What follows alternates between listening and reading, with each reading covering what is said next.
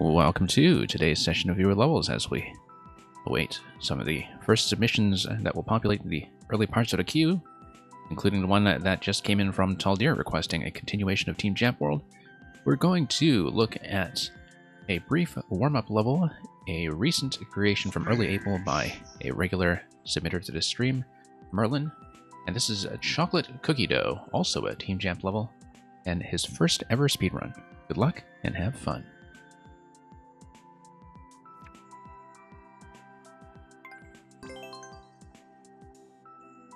And thank you for all the early submissions that have come in a hurry, and also for the follow from East Espresso. And the submissions from Pagan Lord and B Minutes. We'll hopefully get to those quickly. Just going to do a quick warm-up level first to make sure everything is working, including the player himself.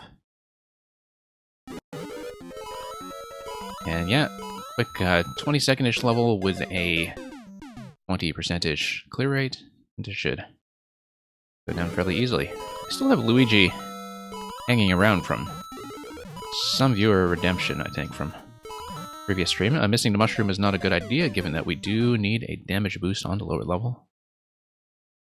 But yeah, just need to relearn this game a bit after a full week off. Usually I do some other Mario Maker content in the middle of the week just to stay warm, but that has not happened this week because I've been busy with some unfinished business in Super Mario 3D World. Okay, I do need to bump my way over and get over to Muncher such that I can get over to the on-off switches. Yeah, do let me know if everything is working on your end. Sometimes we have a bit of an audio bug, and I like to get that sorted out as soon as I can. Okay, I didn't quite understand that there. A few seconds left, that's fine, I just needed to go forward. And Natcat, welcome. Do I remember B Minutes level Kaboom Carnival? I might if I saw it. I've missed a mushroom, so this attempt is going to be dead. I also do, in fact, need to collect all 69 coins. That's something that I hadn't paid attention to previously in terms of having the accuracy to fulfill that nice-looking clear condition. And for Renova, thank you for the submission of Ice Gold at Kaizo 2. So, lots coming in right away as we start the stream. And hopefully I will be running long enough to see all of it. Thank you for the follow. Missing the coins, that's not great. This will be death just from time. Yeah, it looks like we do need to just go forward once again. And Nugukaza, thank you for the submission.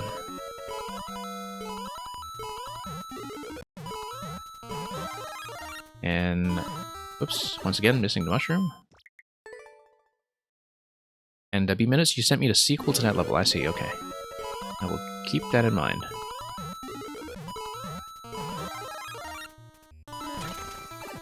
Yeah, I would probably remember the first level that I saw it. I don't always remember things by the title.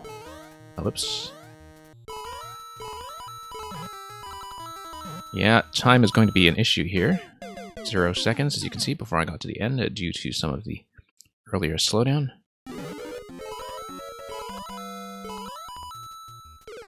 And we'll just get this fixed up quickly.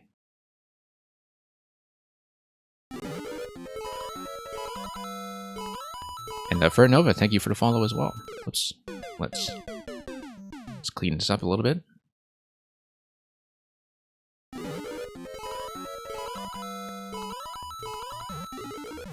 Okay.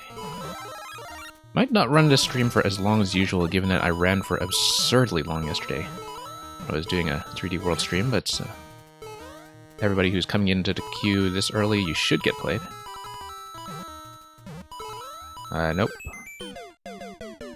Needed to round some of those corners a little more accurately. It is a tight-ish timer. Jumping itself is definitely not difficult, but there is a bit of an accuracy requirement that the clock makes abundantly clear. It feels like I have a doctor's grade in commentating my gameplay. Unfortunately, I don't think they really do have some kind of established academic structure for that. I think it would be rather interesting if they did. And here we go. Would make for an interesting dissertation, as well as defense. Anyway, we're going to walk out of here with 69 out of 69. And that's it for the chocolate cookie dough, so let's get right into the queue.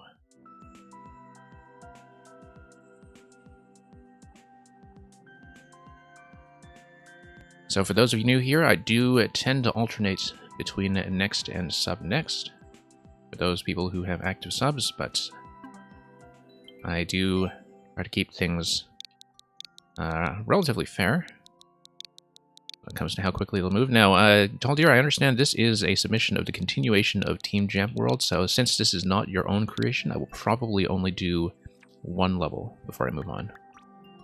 But that's okay, you're always welcome to continue resubmitting. Now, B-Minutes, you have 5,600 Maker Points. Yeah, that's pretty decent. Thank you for the subscription. Just so you know, the sub status does not apply to your existing entry in the queue. If you do want it to apply, you would want to leave the queue and then re-add. But if you just want to follow the standard order, that's fine too. I understand you're actually fairly early on, so... Anyway, let's take a look at one additional level from Team Jamp World. And then we'll move on to whoever is after that. Spiky spinning. Spiky spiny spinning? Yeah. Oh, I see, okay. It is timed in such a fashion that you just need to trust this thing and go for each of the markers. And B-Minutes, what if you just wanted to support me? That's absolutely fine as well. Absolutely appreciate the support. Okay. Should be watching the level here. Going to be spin jump over onto the next spike ball after that. It is a bit of a trust the marker level, which is something I do have trouble with sometimes. I have a much easier time reading elements that are already on screen, rather than trusting that levels will do what they say they'll do. But that's just one of those things that makes this kind of level maybe harder for me than it is for players who are very accustomed to just reading markers on the dot. There we go. Yeah, you kind of have to trust that everything's going to go as intended, and then get up to the top level.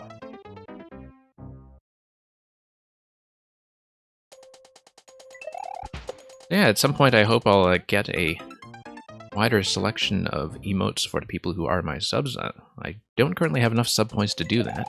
I've been meaning to do some kind of GG or raid emote for some time, but we do need to unlock a few additional slots. But thank you very much for the support regardless. Okay, let's do a full spin jump there.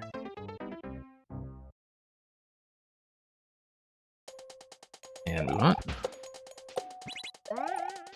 Kind of interesting to see the underwater style spinies used in conjunction with the spike balls. They're kind of siblings in this level in a way that you wouldn't always expect.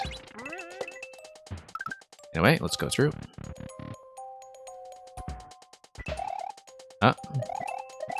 Okay, no, you only get one chance at that.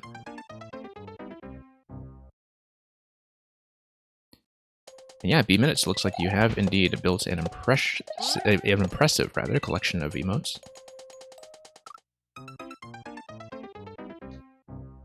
Currently subbed to about 30 channels. Wow, okay. Having a great time on Twitch, I see. Well, always appreciate seeing that kind of support spread its way around. Okay, I am overshooting that marker slightly. Could be that my timing is also a little behind when I get through the door.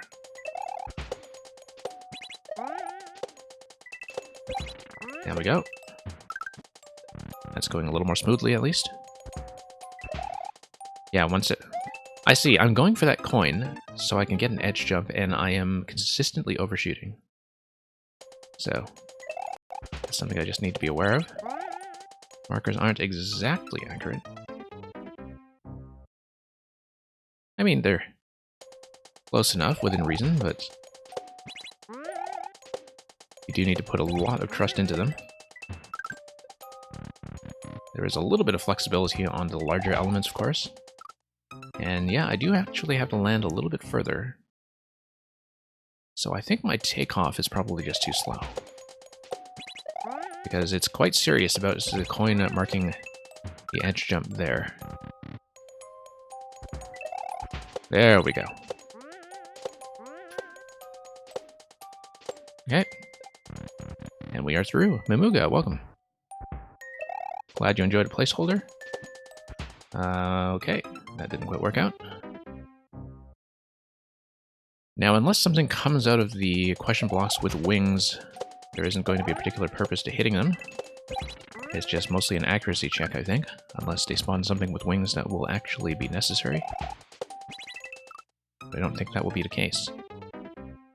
And Nugukaza, thank you for the resubmission. There is a replace command, just so you know, for those of you already in queue. It's not very well documented, and in fact, I can't even configure the message for it in my bot. Because I don't think they ever actually completely implemented that feature, but those who change their mind about what they want to submit can always use that, so.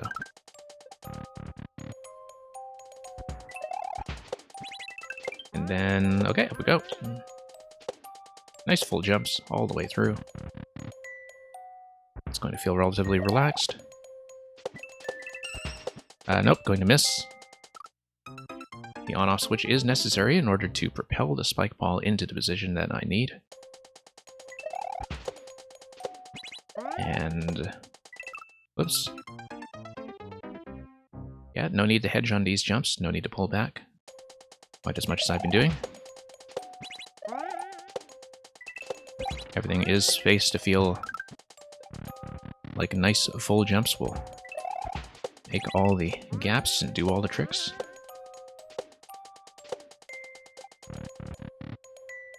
And so, there's no need to overcomplicate this on my end. Of course, missing the question blocks, they're telling me that I'm a little bit too far to the left. Okay. Nope. Nope. Let me die. Here we go.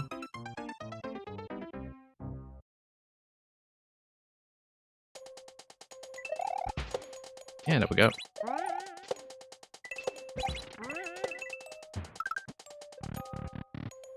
And we'll just steadily make it further. Okay, I do need to get off the edge just a little bit further. That jump.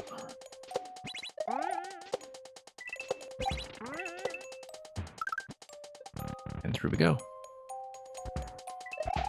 Yeah, B minutes. I will keep that in mind when it is your turn, so just guide me through that. Once we actually get around to punching in your code so we can see everything properly in series.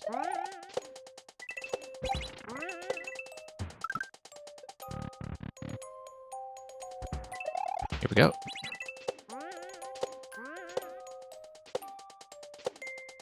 And we are through. And thank you for the sub. From Nugukaza. You can't remember if I played one or not. Yeah, neither can I, so it would be useful to check that anyway.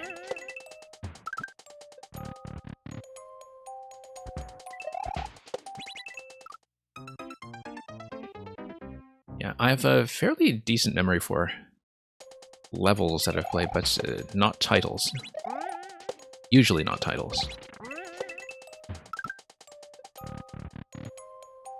And of course, you know, as somebody who does a viewer level stream, I see lots and lots of stuff.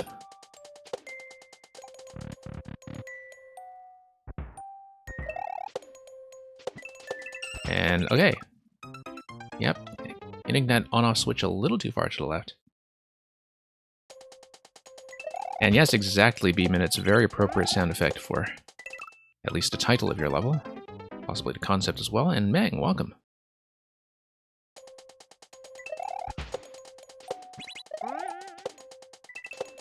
And here we are. Meng, I guess we'll decide when we get to your code whether we'll do some of your new material or whether we'll crash against the cat level some more. I know that you have had some new uploads that you probably want to see, though, so you can let me know what you prefer when we get to you. And B-Minutes, you had your first clear on that kind of thing. Yeah, very good. You'd be very impressed, I think, with how quickly doing viewer levels can actually improve you as a player. I mean, I've looked over some of my earliest videos from back when I started, and it is really incredible how far I've come, even though there's a lot that I still can't do.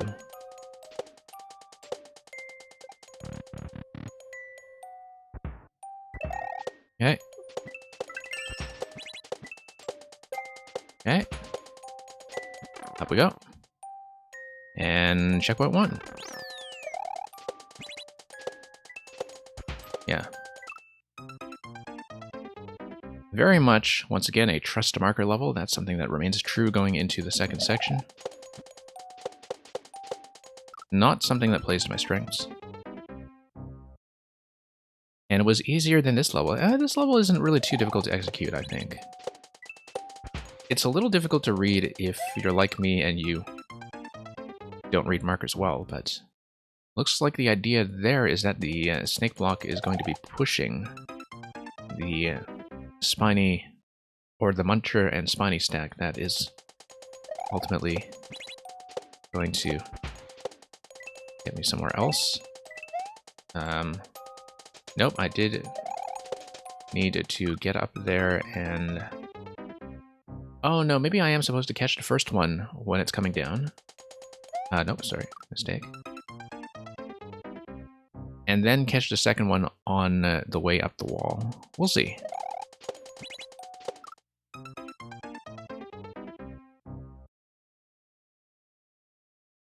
So, let's get back into it.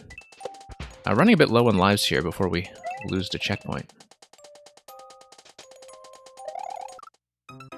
Yeah, I don't know if I should try to make that. I feel like I should. You're pro at Puyo Puyo. Okay, Puyo Puyo I find very difficult, so that's impressive. I only really started getting into it with Puyo Puyo Tetris, and I still feel like I only have the most elementary understanding. Puyo Puyo, where, you know, I can set up a nice initial combo, and then, whoops, missed a spin jump. And then after you kind of get into some of the Puyo Puyo dueling, things become a disaster. Okay, we'll be continuing this one. I will only be doing this level from the world submission, though. It should not be too hard to get through the first section. And Taldir, you're still trying to clear the next level in this world, I see. Yeah, early content should be fairly repeatable.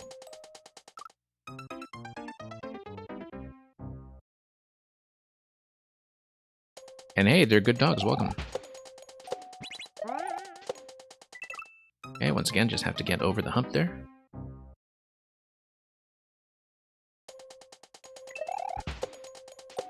And through we go. Yeah, those of you who have been attempting this world in its entirety, hope you've had a good time with it.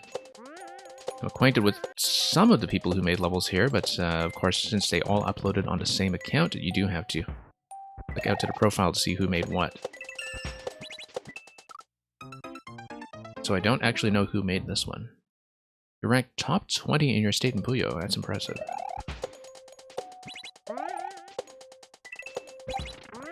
I know that recently there was a Puyo Puyo Tetris 2. I wasn't really serious enough about Puyo Puyo Tetris 1, though, to get much benefit from upgrading to the second game. It did seem a little too similar for me. But I enjoyed the first one quite a lot. as an introductory Puyo Puyo experience. So,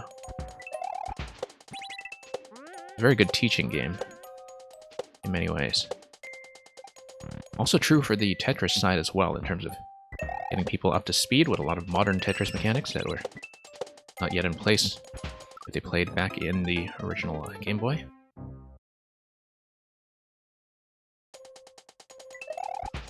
There we go.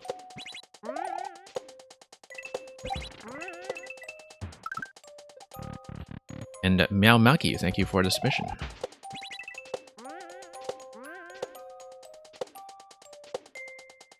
Of Crazy Night Bombs. It has online issues, that's okay. That's unfortunate, rather. It's not okay. And Puyo Puyo Champions is where it's at, I see.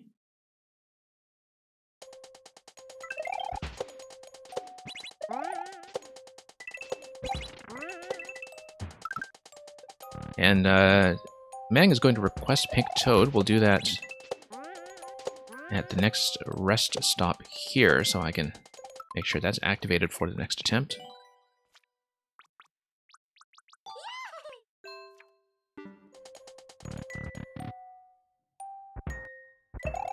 Okay. Up we go. Oh.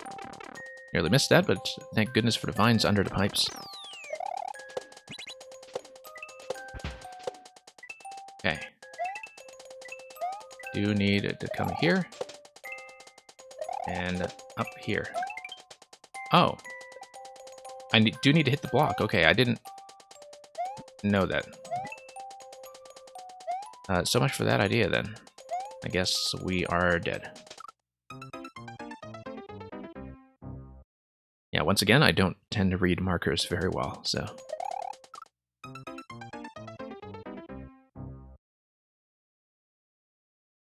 It's funny because occasionally I see some other streamers who are extremely good at sight reading markers on levels like these ones, who really know their way around indicators, but who struggle on, whoops, levels that don't hold their hand so much. And I've got pretty much the opposite of that kind of skill set, as well as that approach to platforming. As longtime viewers here are well aware. But in general, I don't follow instructions well in video games. It is a known weakness.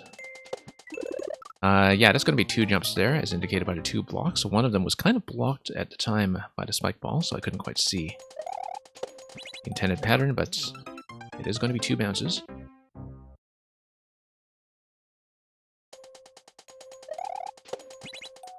And yeah, Mang, I think that "you are dead" emote is a very accurate description of what just happened.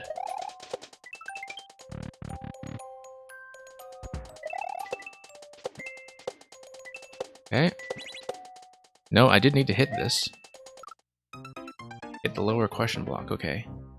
Presumably it's going to give me something that I must spin jump off of.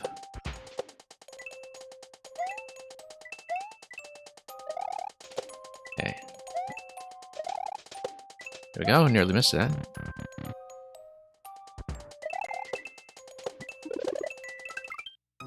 Yeah, okay.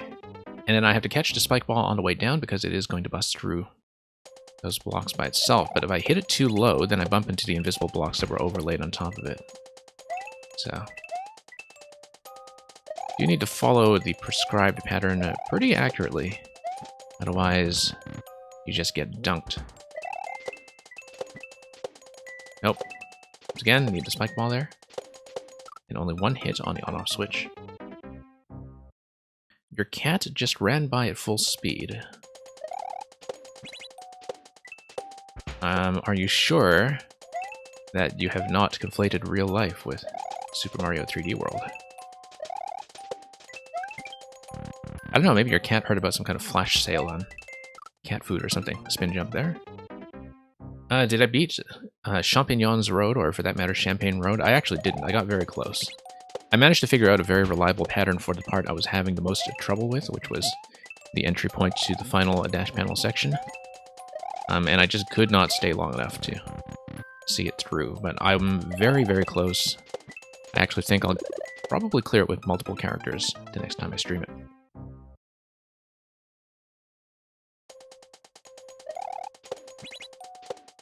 And here we are. And you're telling me there's cheese on Champions Road. Interesting. There's definitely cheese in some of the final levels elsewhere in the series, like a massive skip in Odyssey. Okay, no, I do have to only bounce twice there. Yeah, once again, I don't know if I'm too fond of how inflexible a lot of this is in terms of, once again, sort of requiring that you follow instructions in a very precise order for everything to accurately activate.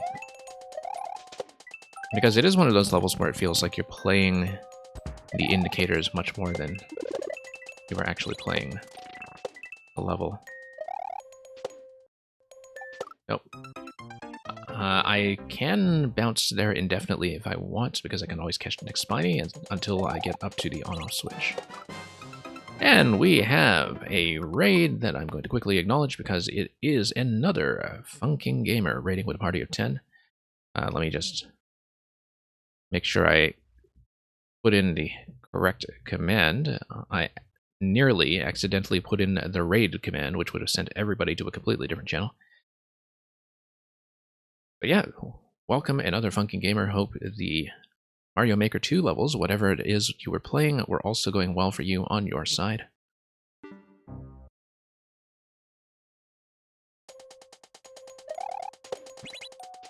And okay, back we are. And up we go.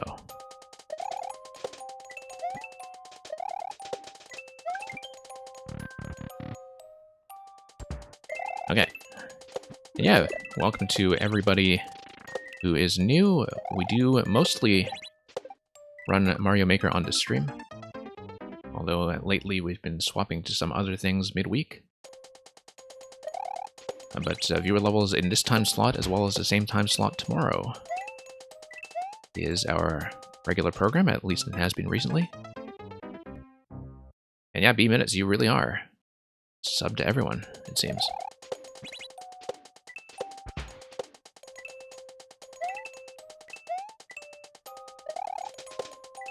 And here we go. And yeah, Electrodude, clearly the answer to that is more placeholders. Apparently, we can never quite have enough of those. Do I want that pipe? That's a no. Why is it telling me no? Usually I'd check that first, but... Okay, I'm kind of curious. It's probably some kind of secret. Do I enjoy P-Balloon? Well, some kinds of P-Balloon, yes. Like really tight, super precision stuff, maybe not so much. It's telling me to go down here. Yeah, I'm gonna go down here. Secret? Well, I mean, do we enjoy the P-Balloon? Apparently, we're going to find out. Okay, is it gonna let me out? And thank you for the sub. Okay, so the no probably should have been taken seriously then. I was hoping for some kind of secret, but...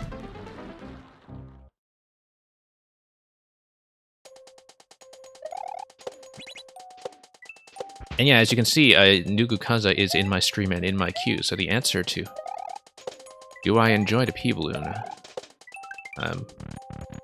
might kind of provide itself. I clearly do play a lot of P-Balloon levels here from time to time, thanks to certain people who may or may not be in the room. Okay. At least we do have multiple chances over there. And at long last, we're going to pop this. Might as well grab this since lately we've been seeing this world resubmitted. We'll mark that as a win. So thank you for that submission, that suggested submission from Taldir. And we'll continue this some other time. So yeah, a little bit strict, I think, when it comes to instructions, but the jumping itself is relatively satisfying. Speaking of Type P balloon precision, well, we'll see how we do with that. So we get to Nugukaza's submission. And I don't mind playtesting, no. I tend to do that a fair bit here, as you probably know. And so even if we don't get a nice satisfying clear, we'll at least get you some kind of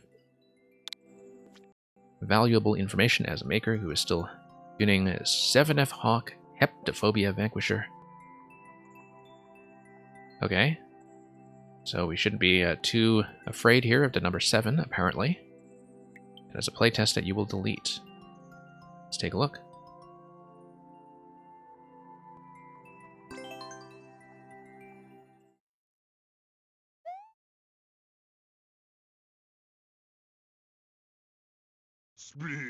And thank you for the follow. Okay, so there is a B here for some reason. Oh, that's interesting. Okay. Is there a difference between using B to boost and Y to boost that I should be aware of? I feel like this is the kind of P-balloon tech that Nugukaza knows that I definitely don't know. Because I wouldn't have thought so. Yeah, all the boost buttons are the same. I would have thought so. Nope, not quite. Okay, so you do need to survive in the circle for long enough to beat the P-switch expiry. That much is clear. Let's just let number 3 come in. Nope. Just need to take the diagonal a little bit more accurately. I notice there are 9 pink coins in this level. Whoops. I was thinking with... Oh, I see. So it's actually supposed to be a Team PB here. That's a TPB up front. That's what that's all about. Okay, we just totally missed.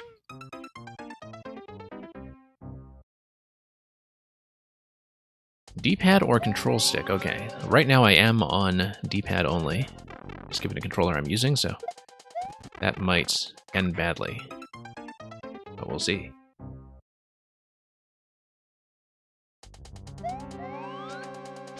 Okay. Okay. Nope.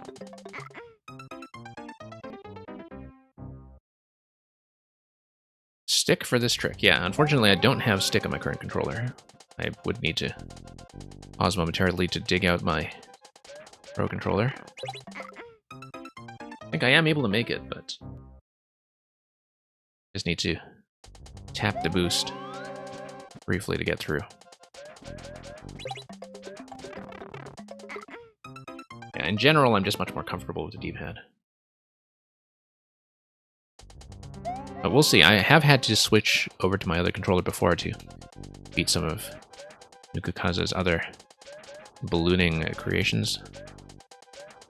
Of course, part of the challenge here is that you get walled off by the P-blocks on the left side as well once you activate a P-switch, so you actually get less room than when you enter initially. You use stick for everything. Okay, that's interesting. Yeah, I feel like a lot of players do have a very strong preference, one way or the other. I've always been familiar with playing this game with a D-pad, and so the stick just feels very awkward. Even though it is, I think, more natural for some concepts like the P-balloon or swimming with the frog suit. Okay. We'll try to at least get through this first trick, and see how many more we can do after that. Part of it, of course, is just reading the hitboxes a little better.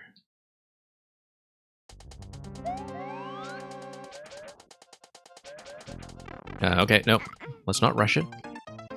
Let's tap gently after everything has already been loaded.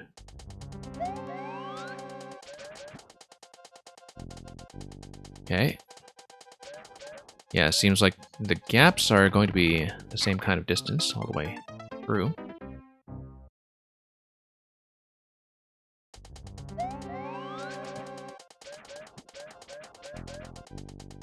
You wish you had a D-pad of the Pro Controller with a stick of the Hori. Interesting.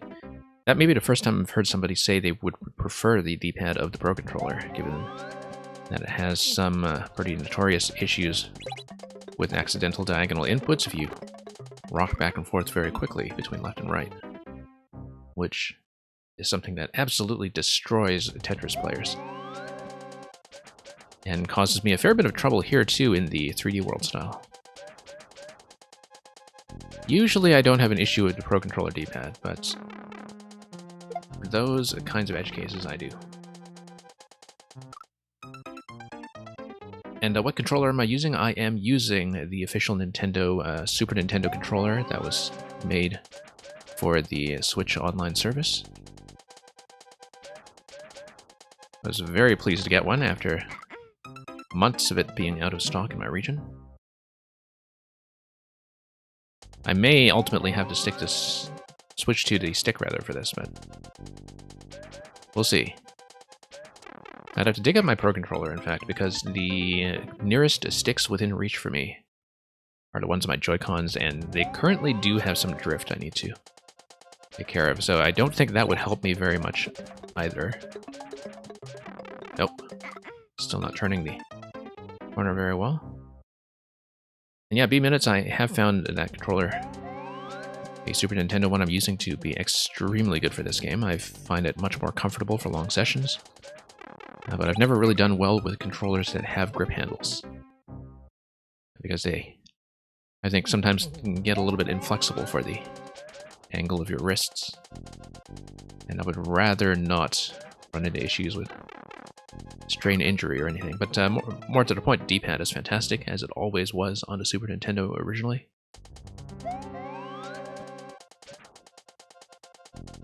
And here we go.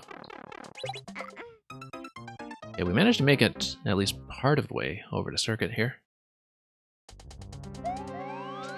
So yeah. Nope.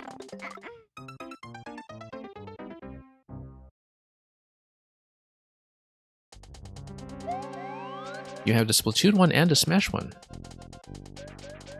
Yeah, very nice. I do like the look of both of those.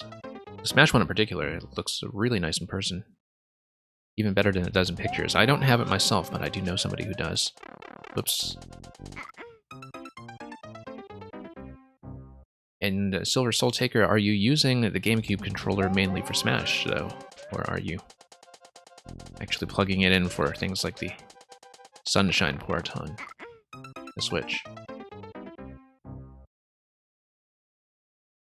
Now, using it for everything is rather daring, because the thing about the GameCube controller is that it's very good at many things, but one thing that it is not very good at is providing a decent D-pad, given that so much 2D design was abandoned during the GameCube era anyway.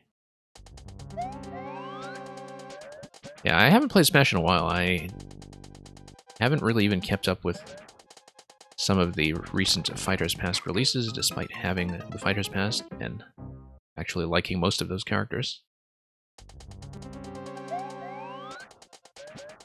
You continue the topic from the previous stream. Oh, I see, the one that you came in from with the raid, and ask about everyone's favorite adult beverage. I assume that you mean things like alcoholic beverages, things like that.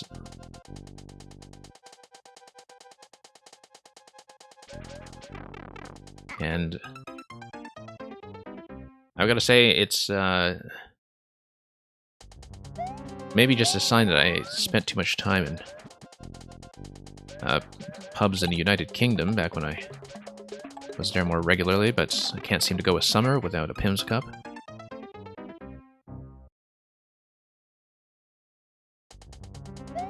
I may have gone last summer without a Pimm's Cup, actually. I don't remember if I bothered to mix one at home, but Pimm's #1, which is kind of the favorite summer cocktail of the British pubs. Very hard to find people doing it right outside of the UK, in fact. Like, I think it's become something more international just from people kind of bringing it back with them from the UK. Outside of that, I'm mostly a wine person. I did actually have a nice glass of wine earlier tonight. Quite a few hours ago, so I don't think it's going to affect my streaming performance very much, but... Whoops. And Safety of Man, welcome, and thank you for the submission of High Life.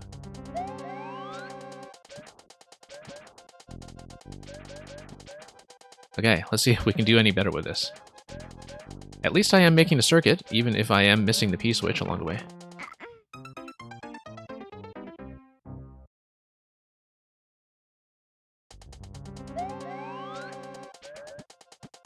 And... yeah, it's difficult to have any kind of beverage while you're streaming, in fact, if your hands are mostly on the controller. Which is why so many people have that hydrate channel point reward to remind them to occasionally actually take a sip. I am, in fact, going to take a sip of my coffee before it totally cools on me. Yeah, you do kind of need to get the pre-gaming out of the way while your hands are still free. Oops. Safety of Man, I was not able to complete it yesterday. I got very close. I figured out a good, reliable method for the part that was feeling most inconsistent for me, so I'm pretty confident I will get it on my next sitting.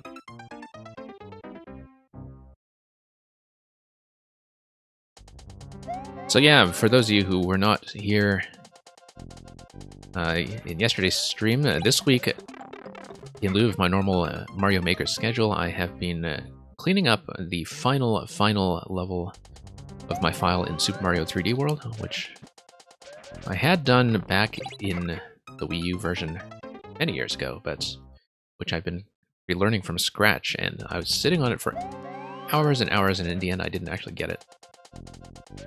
I think I spent longer on that level at this point than I did in the entirety of Bowser's Fury. But I kind of knew that it would take a while given my first experience with it many years ago. Okay, I actually managed to do 2 loops with it, and survived to the point that the P-switch music is beginning to accelerate.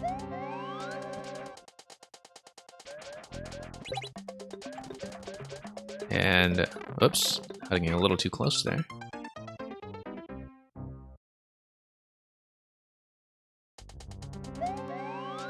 So yeah, Nukaza, we will hopefully be able to get through the first one. As you can see, this is definitely not my skill set.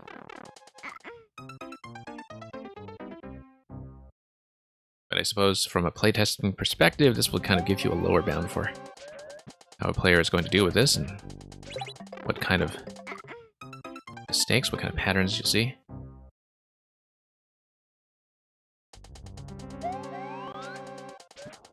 For Nova, which game do I think was best other than Ultimate? Are you talking about Smash specifically?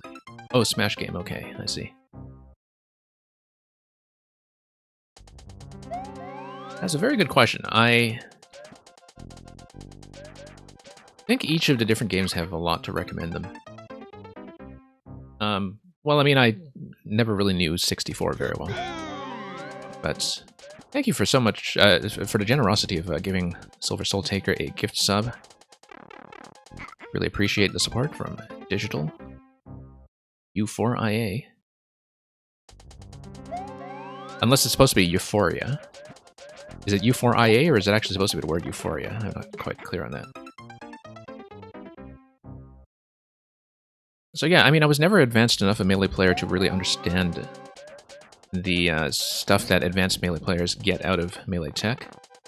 I respect it a lot as a viewer, in the same way that I respect people who play StarCraft Brood War at a very high level, where like there's just so much advanced tech there that has been developing for the past 20 years that even if you can't do any of it yourself, you do have to recognize that it's there. And thank you so much for the continued gifting from Digital Euphoria. I really appreciate you inching me closer to the line of finally getting my viewers a GG emote, or a raid emote, whichever one we'll do first. But yeah, there's a lot in Melee that never came back, such as the personalized break to targets for every character. I feel like that's something that's been missing.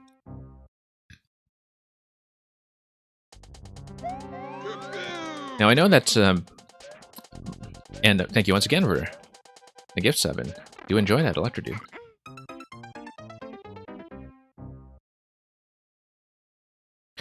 I started to bounce off the P-switch instead of trying to gently press it. Okay, okay.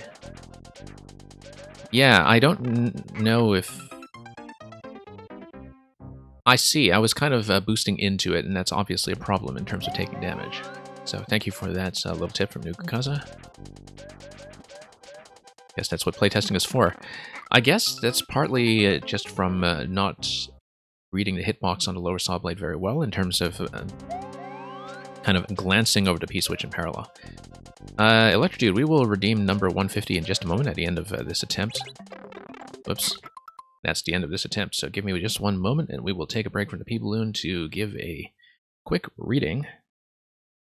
So, let me just dig up the appropriate text, and we'll be with you in a moment.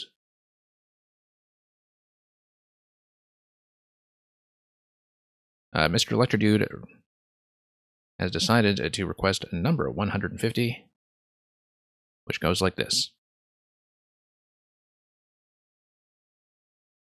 Oh, from what power hast thou this powerful might, with insufficiency my heart to sway, to make me give the lie to my true sight, and swear that brightness doth not grace the day?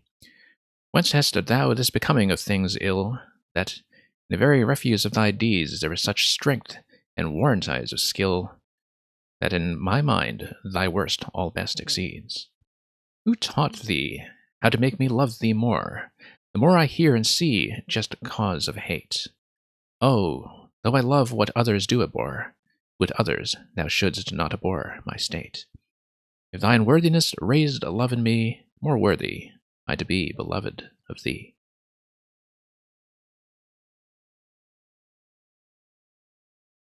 Thank you for that. So to answer your question, Digital Euphoria,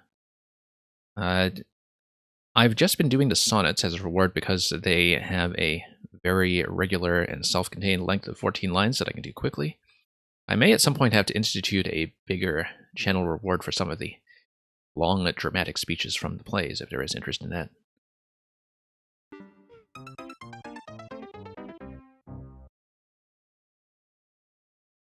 Yeah, thank you once again for the redemption, Electrodude. I really do need to put in more point rewards. I've been saying that for weeks, but I recently just got back into streaming, and I haven't quite cleaned up some of the stuff on the channel side just yet, so...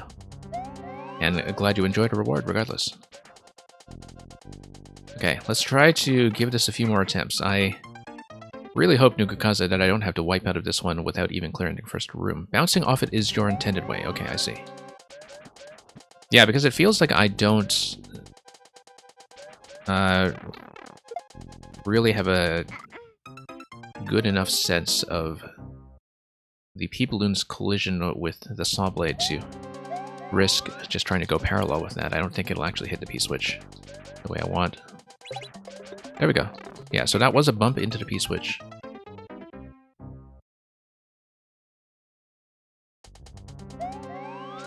And here we go. Once more, let's just back up.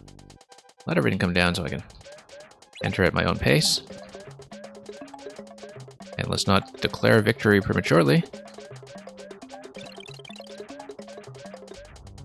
Big part of it just seems to be tapping at a very regular rhythm. And okay, let's squeeze in here before I hit the lava. Progress! We actually made it to the first checkpoint before the multi-checkpoint section. So yeah, I know this is still work in progress, and we'll have to look at this in multiple segments. Wow, that's a lot of keys that are going to seemingly apply to the key door, but probably not, because you probably need to reach a whole bunch of key doors to get through that segment. I'm very curious. Let's see it. Okay, it just kills all the keys because there's only the one... Oh, okay, key door goes to the end, avoid it if I can. Okay, I didn't realize that. I guess it's just a minor playtesting fixture, so you don't have to clear check every segment the whole time. That's okay, we'll go back to the checkpoint and we'll try one of the other rooms instead.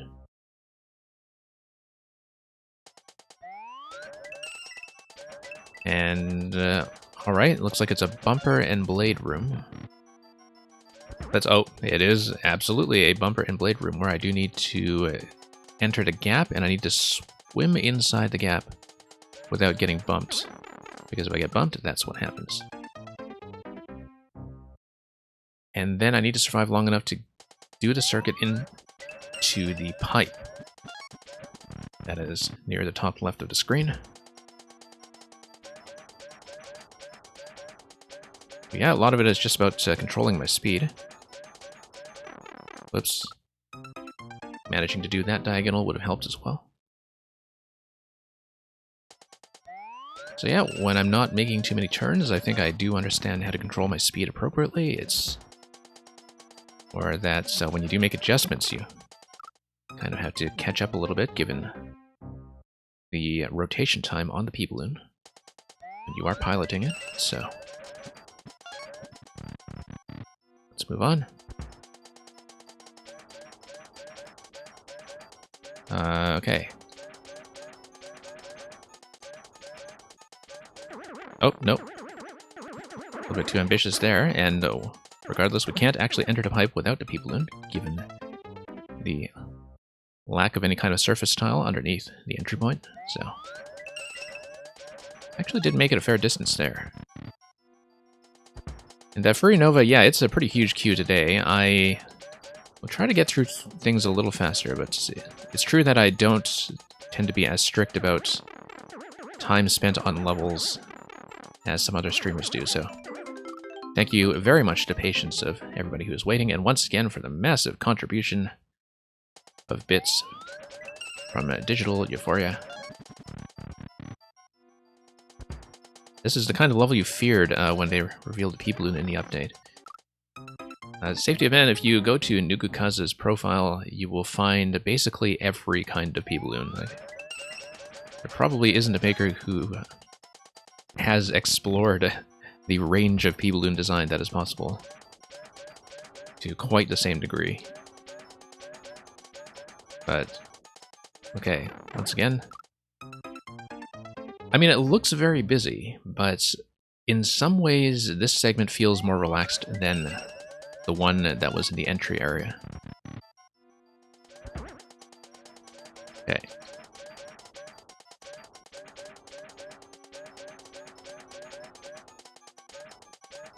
One moment here. Nope, not quite. Almost got there, though. You can see. And this level is for Team Precision, so it is meant to be a hellscape, yeah. I mean, I tend to be bad at precision, but this actually feels more manageable than many precision levels I have seen. Just because at least the difficulty is coming from something that feels like it's under the player's control. It's not so much coming from, you know, knowledge of how to read the art assets, if you know what I mean. Some precision levels I find are just a little excessively punishing when it comes to understanding how to read the hitboxes on a pixel-by-pixel level. This is not about that. This is a different kind of precision challenge that is all just about making the right kind of adjustments as you go. And so, as you can see, when you get through the diagonal gaps, they're not really that tight, visually speaking. You can see what you're supposed to do. And so, even as somebody who's not so much of a precision player, I can kind of respect that that's where the difficulty is coming from. Wait until I see the mole room. Yeah, I don't know if I will necessarily pass this one here. I think if I do pass this one, I will peek inside the mole room and I'll probably call it from there. And we'll just have to redo the first segment next time I playtest this. I feel like if I had a really dedicated session to a level like this, I could probably get the clear. Oh, okay, no, you have to... Okay, it's heptophobia, of course, so you have 3 rooms here, 4 rooms on the other side, plus the entry room. Let's take a look at the mole room, and then I'll probably call it.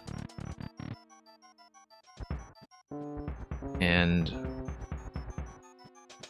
oh, that's kind of interesting.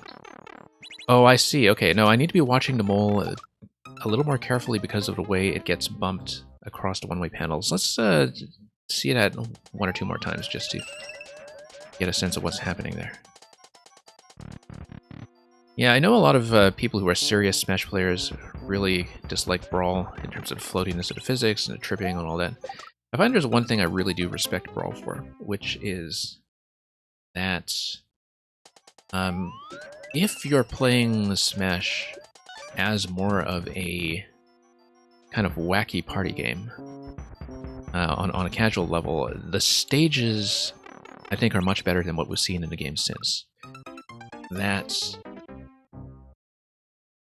Even though in Smash 4 and Smash Ultimate, the stages are, of course, much more competitively viable, especially with the various forms they've been given, a lot of them feel like they've just been kind of grand tours where most of the references to the original games are just in the background art, right? Like, you don't really have anything nowadays that's quite like the PictoChat or the WarioWare levels that were in Brawl, and so that's something about Brawl's Legacy that I think is actually kind of underrated, even though I also have a fair share of problems with the game myself. For instance, I really did not like Subspace Emissary, but I was actually quite disappointed with Subspace.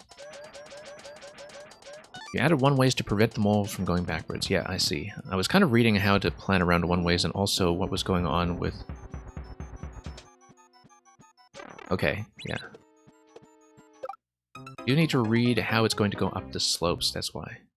So, Nukukaza, I am going to call it at this point.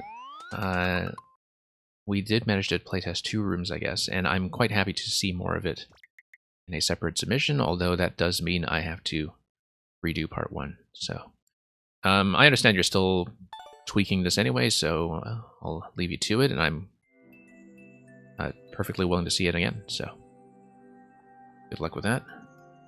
Let's mark that as lost for now, and let's get back to next in the queue.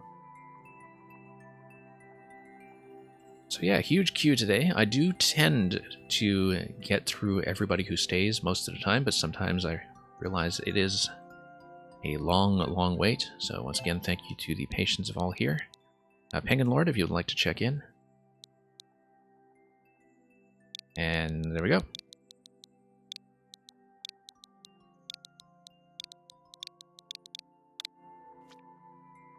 Not only abandoned, but in disgrace. Exactly. Okay, Penguin Lord, let's see what you have for me today. I feel like I'm... Didn't I do an early version of this, or am I thinking of a different level? I think I was thinking of a different level, like a boss rush. Right, I was thinking of King of Bosses.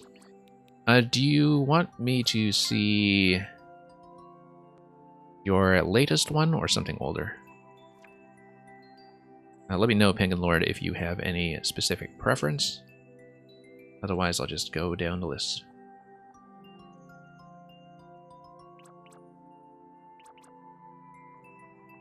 But yeah, I used to be extremely casual about fighting games in the arcade from a sort of button mashing perspective where you just try to do the super move and you don't think about spacing. But much more of a 2D fighter player. Basically, having had Street Fighter II as the gateway game, as was true for so many people. Okay, Koopa King's Grand Finale, let's do it. 7%, the final battle awaits you. Will you win or will you fall in this final fight? Got about a 4-minute record on this, so be a bit of a lengthy one, but a lengthy one that may not kill you too much. And yeah, arcades, to the extent that they still exist, are a totally different kind of thing now. I've been to some places like multiplexes and such that do have arcade installations, and arcade installations these days, like, you don't even see things like fighting games there anymore.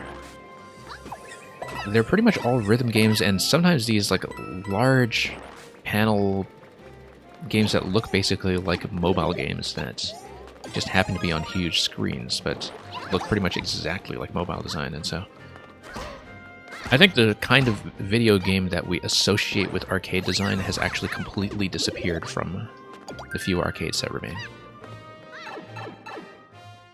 Okay. Bit of an introductory section that just gives you power-ups, I think.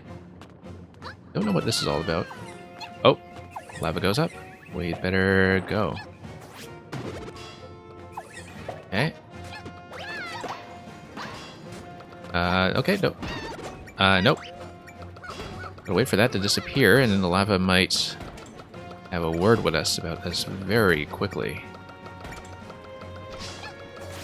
Nope. Okay, I do need to get the bully out of the way then, and actually get on top of that accurately. Oh, forgot to grab the power-up. Yeah, Furry Nova, as far as Mario Kart 8 goes, I find that I was just talking about this on a stream yesterday, I think, that if Mario Kart 8 is kind of lacking in one way, it's that too many of the characters feel like they are weight class filler, rather than actually drawing on the legacy of the Mario platforming games. So, in general, I would just like to see more characters from the mainline platforming series.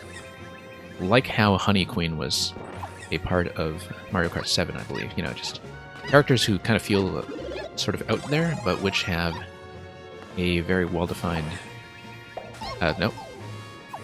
presence in the main series. So that would be my answer to that. Nope.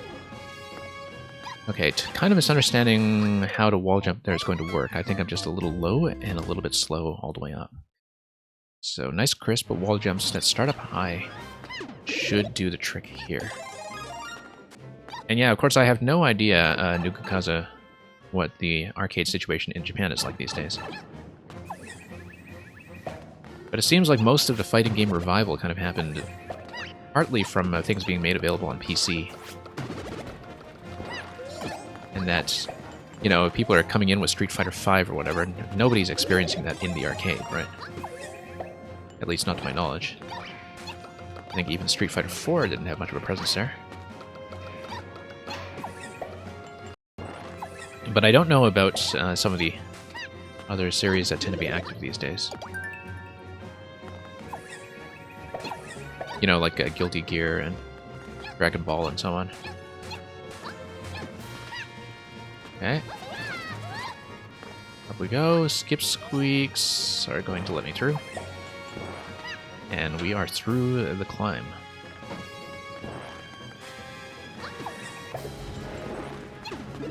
Alright. Looks like we just beat Bowser on the way up. Let's not bother trying to kill him. I don't think that's going to do anything for me. We will need to do the wall jumps out the pipes a little bit better, though. Skip over those guys as they try to help me with fireballs. And luckily, the clear pipes are going to give me quite a bit of distance. Okay. Whoa, okay, multiple Meowsers. Here we go. It's actually quite satisfying to nail that consistently. And yeah, I think I should just race them up. I don't really feel like the expectation is to beat them. On the other hand, we do have the Fire Flower, so maybe wrong. We'll just have to see when we're up top whether we have to deal with something like a key. It's surprisingly difficult to adjust my wall jump direction here. Oh. Luckily we are ahead by enough that the lava is not a threat just yet. Yeah, asking you to do the same thing but facing the other direction is surprisingly challenging.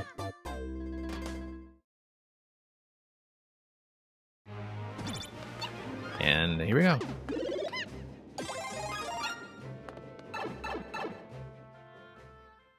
So you're mostly playing sim stuff or swordplay games on Nintendo. Okay, interesting. Yeah, I found it really interesting just how wide a spread of an audience Mario Maker has drawn in when it comes to people who have very different histories with Nintendo. And each of them with their own unique entry point.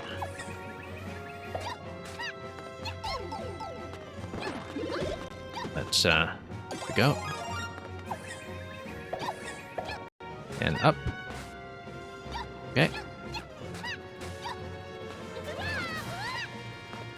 And what are we looking at here?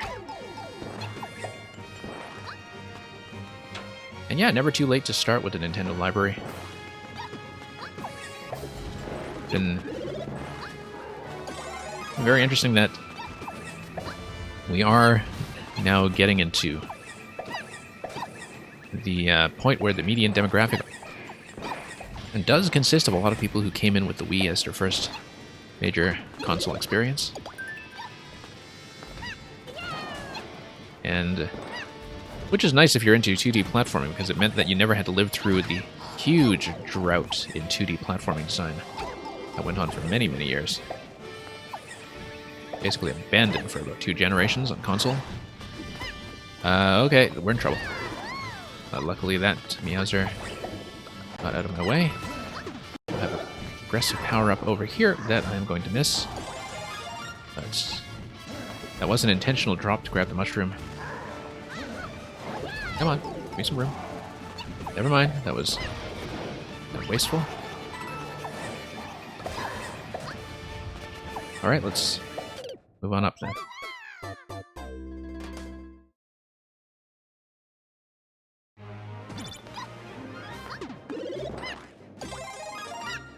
You put the checkpoint at the start of the Meowser chase? I don't know about that. Maybe so, simply because by the time you get there, a lot of this feels like a training segment for it. That's true. Yeah, I feel like the introductory section, I mean, kind of just spends one checkpoint, right? And I know that if this is kind of part of a larger series or larger scale project, that maybe the introductory section was kind of there for thematic reasons. But if you're sort of low on checkpoints budget-wise, then you start to wonder, well then, why do you have an intro section that long at all? If you're worried about the player having to spend too much time on it. Whoops. Nope, that was just a misinput. And thank you for the follow. Whoops. Here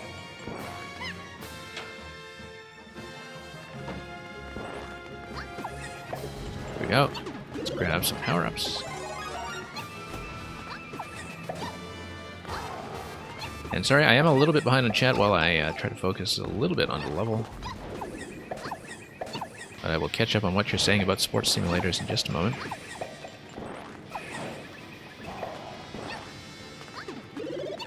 And here we go.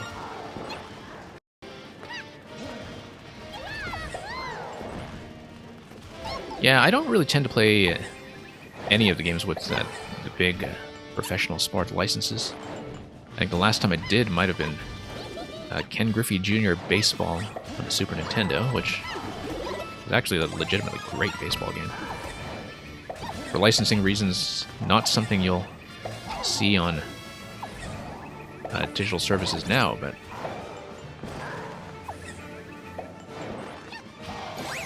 okay, maybe that will turn out to be a great checkpoint placement after all, depending on what happens in this section. I do want to check up here, obviously. Nothing, okay.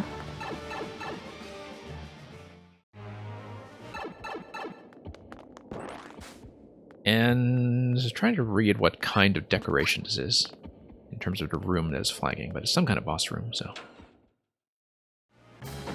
Okay, Big Meowser, Little Meowser. Ah, I see. I remember a very similar fight in your multi-boss level, where you kind of have to do the POW chain in order to get the hits. It's going to be 4 POWs on Large Meowser, 2 POWs on Little Meowser, who's mostly there just to control spacing. So.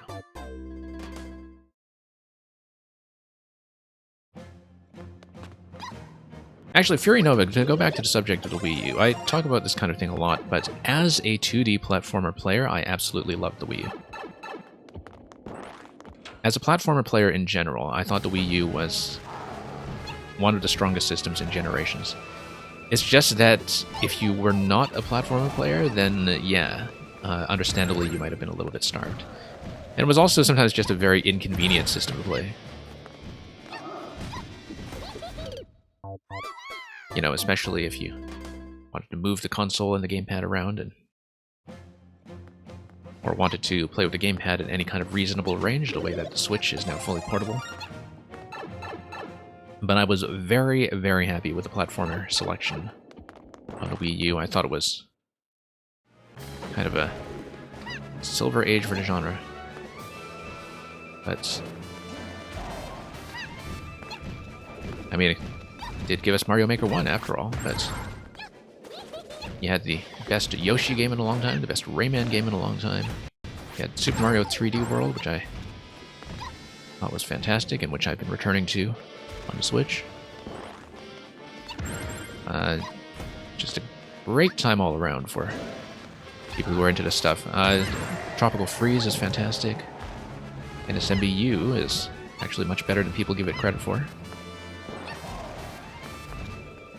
It was really like platformer heaven for several years straight, and it's kind of too bad that the Wii U as a system was in the difficult place it was.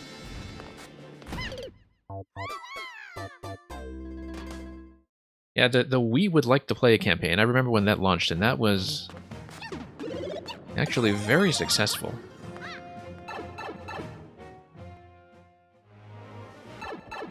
But yeah, the Wii U, I think, inherently had some messaging problems in terms of being able to reach the right audience. There we go. I thought it was very conceptually sound. It's just, in some ways, way ahead of its time. And in some ways, just much too inconvenient for the kind of concept it was trying to pull off. But anyway, here we go.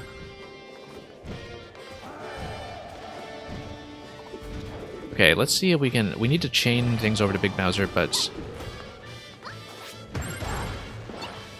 yeah, let's give ourselves a little bit of space here. Just so we can get them in another landing zone. That's going to grab me the key, but I am going to die to Little Bowser.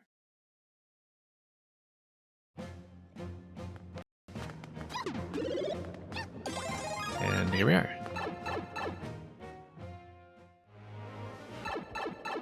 And no, Digital Euphoria, it was not just because you were a little kid. Like, I was definitely a few generations into Nintendo by that point, and those were legitimately amazing in their own time. But no, the sort of lead up to the Wii was a very exciting time, because it was just such a crazy concept in some ways. And totally out of step with what people thought they wanted.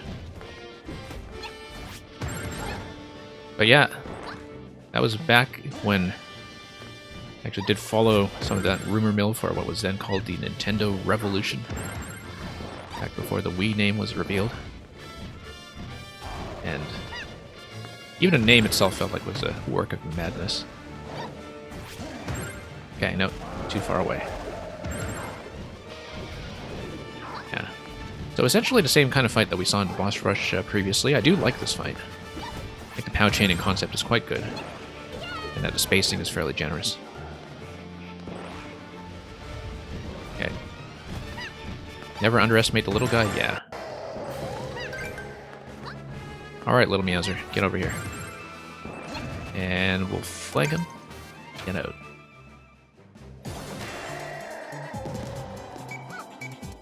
Kind of like that Nash panel and star combination in terms of registering that final kill before the player even quite understands what happened. So, thank you, Penguin Lord, for the Koopa King's grand finale. We'll mark that as a win.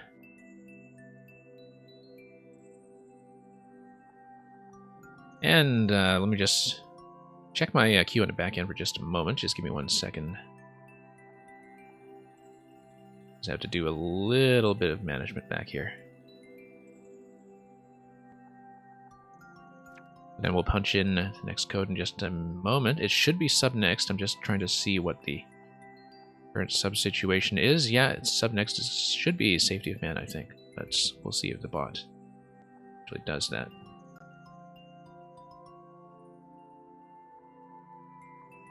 Thank you for all the GG and other victory emotes. Safety of Man, let's take a look at XQP. And yeah, Safety of Man, there are some other subs ahead of you, but they are new subs that had not rejoined the queue, so the queue bot doesn't know that you're subscribed just yet, and thank you so much for the cheers. The piecemeal cheers, the 1 bit at a time. Anyway, here's High Life.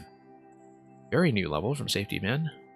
Collect coins and enjoy the view from up top. Looks like there is a clear condition here. Red coins and pipes optional, which means for us it is essentially required.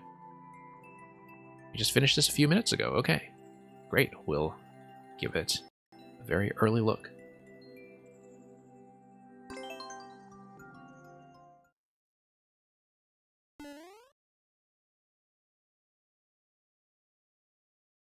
Reach the goal after grabbing at least 100 coins.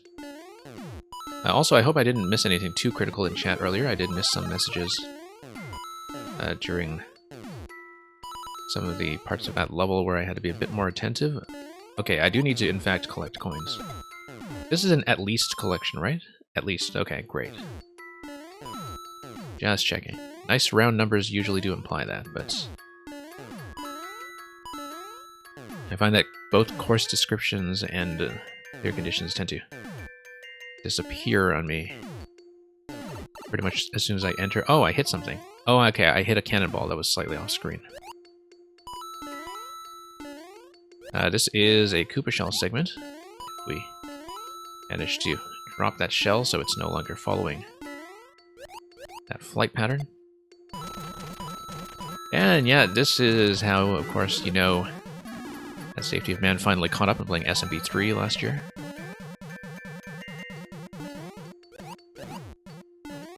Okay, drop some of that. Oh, you can drop the cannon, that's interesting.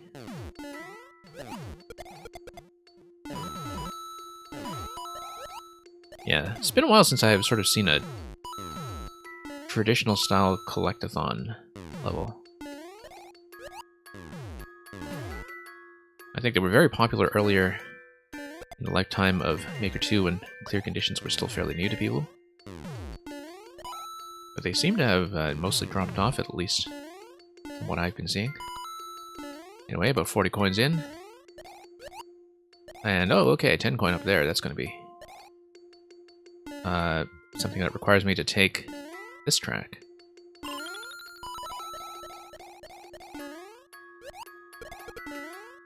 And yeah, only issue I've run into so far was just getting clipped by the cannonball.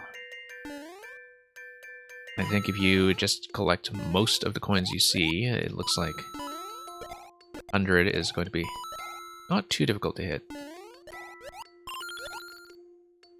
I'm thinking about that multi-skull track earlier and how visible it is that...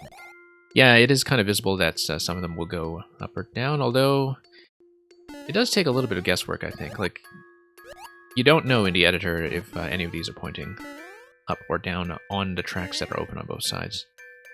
But it's very clear if you look at it that this one on the right side will definitely work out. So, not going to get tricked out by that one too much. And we'll just grab some of this. I mean, as with a lot of collection levels, often as a player going into it blind, the difficulty is in understanding whether you are in fact on pace. I haven't grabbed any of the optional coins.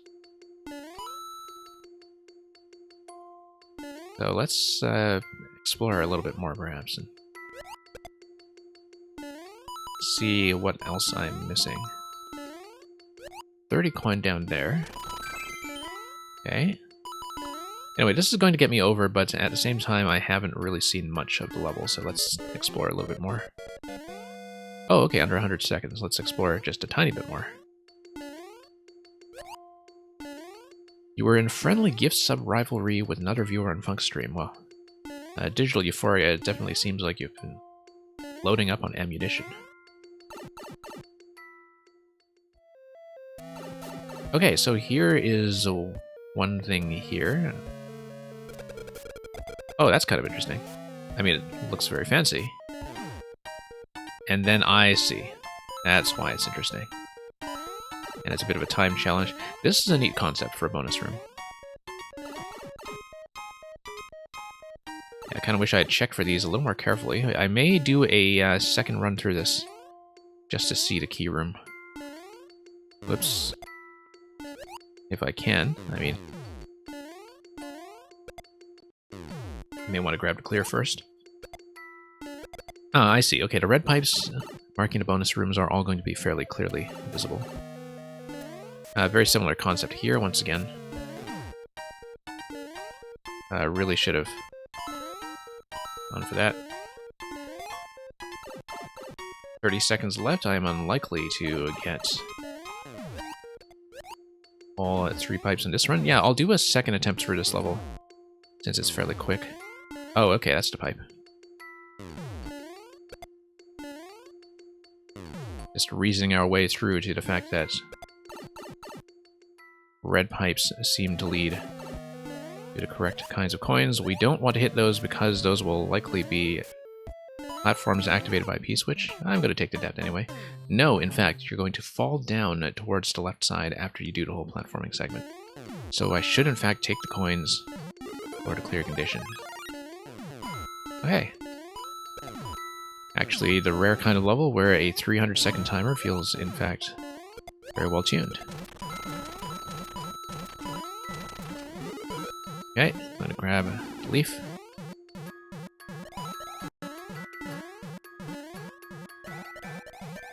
And yeah, Digital Euphoria, I'll address that in just a moment after I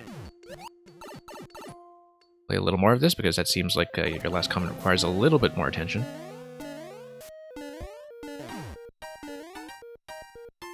And here we go.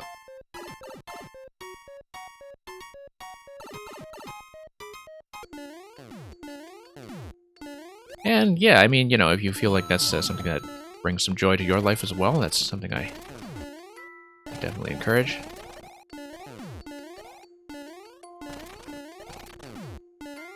Always nice to see that people think that this kind of content is actually valuable and entertaining.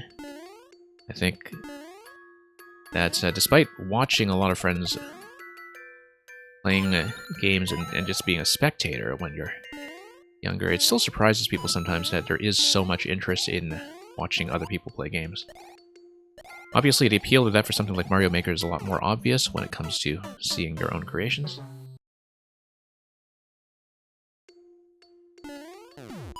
And yeah, safety of man, I think the size of this level and the timer and the lack of a checkpoint are fine given what you're going for. You have a lot of flexibility when it comes to the coin collection, such that you don't need to worry about missing the ones that you can only grab once. I think from that perspective, the coin collection is probably most interesting as a speed challenge. People who want to go for that someday. Let's go for some of the red pipes once again, though, just so we can test the key door route. Obviously, sometimes as you're dropping down towards the lower level of the airship, it can be a little hard to see where you're going, especially if you've collected any of the coin trails already. Sometimes some of the background art, like the semi-solid columns, mushroom columns, etc., can in fact help with that. Okay. I should have grabbed more coins there, actually.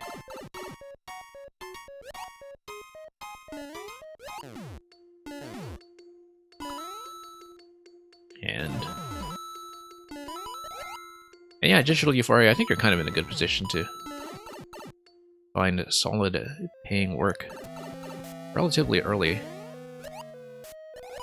Definitely, it's something that people still struggle with, even if they spend a lot of their early years on higher education instead, for instance, or other things that they do with their life, travel, other kinds of recreation. Who knows?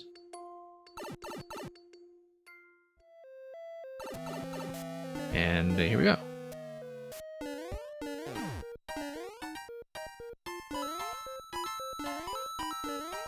And down we go.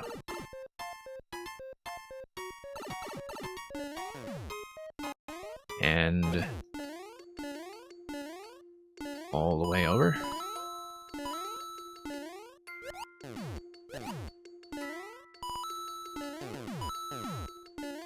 And yeah. Okay, just going to drop into here fairly safely. The shell interaction would of course give me the leaf. I collected the one coin already. Lots of time to play with this thing. And Mario is going to be next up, thank you. Few minutes. Glad I didn't miss that.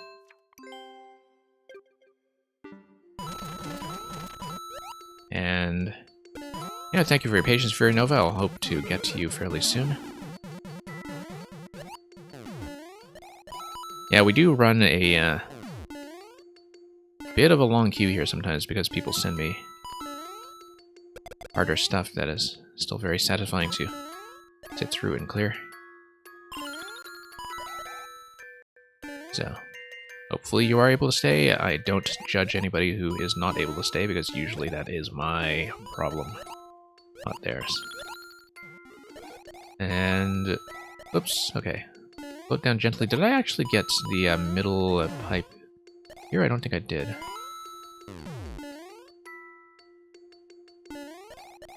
Nope. And up we go. Right, because I dropped into the pit on multiple occasions, despite having the Tazuki suit, which is maybe a little bit embarrassing. Okay. Sure, let's try to grab that.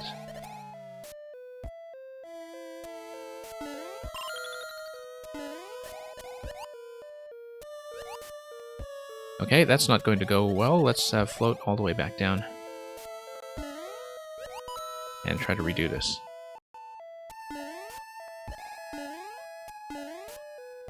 And here we are.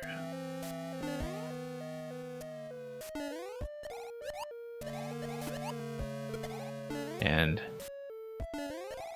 yeah, I'm always reluctant to promise that we'll get through everybody in the queue because sometimes it's very long and sometimes the levels themselves take time, but then somehow I wind up doing it every time anyway. Sometimes to my great surprise. Okay, nope, coming in a little bit low there. The timer may in fact become an issue if I'm not careful. Okay. I do want to take this platform, I think. Oops, nope. Accidentally whipped that.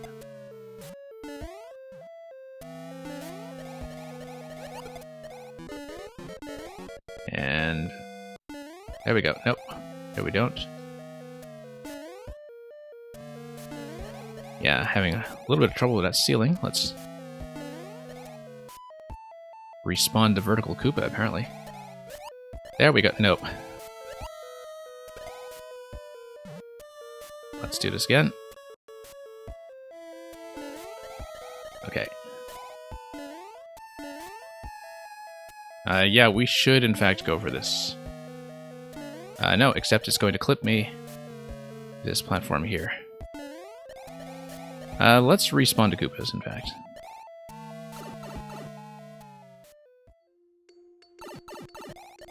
$50 seconds left, but I do know that the last one is comparatively easy.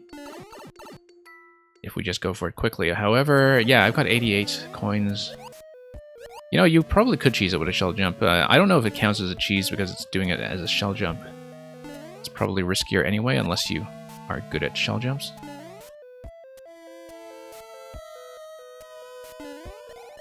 There we go. Alright, 30 seconds left to get our act together for final one. We only need one additional coin, and the pink coin will count towards the total, so let's just rush our way over this guy here and try to finish within 20 seconds. And Digital Euphoria, no worries about being off topic. It's always good to have some conversation that's you know, not strictly about Mario Maker all the time. I am probably going to run out the clock as we get into the bonus room. Sorry, 1-Up's not going to do it. Don't need coins. And there we are.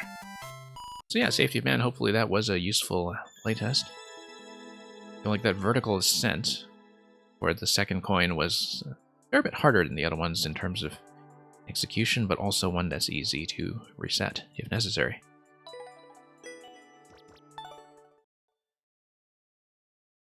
Now let me mark that as a win, and we'll plug in next. Man can only do shell yumps. Okay, let me just scroll up in the chat quickly to see if I missed anything particularly significant. And yeah, we'll punch in the next code.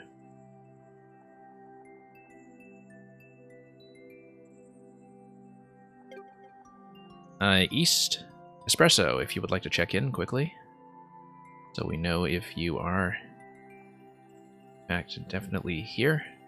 I'm going to quickly check the list of active users in chat as well. It does not appear to be here, so if we don't have a check-in, we will just skip. And next one up should be B-Minutes. Okay, so no check-in from East Espresso. We will remove, and we will head over to B-Minutes, who just said hello with the Mario emote. So we've definitely registered your presence, and we'll punch in this thing here.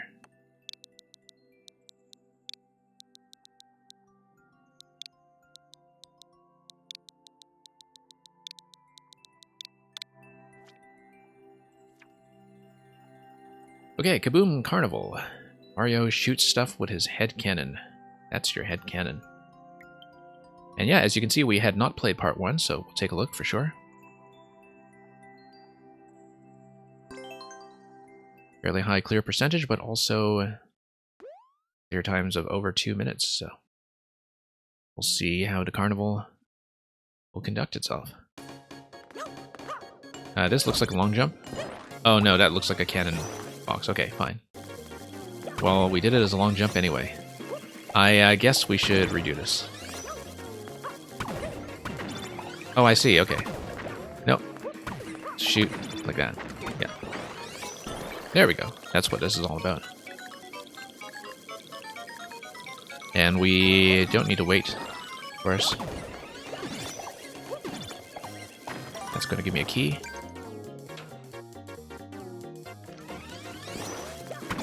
And, yeah, thank you for the lucky Dorito. I'm sure it'll come in very handy. Why don't I just do that? Oh, because that unblocks the P-switch. But that requires me to hit that. There we go.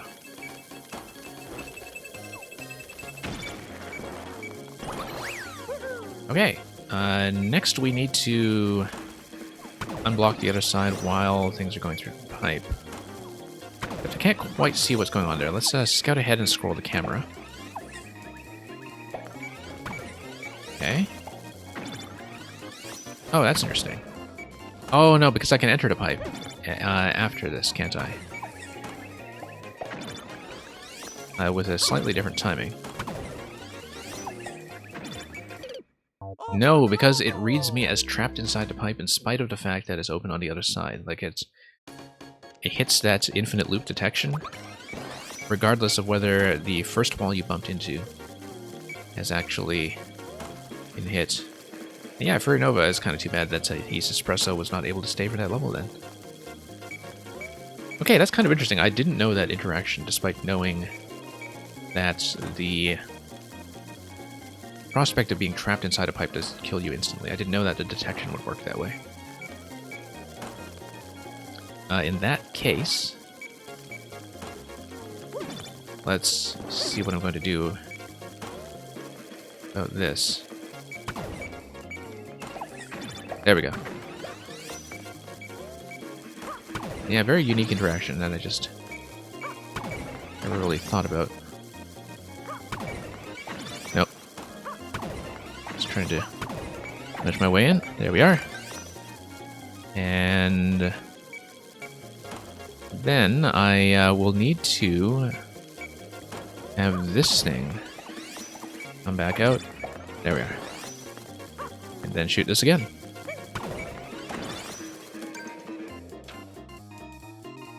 And yeah, I do get the concept.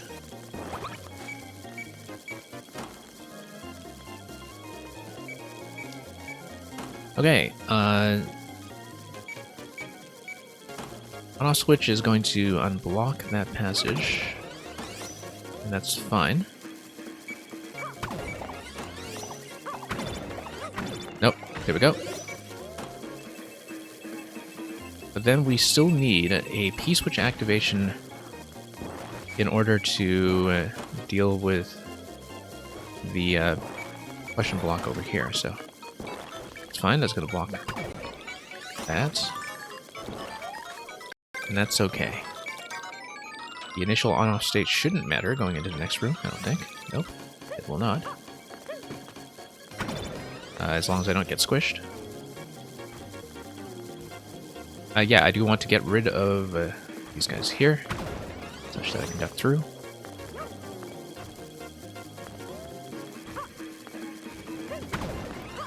And once again,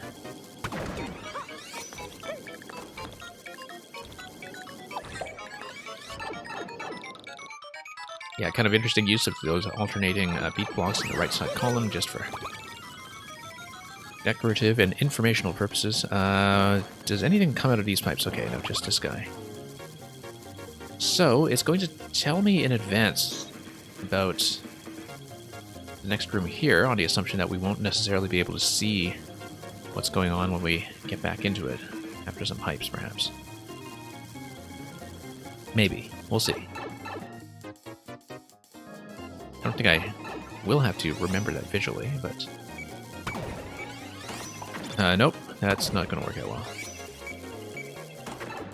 Might need to reload with the on-off states reset, don't we? No, maybe not. Okay, no, that's okay. We're fine, in fact. Even if we just activate the on-off once, reloading into the room does everything we need over here. Alright. I do need the off state, and then we just have a bit of an alternating series of shots. And yeah, let me see what's going on with the one up over there. Nothing too interesting, I think. Oh, okay, that's just out of the question block. Back down to this we go. And Furry Nova, it's your first time on Twitch. Well, welcome. I think you'll find that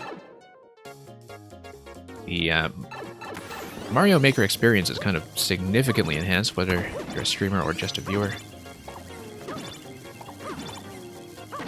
Kind of totally changes the game in some ways, in terms of its longevity. And nope, that's going to take too long. There we go, much better.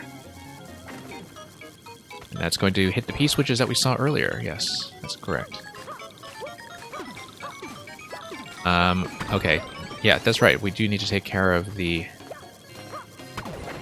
radius there, and like the one tile radius on the cannonball explosion. That's how you get up top.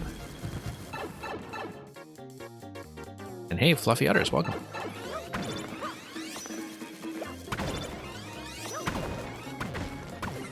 And I just assume, Fluffy Udders, that is your maker code.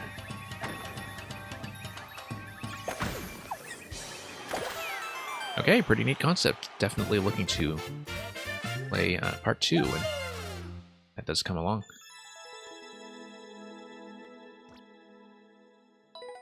Now, I did start a little later than my usual time today.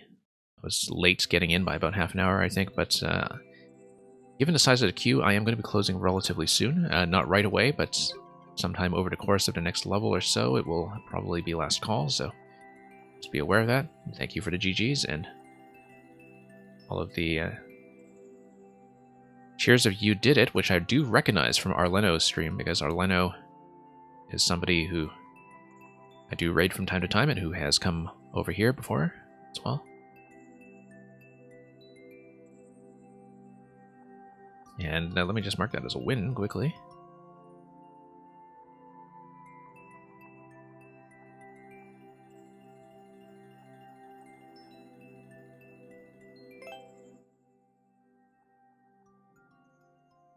Okay, Nukakaza. I usually hold off on some repeats for sub next, but I know you just submitted a quick Uno Mas, and how quick, I guess we'll see. Uno Mas door entry, and of course it is Team P Balloon, because what else could it possibly be? Oh, I see, it's actually on a Team P Balloon account, which is sort of interesting in its own right. Let's see what this is all about.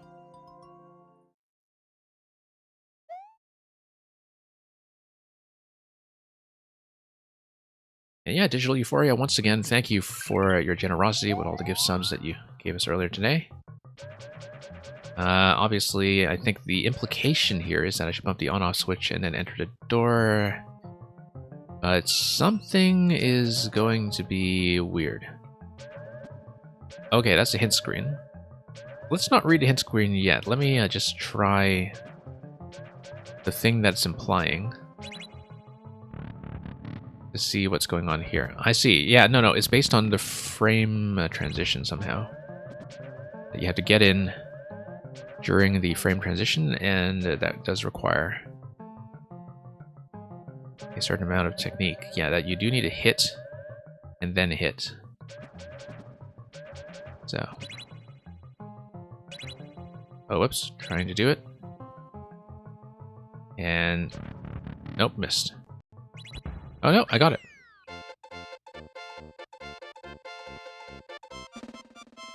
And yeah, I don't actually have a proper lurk command set up, but I guess it just tells me that you are lurking. A couple of people have tried it. I know some other Maker streamers do tend to have the lurk command, but even on their streams, I'm not exactly sure how they use it. But thank you for signaling your partial presence anyway, and yeah, I mean, that's pretty much just a straight-up frame-perfect door entry with the on-off toggle. We've seen a couple of things like that recently, in fact. Including the one bonus room that was on that one Donkey Mint level. Featured a little while ago. 2 frames to hit the switch, yes, okay. Yeah, I couldn't quite remember exactly how much a frame window there was, but that does it.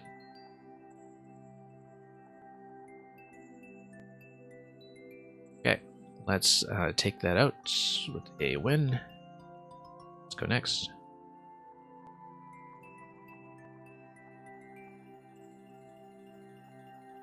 And Mang, you know, I'm not currently running the Scrabble bot, but I'm looking at the letters of Uno Mas, and of course, I'm mentally trying to anagram them into something interesting. I can't seem to find it.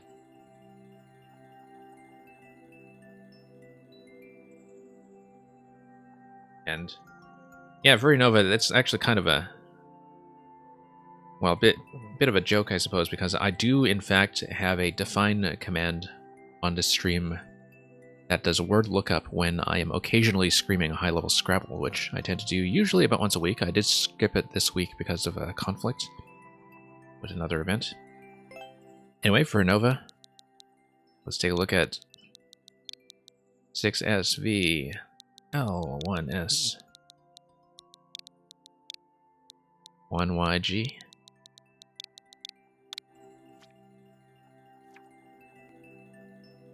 Ice Cold Kaizo 2.6%. 30 seconds. Longer than the original with more complex Kaizo elements. This has been around since last September. So let's stay frosty. Let's see how we do. Just so you know, I'm not really excellent at a lot of Kaizo tricks, but 0.6 is sometimes within reach if I do practice a level for long enough. If I don't clear it in one go, I will Definitely. I don't need to grab the spring. If I don't clear in one go, I will definitely be willing to take it a second time. Okay, and then that's going to be a down throw there, and then, or rather a soft drop. After the soft drop, I land on a spring on the next muncher. I see it. Pretty clearly marked, except I do need to do the soft drop a little bit more elegantly. And there we are. Oh. And then it's going to be on top of the Goomba and then a back shot on the blaster. So, we'll see. Not very good at executing the back shot, but... Whoops. I think I just missed completely. Yeah, I was a little too far on the right and the shell clipped the Goomba out of position. Goom rat, I should say. Whoops. No, soft drop there. Okay, actually relatively relaxed so far, although the back shot is probably the thing that execution-wise I would be most concerned about at this point. Nope, need to do a throw, not a drop.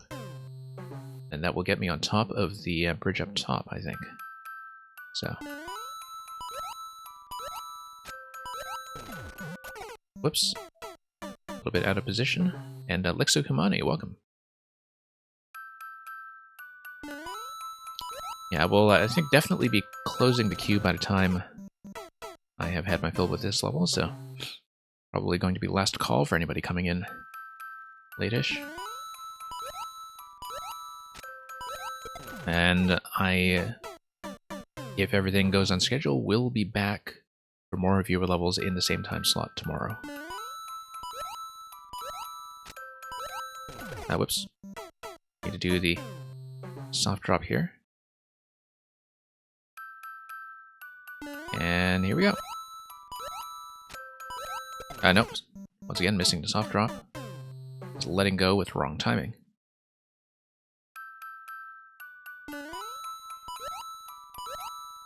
Yep.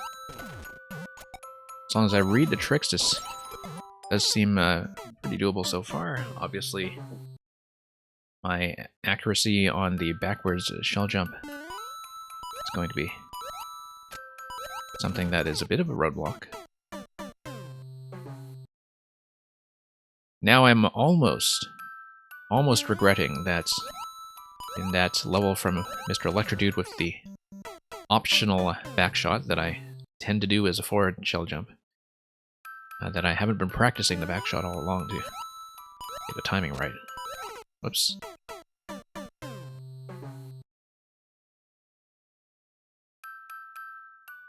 But yeah, as far as Kaizo levels go, this is so far on the gentler side. Yeah, I need to lean into that release a little bit better. And of course, we're fairly early on in what is supposedly about a 30-second level. That release was a little bit too close to the wall that time. No. Oops. Yeah, I mean, I thought I could kind of get away with not doing the back shot, especially with how much it was potentially holding up my progress in that other level, so...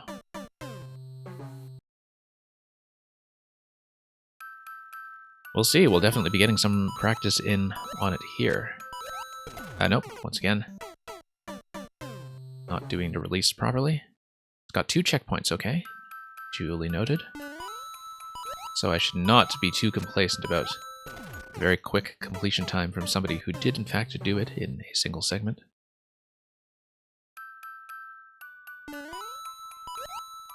And, whoops.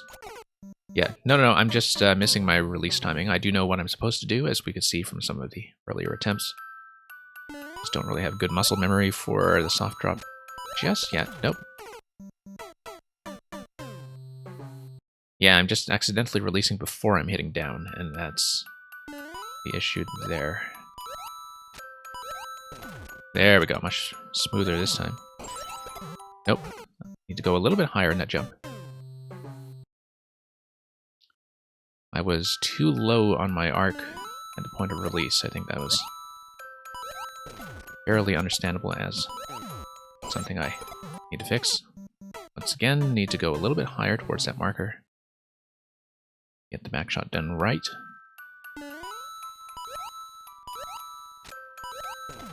Okay. Nope, too early still. Yeah, I really do need to get to the top of my jump arc there, or close to it. We'll just make those little adjustments as we go. Assuming, of course, that I fix up the spring drop. And here we are. Much better. Yeah, still not positioning that quite correctly. That's okay, I just don't really have the muscle memory for the right to left shell jump just yet. I've been getting better at doing the forward ones with a little bit more consistency. That's kind of interesting that that's not really a transferable skill, that learning how to do the forward shell jumps doesn't really help you with building muscle memory for doing it backwards. Literally the same thing, only pointing in the opposite direction. Okay, that was almost it. A little bit of an over adjustment. And yeah, Fury Nova, no worries about the amount of time this will take in the queue. If it should happen that I am taking an extravagant amount of time, like I said, I am willing to sometimes learn these in multiple segments, maybe even over a very long time scale of multiple submissions. But so far this feels rather manageable for me. Even if it is still the early section before we've even hit checkpoint 1. Do have a few execution mistakes to clean up here, but from a reading perspective, I do understand it. So, I have to account for the little bit of drag on the ice theme, of course. Especially with nighttime ice. And okay, much better bounce that time, almost. Once we fix up that shell release, we're in much better shape, I think. Nope. And Electrodude, I don't know what I submitted, or what you submitted. Yeah, I guess I don't. I wasn't really paying attention.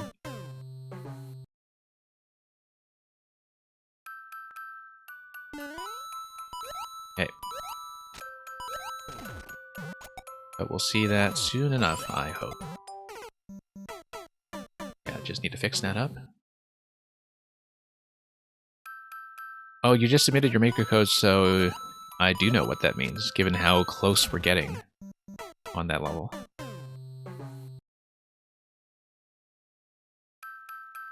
Now, I don't know how long Electrodude I can grind out today either, because the thing is that after playing 3D World Champions Road for hours yesterday, I am trying to be a little bit cautious about not causing myself any strain injury, given that we still have more Champions Road left to do, so I have to be very cautious with my wrists sometimes, playing some of the more advanced content of this game, which is why it's nice to be on the Super Nintendo controller. Okay, finally got it. Let's not die to the icicle. Just going to pull the camera up slightly to see what's going on there, and that's going to be checkpoint 1. On-off switch is going to give me Shelmet, which is going to bump the Thwomp. Okay, this is just the initial read-through. It's okay to take a death or two here. There will eventually be another shell shot on an on-off switch that is on the right side. Okay, clipping that a little badly here. Oh no, it's going to be a Thwomp hitting the on-off switch over there. And here we are. Nope, miss.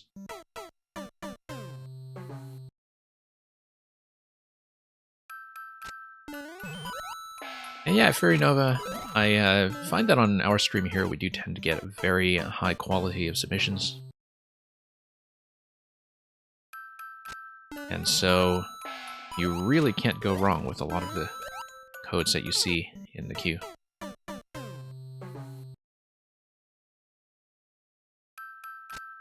Okay. A little bit off there, but... Okay, nope, not quite. Need to grab the shell. And then I think I do need to take damage to peel the Shelmet on top of that last muncher, and then it's going to be a forward shell jump. So, if that's the extent of this segment, this is pretty doable, in fact. It's just that I do need to make that high jump over to the right side to do the shell pickup before landing on the additional muncher afterwards. Nope. Need to grab that accurately and then bounce over to the muncher on the right side, take damage, and do... it looks like it is possible without, actually, Electrodude. It does look like it is possible without, depending on my release. You may be right about that the intention is to do it without. Yeah, keep the Shelmet. It took me a moment to read that because, of course, when I was scrolling up to that position the first time, I didn't actually see the shell jump marker until quite late, just given how high it is. But we will keep the Shelmet then. Okay. Nope, clipping that a little too close still. If I do clip it, I should still practice the last shell jump anyway. Since I have the opportunity. There we go. That's going to be... Yep, shell check. Followed by CP2, so... going to need a much better arc out of that, so we don't hit the icicle. Yeah, kind of need to pop that a little bit on the right side of the target there, I think. And here we are. Okay, that went well, I just didn't adjust very well for the jump block.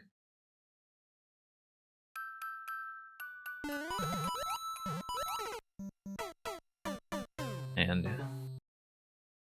we'll see.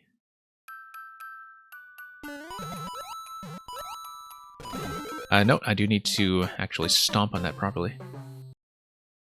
I will say that sometimes there's quite a bit of visual information here from things like the tracks that are dangling down from the ice blocks. Where, because the tracks are also being used as indicators here, it can feel visually a little bit busy in terms of understanding when I'm supposed to read the tracks. So I think the decorative tracks that are dangling down by one spot might be a little bit much in terms of readability, but maybe there's something to them that I am just not understanding in terms of what they're telling me. Okay, it's going to be a fairly short bounce off of that, actually. And... yeah, short bounce. And then that's going to be firing the shell and then dropping down to the Goomba, which is then going to split. Okay, short bounce. Split. Off the second guy here. And it's going to be a shell jump off of the on-off switch, which then is going to lead to a second consecutive bounce, I think.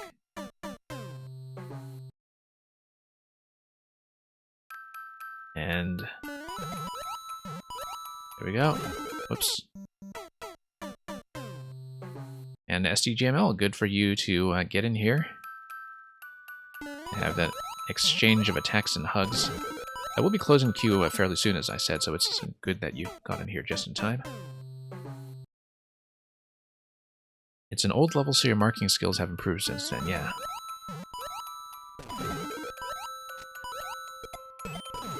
Obviously, for the kind of Kaizo setups or shell-based setups you're doing here, you do need the indicators to reduce some of the guesswork. I'm saying that as somebody who normally, as my regulars know, doesn't like too many indicators. Obviously, some of these are necessary for this level. Okay, I wasn't quite sure what was going on with the shell drop there because I don't see that coming in from off camera. I mean, the second shell marker tells me that something with a second shell is going to happen. I just couldn't see what. But that's okay. I just need to stay aligned in that column and I should be fine. It just comes as a bit of a surprise the first time. Oops.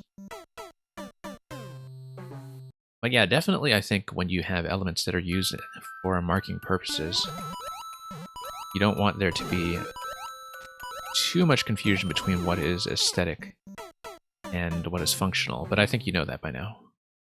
Because as you said, this was a much earlier creation. Okay. And well, so far... Nope, do need a shell bounce, and then I grab the second shell, and I do a second shell jump over to Muncher 2 to right.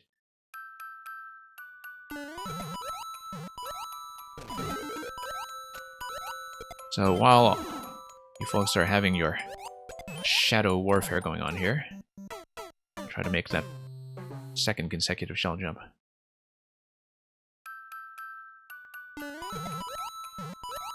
Okay.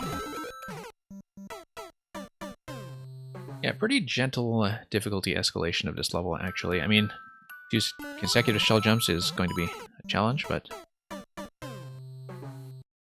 that's partly just a matter of reaction time from when I get the second shell grab later on.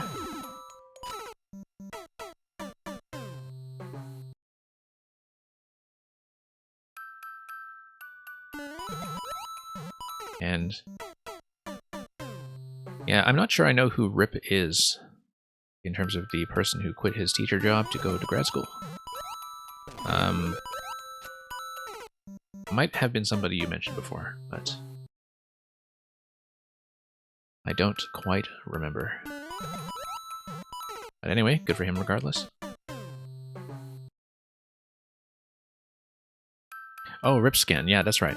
I've seen his name around. I don't think I've actually managed to drop by their stream before.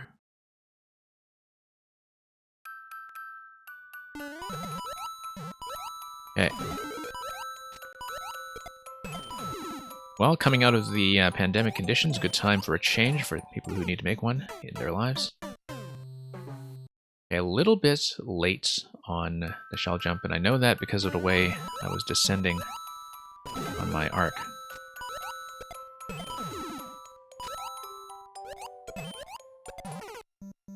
Yeah, need to release that very quickly. It does drop on me over a distance of just a few blocks, and so I am reacting a bit late to the fact that I have picked up a new shell.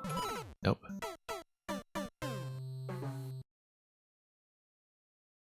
But given the pacing of this level before, that should probably be the final challenge here. And up we go. Nope, too early that time.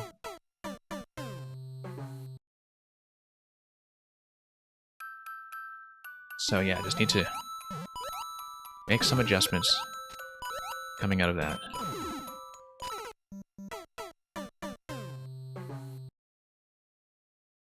And we'll see how we do.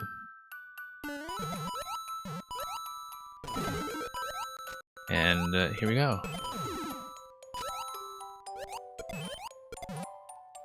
Close. Getting close.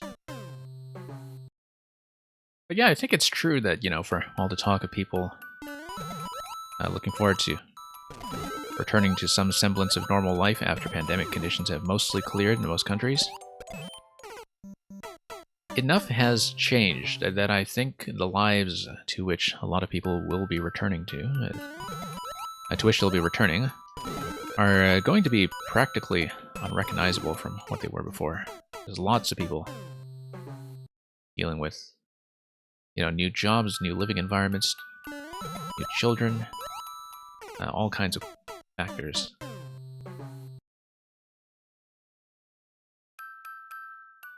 But we'll see. It'll be interesting to emerge on the other side of all this. Some countries are a little bit further ahead of the ball. I'm in one that is not ahead of the ball. We are, in fact, in the midst of another stay-at-home order. And yeah, lots of lost connections and new interests. I think that's a good way to put it. I feel like one of the fondest memories I will have of the pandemic year is the amount of time I spent with Mario Maker and with people who are frankly very good at creating great content for me to show off, and that was a very fine level. That was very doable for me. Actually felt a lot easier than 0.6, although maybe I've just become more accustomed to what this kind of level is asking me. So, yeah, pretty good pacing, pretty good difficulty escalation from each section to the next. It always felt like the next milestone was just one little fix out of reach. And that's the kind of thing that keeps people playing, so thank you very much for the submission. I am, at this point, going to be closing the queue. And Probot Gaming, welcome. Like I said, I am at this point going to be closing the queue, so Probot, if you just came in and want to submit me something that will probably come at the end of a very long wait, you can do so, but I am closing in just a moment.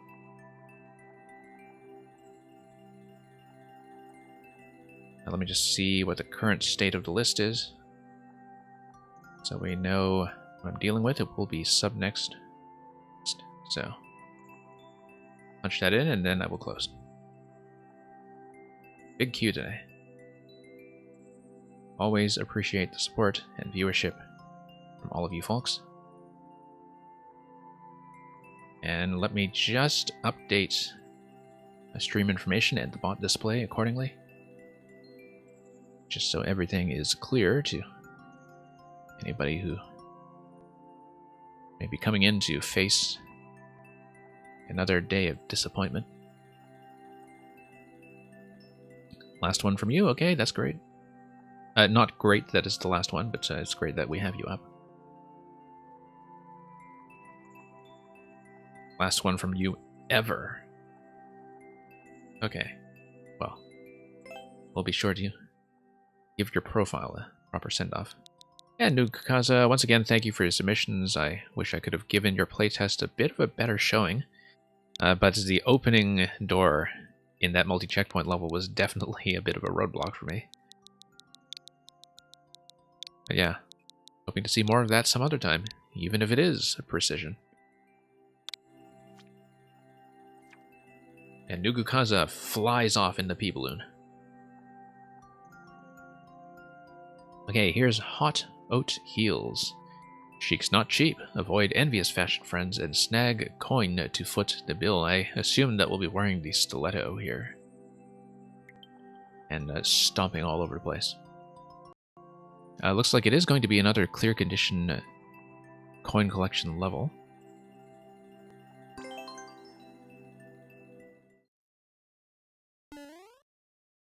Reach the goal after grabbing at least 100 coins. So. And we have a bullet. We have a stiletto. We have only one stiletto, so if it's required for stuff, that's something that we should keep in mind. Big stiletto. Okay. 10 coins all over the place. I am kind of saving that skull platform down here for later, but got it. And that's going to be a stomp. I am going to check the pipe first, but we will come back out afterwards and a bit of a stomp. Looks like that is mostly just going to be interesting. That. And we'll stomp. Pow, I mean, I probably could have grabbed the Pow to take it outside. Do anything else interesting with it, but might as well just grab the coins for the condition instead.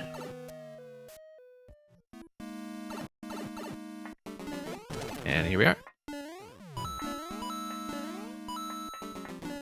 Nope, can't quite see what's in the bottom layer there, so I didn't want to go for it. Nope, that's a bad idea. Okay. That's okay, we have Big Stiletto coming into the lava. Okay, never mind. I do want to see if I can, oops, run this location here. If I were tall, in fact, I could have done so. unfortunately, I'm now small. That's okay, we've got a boot, and we've also got a bonsai. We've also got lava.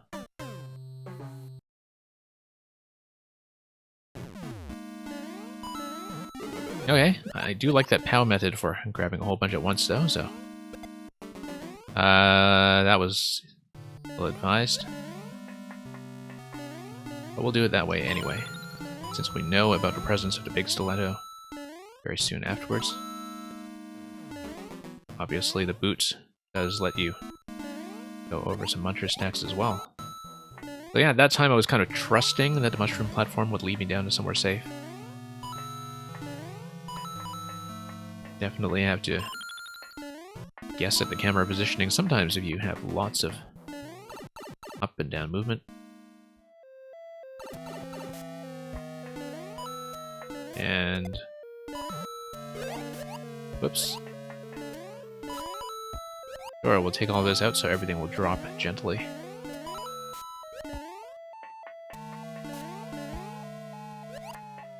And up we go.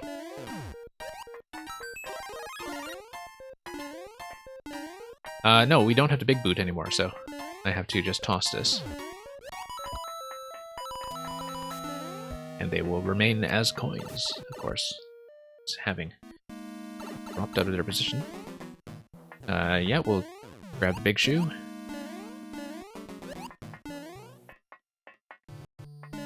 And SDGML, ever think about how absolutely weird it is that a power-up in this game is a stiletto?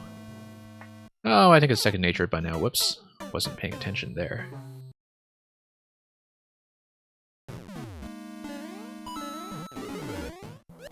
I mean...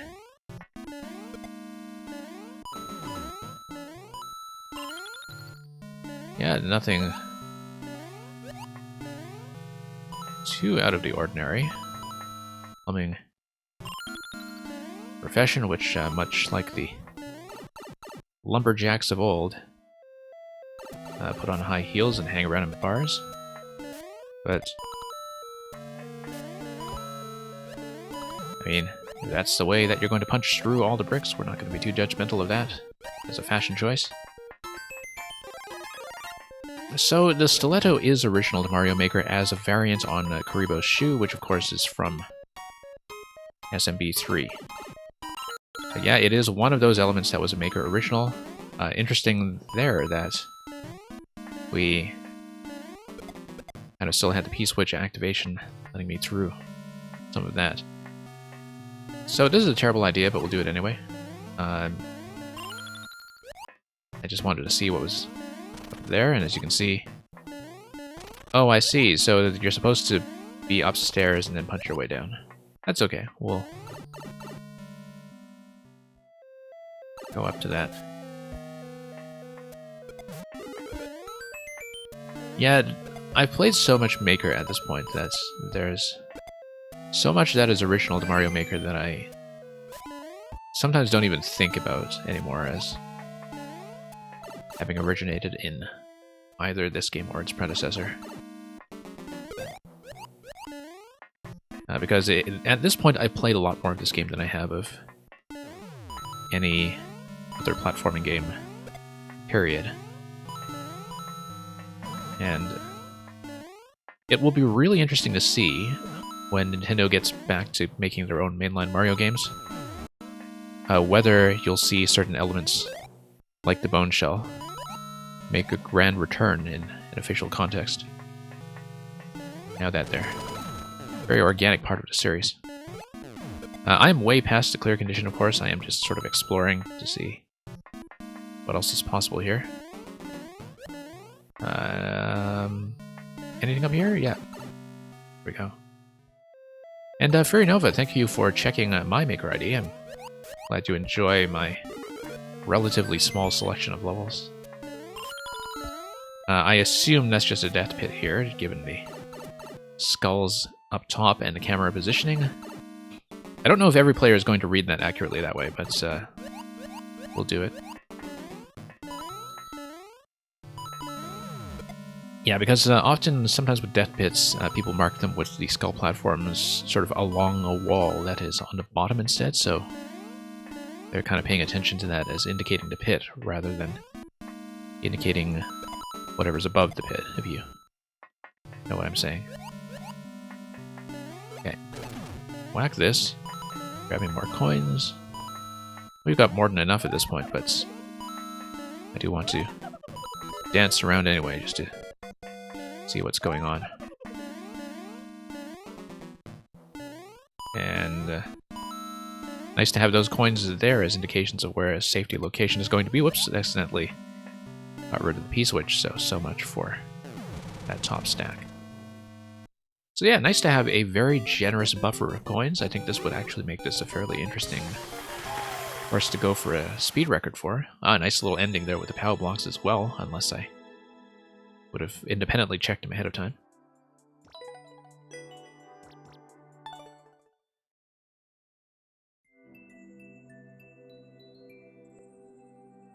And thank you for that, safety.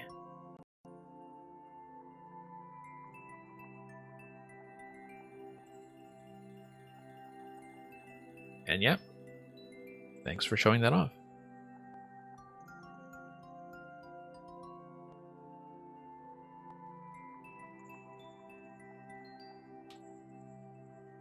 Okay, Mamuga. I think Mamuga actually said earlier they were bailing, but just forgot to remove. But I'm pretty sure Mamuga actually said that I was dropping out, so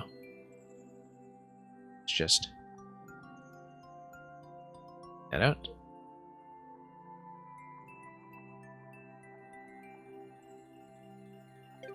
And it's Mang time. So Mang, once again, let me know what your preference is. Whether it's back to the cat level or to one of your latest creations. By the way, and I should have mentioned this the last time we played one of yours, which was the cat level. I don't know how well you know your Ian Fleming, but I feel like it was a missed opportunity. Let me scroll down to it. Kitty Kitty Nightmare Kitty Kitty. I feel like this was a missed opportunity to call your level Kitty Kitty Mang Mang. But that's okay. You can always make another cat level and go for something like that. Anyway, Boomy the Hedgehog. Witness this marvelous creature, my beautiful OC, Boom Boomy der Flegel. Nothing personnel, kid.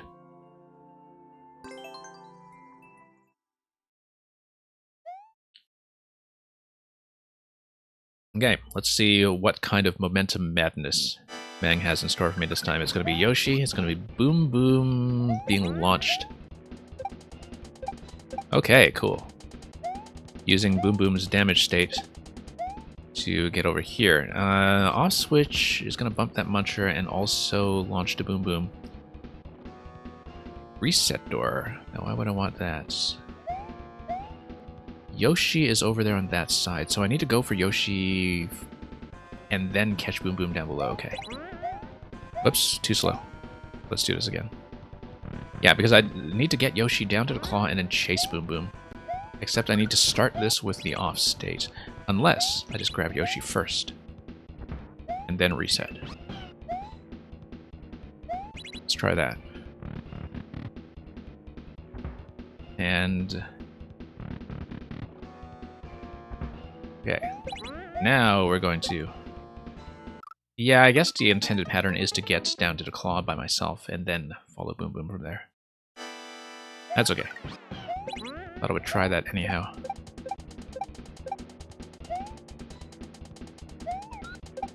Okay. There we go. And... yep, needed a little bit more of an accurate bounce off the boom.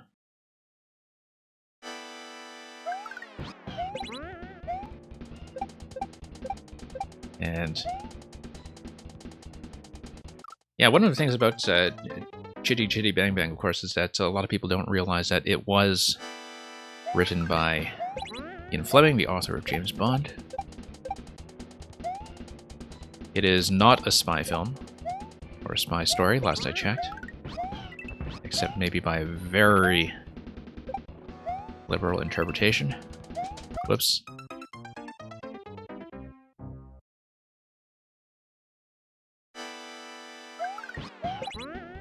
And yeah, Fairy Nova, if you are trying Mang's Cat level, it is quite a lot of fun. I messed up quite a bit on one specific part of it last time, but do intend to return to it eventually. Now let's... Yeah, I need to probably get a faster jump on Boom Boom somehow. I don't think Spin Jump will do the trick, though. Although maybe Spin Jump would, in fact, keep my height nice and low. No, I think it's just a matter of accuracy there.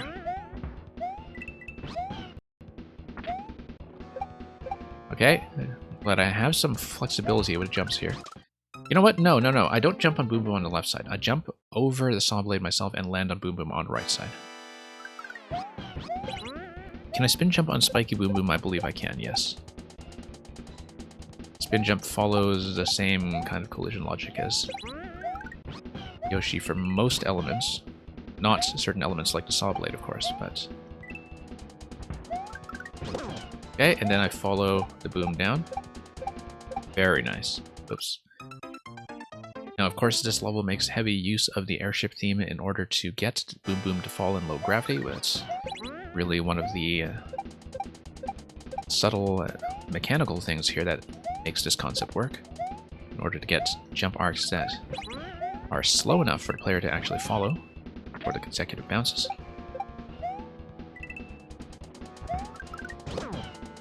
Okay. Nope. Got controlled by the one-way panel. Yeah, SDGML, if you play a lot of Mang's levels, you'll find that Boom Boom is one of the most frequently recurring characters. Even in the form of various bonus rooms or final surprises at the very end, as with the Minecraft level that we saw not too long ago. But yeah.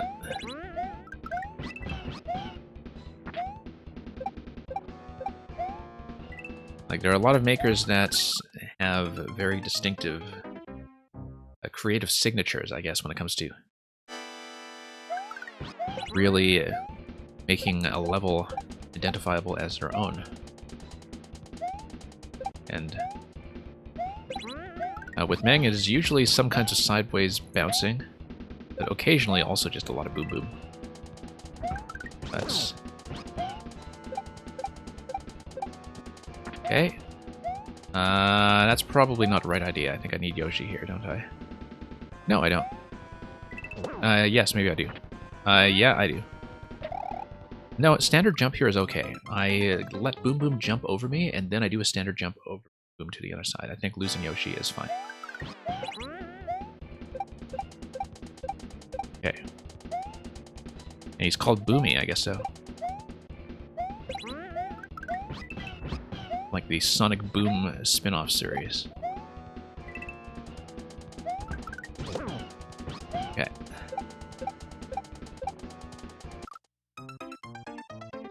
And Fluffy Utters, you would love to see me try to find your signature? Yeah, that would be kind of interesting if I get a better sense of who you are as a maker. But yeah, if you play a lot of specific makers, you can definitely see certain habits or obsessions or preferences that they have as designers.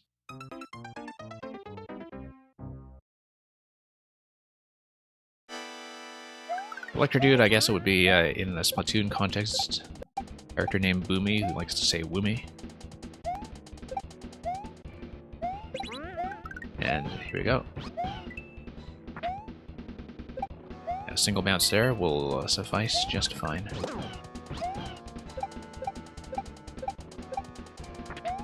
Yeah, we'll just drop Yoshi into the abyss. Let this boom fly right over me. And then bounce over here. Okay, going to have another reset point here, which is going to be nice and gentle.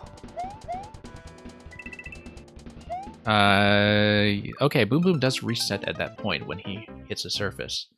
So I needed to stay a little bit longer on the platform drop and possibly get over to the vine quickly.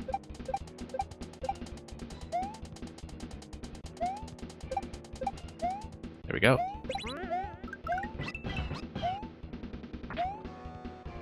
Okay, that's okay. Second bounce is not death. First bounce is, of course, acceptable.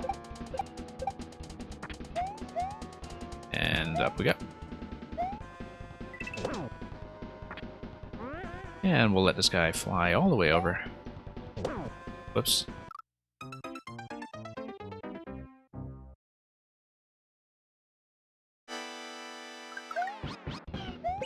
Used to sing this song in elementary school. I got a boom. I got a boom boom. Is that like the thing you sing when you're requesting a toilet stop from the teacher? Might be a regional thing. I certainly don't know it.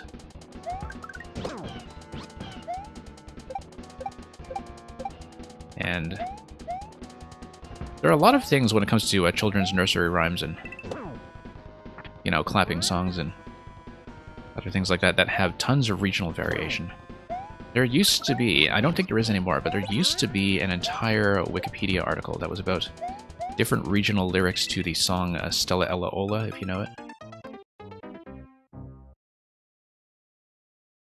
I'm sure you can still find a cached copy of it somewhere, but somebody had actually decided to catalog, like, the different lyrics that people who were students in various cities had to Stella Ella Ola in their local communities, and where they would have these minor differences in particular syllables that kind of cross pretty neatly between city lines.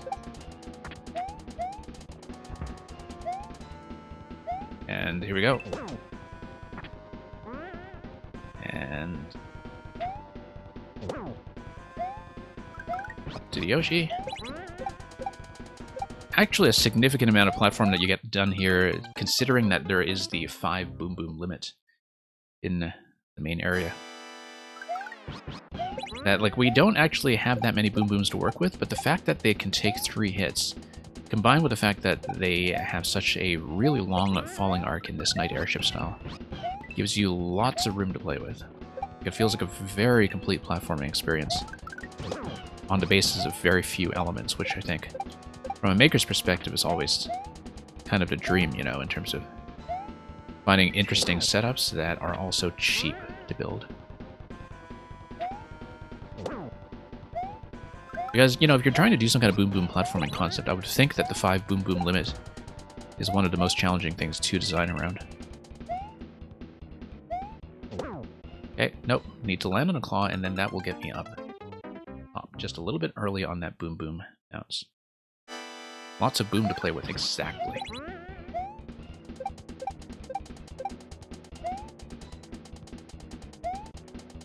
Okay. That was a bit of a risky approach there, but whatever works. Nope.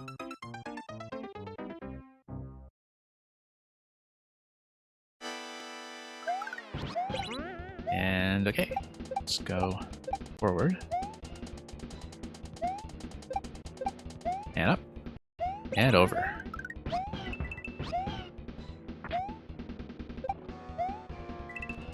And this time let's not miss. Nice to have the one-way panel over that spike. And the spike, of course, is just to prevent you from using Yoshi's location as a landing zone, but at least you don't ram straight into it. It does kind of subjectively feel like there are more than 5, doesn't it? But that's because certain boom booms are kind of allowed to reset to give you a second bounce, especially when you get near the end of this zone. And yeah, Electrodude, I kind of like that nickname. That's Inkling in Mario Kart is named a Lumi on a Rumi. Oops. Yeah, like I was pointing out to somebody in yesterday's stream, it is remarkable to think that the entire Splatoon series has been released since the last Mario Kart game. I guess it's only 2 games at this point, although 2.5, I guess, if you count Octo Expansion, which you should, because Octo Expansion is incredible. And here we go. I actually never did the true final boss in Octo Expansion. I was like 99% complete or 98% complete in that game, but I think it was one of the... Oh, yeah, no, that's a huge defensive map. That's a Girl Power Station, I think, that I couldn't get through. And so because of that, as the one remaining roadblock, I never actually saw the true final boss, but I should go back to that sometime because Octo Expansion is really quite something. Anybody interested in 3D platforming, like if you ever get a chance to play Octo Expansion in Splatoon 2, you should definitely do it. It's kind of like everything that Mario Sunshine was trying to be. And here we go.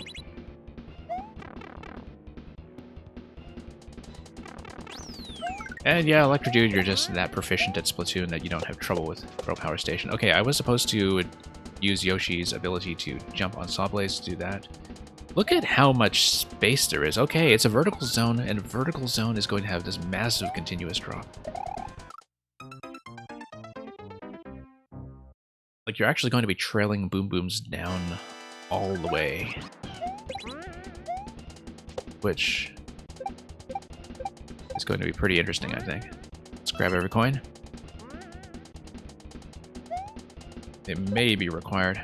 Nope. We need to bounce. Yeah, Yoshi should clip through the boos just fine, I think. I obviously can't, but I do need to land accurately on top. And yeah, look at that. As you can see, it's a Mang level, so you have sideways springs, and the sideways springs, in this case, are going to be used more for Boom Boom's purposes. No, I cannot bounce there with the boos being what they are. Huh, interesting. No, except if I fall down, okay. I do need Yoshi there. I don't think the implication is a spin jump. I think the implication is to keep Yoshi.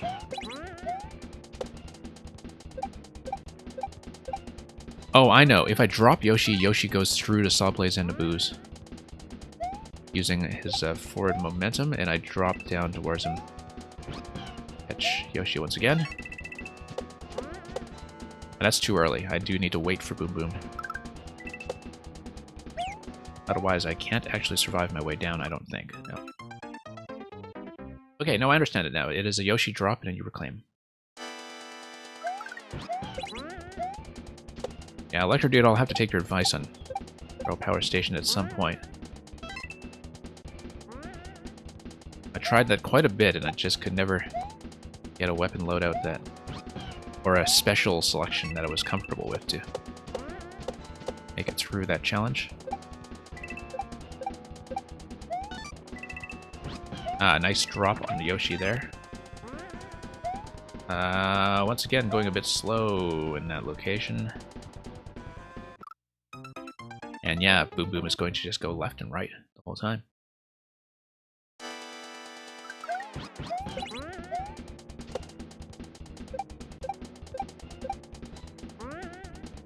Yeah, really good use of the vertical drop.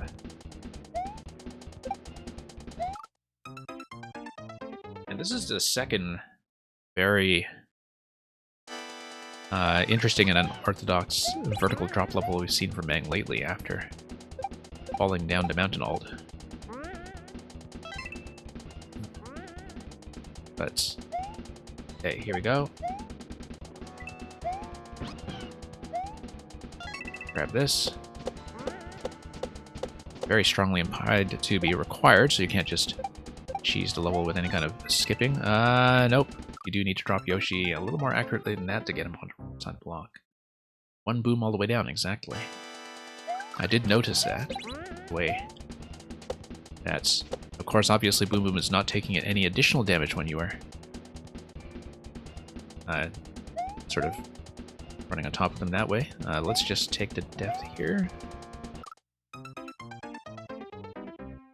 Yeah, given that Boom Boom is already kind of in the contracted shell state. Whoops. Boom Boom just kind of stays alive because you're never actually bouncing him for additional damage.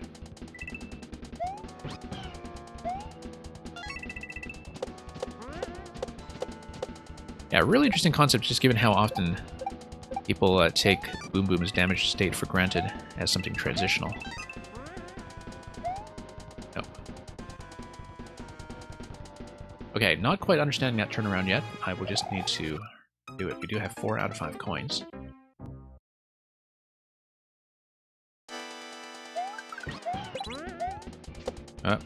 Whoop. Come on. Let's go. Barely salvaged. I'm a little bit behind, maybe? Okay. Nope, we're fine. Of course, the timing is going to be resynchronized over in this segment here. No matter how early you get on the Piranha Plants, you do need to wait a little bit to resynchronize with Boom Boom, and so everything's going to remain fairly consistent. I am going to completely miss the Yoshi drop.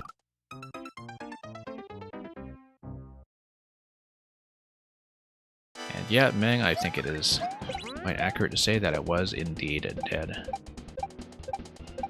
Yoshi, however, was very happily alive.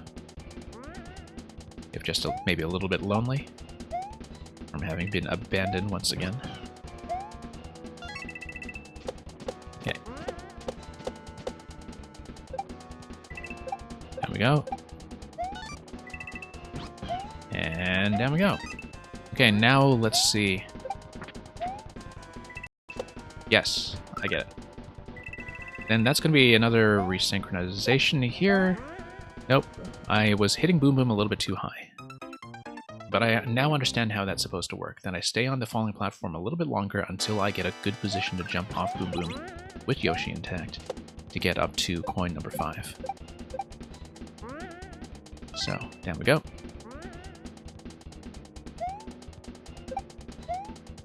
And forward.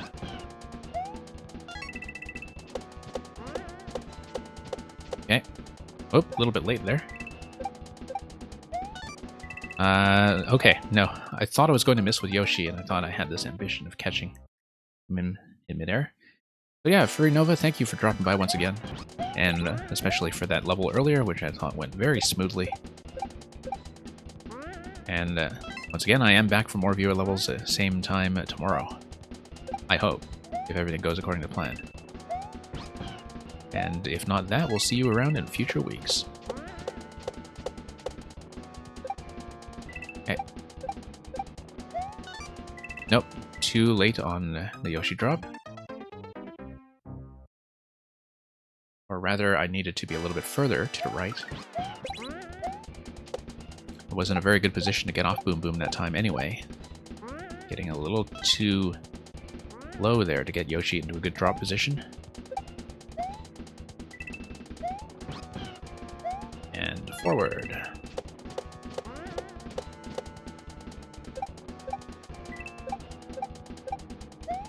And that's a miss once again.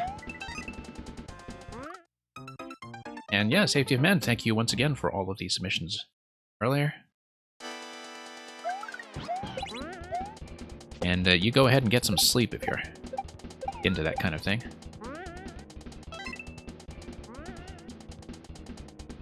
And we will see you around. Oh. Okay. Oh, no, that was a mistaken input completely. I don't know how that happened. Alright, let's tap this once again.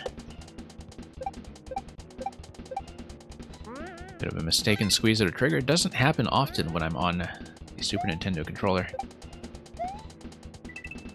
I do sometimes accidentally squeeze the controller if it's the Pro controller. In terms of... Oh, I see. No, I was just clipping the booze, I think. I don't think it was mistaken input. It was just accidental damage. And then it will be one final Boom Boom ride that goes all the way left to right after that last coin, until you get to the bottom right corner. I like how much flexibility there is to the jumps. That, you know, even if I have minor variations in my timing or my jump height, I'm still able to retarget Boom Boom, usually without too much trouble.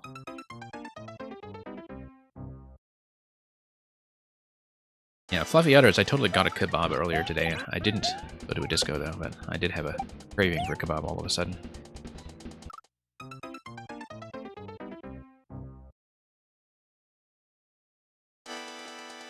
But yeah. If you live in a deep underground city that is networked by tunnels, which has a kebab shop as well as a discotheque, you can do all of that without ever going outside. Or, of course, you could just order in a kebab and have that disco in the safety of your own home. Oh, whoops, no, total miss.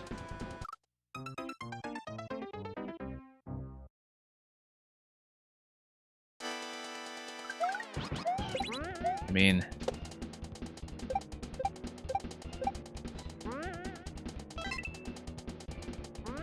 imagine having to get out of your chair to do much of anything these days.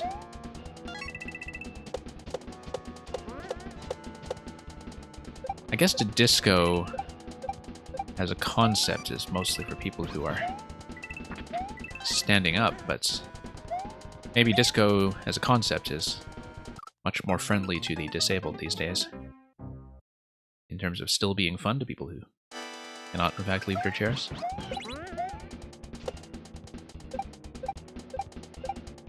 And up we go.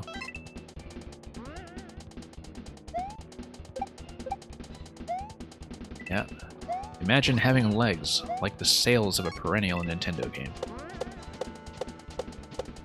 Oops, nope. Once again, clipping the boo. Bad idea. Yeah, it's going to be one long Boom Boom ride. It'll be interesting to see how the final Boom Boom check is going to work, in terms of ensuring that I survive with both Yoshi and Boom Boom all the way to the right. I assume that it's just going to be a bit of a height check for the final exit point, but we'll see that soon enough. No, too soon.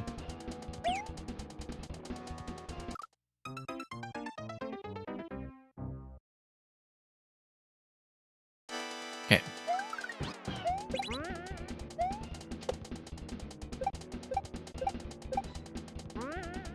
Down we go.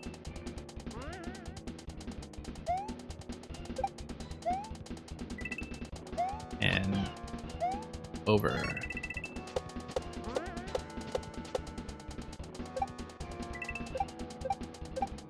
Okay, that's looking good so far. Finally got some accuracy on Yoshi for once. Nope. Needed to hit the saw blade, of course, as indicated by the coins. And Probot Gaming, you just beat a level that took an hour and a half to beat a month ago in 4 minutes. Yeah, that's progress. It sometimes comes in massive bursts. And sometimes you come away from it wondering why you were having that much trouble in the first place. I'm missing all of the coins here, so this is going to be death for sure. So, Probot, was it a Kaizo-style level, or was it some other kind of difficulty that you're talking about? And forward.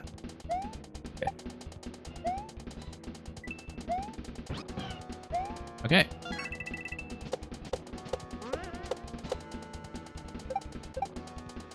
Nice and high to ensure that we land accurately. Bounce off this, bounce off the mole, and then we'll resynchronize down here. And down here. Okay. Okay. Shouldn't have jumped out of that prematurely. I see. It's going to kind of trick you here in that there is that entire empty right column that I need to not fall into when I head towards the key door. Very tempting to just hug the right side wall, but that is not going to be the solution here.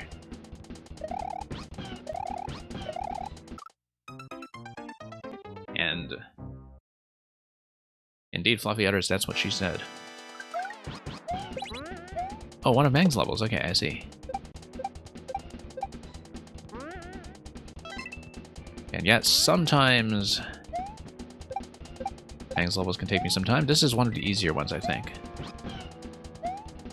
It's just all about understanding the concept, but nothing here is too technical to execute. It's just a matter of timing and reading for the most part. Okay.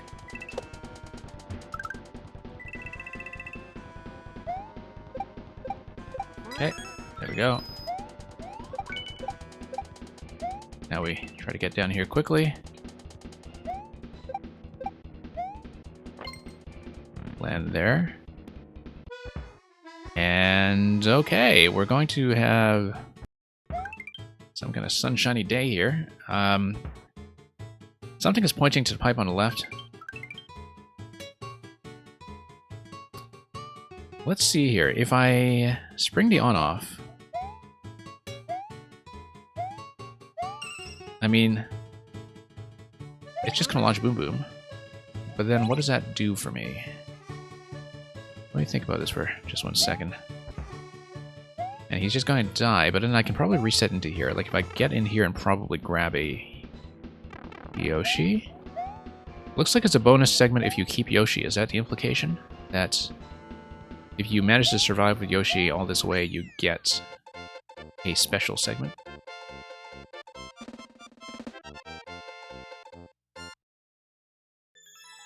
And Fluffy Utters, you find my voice strange and calm and reassuring, but also unsettling in its calmness.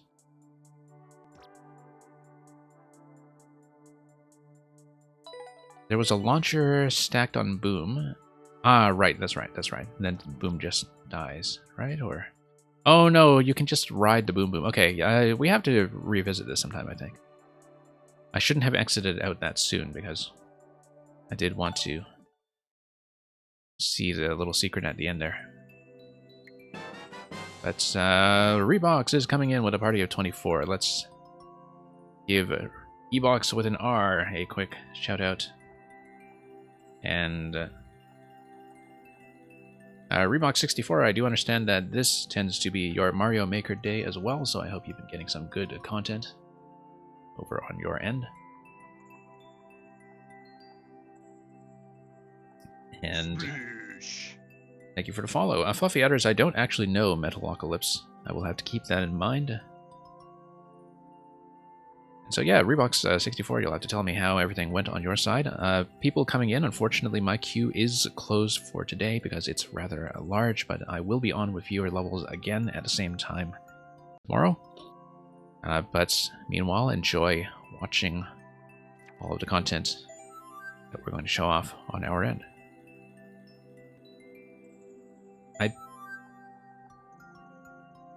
Yeah, Electric Dude, I guess you're asking a Rebox about the birthday command, because I don't remember having one on my side. Let's punch in next.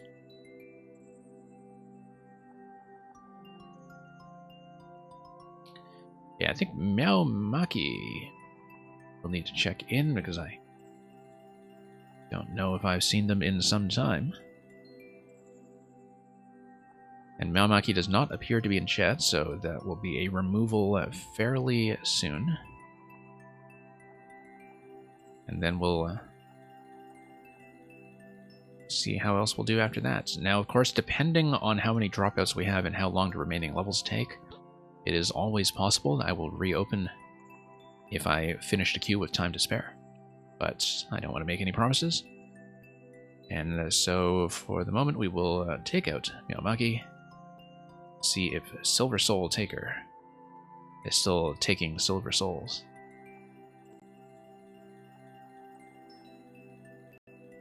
So, Silver Soul Taker, if you are here, please check in.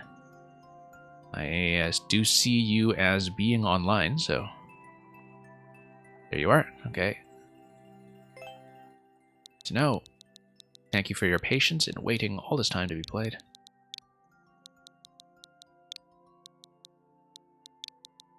And we'll see what lies in store. 8 red coins in the bumpers. Watch out for the spike on a level that is affiliated with Team Donut. 8 coin directly over to first key door. That's kind of telling me that's supposed to be a safety coin, maybe, but I know that a lot of players will just have the habit of grabbing that right off the start, so let's take a look regardless. 4-minute record from Roru.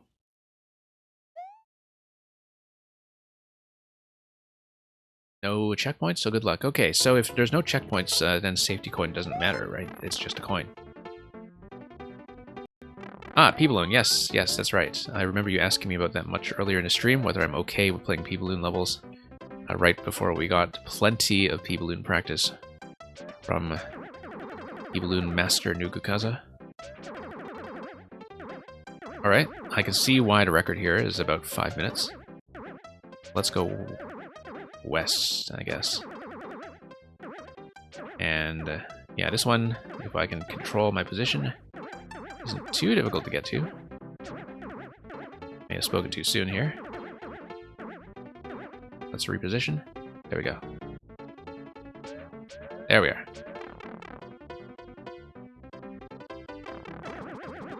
Okay.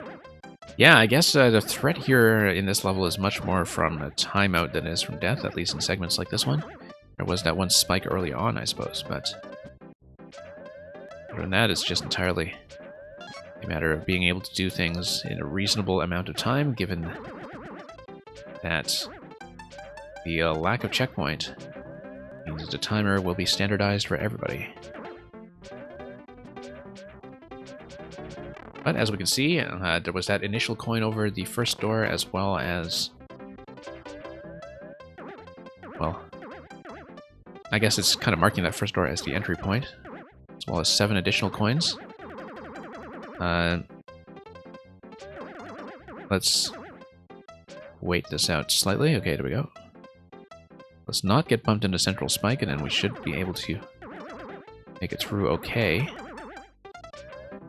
I do need to get into the central section and risk that, I think. But that's okay. We're going to get pushed down here. We'll get pushed down here. We'll just see what's in the southwest corner. I just have to keep track, of course, mentally, what we have and haven't done so far in the level. And yeah, I can see what the dodging pattern is supposed to be, where you kind of get into these little slots here to let the bumpers pass, and I see a coin is directly collectible over there. No pipe segment inside. And there we go. And we'll have a bit of an exit. Not much of one, perhaps, but enough to work with. Only left and bottom right are pipe sections. Oh, left, bottom, and right are pipe sections, I see. And then, of course, we need to survive up to the original entry point afterwards, which may be a challenge in its own right, particularly if we are under a bit of time pressure. So, really spending the entity limit all the way down, I think, to get enough bumpers going to make this to work. Knowing how to cut momentum a bit with a bit of a change in direction, I think, is essential to succeeding at this level.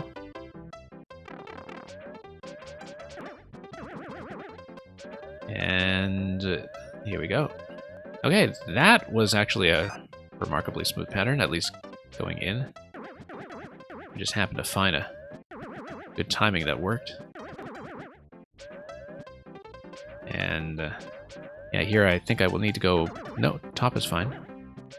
Oh, now I'm getting bumped. Okay, let's try to ride this out. There we go. Timing the bumper bounces with the music, yeah, let's pretend that's totally intentional.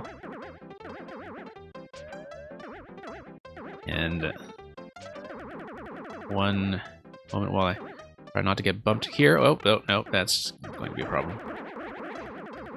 Now, there's probably no refresh in a P-Balloon, is there? I think that might just be death. Unless, of course, I think certain coins might actually be obtainable with it, but... yeah, I'm just going to explore anyway. I mean, we will need it in order to get through any pipes, so... without the P-Balloon, I think we are kind of cooked here.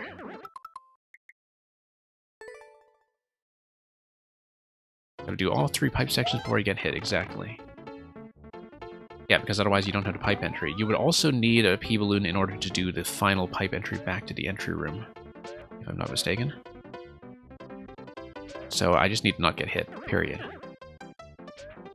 And here we go. Yeah, Electrodude, actually, if you get your hands on this level, is surprisingly reasonable. Of course, that might just be because my perspective on P-balloon reasonableness has already been warped by the thing that Nukukaza just showed me much earlier in the stream. Oh yeah, no, it's a vertical pipe. Yeah, that's right. So you can get out, it's just that you do need to get the sideways pipe sections done first.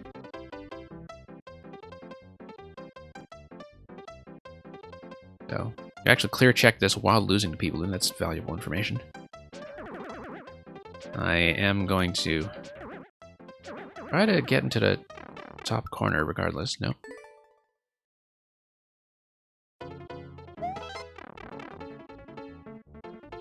Yeah, we'll see if we can actually get the clear on this. That's going to require a little bit more patience than what I've been showing. A little bit more timing. Would really like to try to get into that top corner since we haven't done that segment yet. And it's important that I learn a good method for it. Okay. Yeah, I feel like I do need to go back out into the central section in order to exit out the diagonal. So, there we go. Okay, so take the top. And just get pushed all the way through. Great. See, not too bad.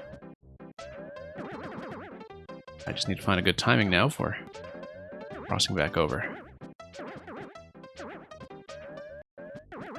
And there we go. Yeah, we'll do this section again since I do know it. Need to be a little bit faster about time though. And yeah, Nukukaza, I think, you know, when somebody was saying this would be an interesting speedrun level, I think Nukukaza would very clearly take the record and just keep it for eternity. But, both members of Team P-balloon, yeah. Okay, so I guess Roru did get the faster clear here. Yeah. That has been done already. So.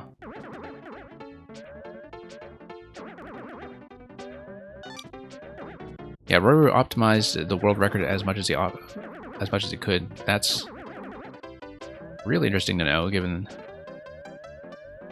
that's that must have been quite an experience to watch.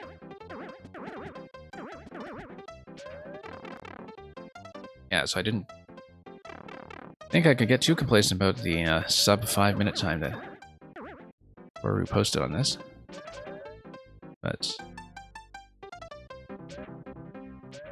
Okay.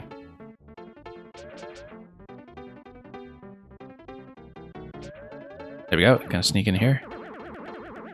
And just go for it. Sure, we'll tuck in this way. And this way. I just try to control my position.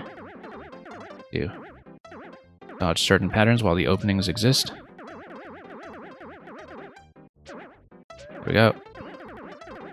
Sneak over there. One little piece at a time. Okay, almost there. Okay, halfway there with 300 seconds remaining, so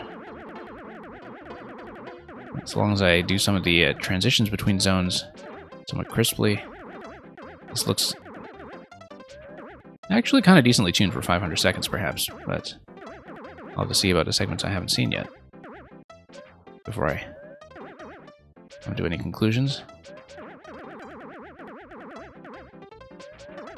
Alright. See if I can make it through. Yeah, just need to find the right opportunity and then I should be able to drop into the right side without too much of a hassle. Into the central bottom location, rather.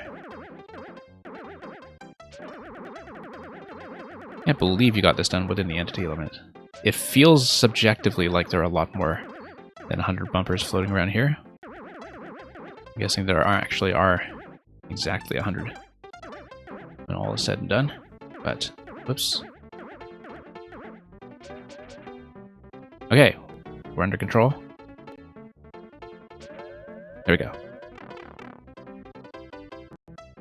Most people clear with about 20 seconds left. I say okay. I think I'm on pace for something quite similar. It's kind of nice that it was tuned in such a way that you would get a consistent number of clears that have some room for error. I don't know how much of that was just by accident and how much was by careful playtesting to get the segments into a reasonable state for people who are not good at flying the P-balloon. Okay. Get out. Get back into the central section and stop if I can. Nope, not quite, but I am under control all of a sudden. Then we will have a brief window of opportunity that I will miss in terms of getting into the bottom right. And now it's looking like I'm going to have a bit more trouble. 200 seconds remaining. I am at 5 out of 8. And actually the first one doesn't count, so I'm technically only at 4 out of 7. So let's not get stuffed into the corner like I have been here. Yeah, these guys don't really want to let me out. That's okay. We'll probably time out soon enough, and let's at least learn the segments that we haven't seen yet, even if I am headed for a likely timeout. Okay, this one actually looks like it's fairly traversable if I just follow the tracks. Yeah, the difficulty there is actually mostly just getting into the zone in the first place. The obstacles themselves are not too bad. Now we try to get back into the central section safely. Got 2 more to go. One of them is going to be through a pipe on the right side. Yeah, I think I will hit timeout here, but so at least we know what we're in for. Definitely that last zone transition from the bottom to the bottom right was the thing that was the most costly here. Okay. Not getting bumped into the spike is rather important.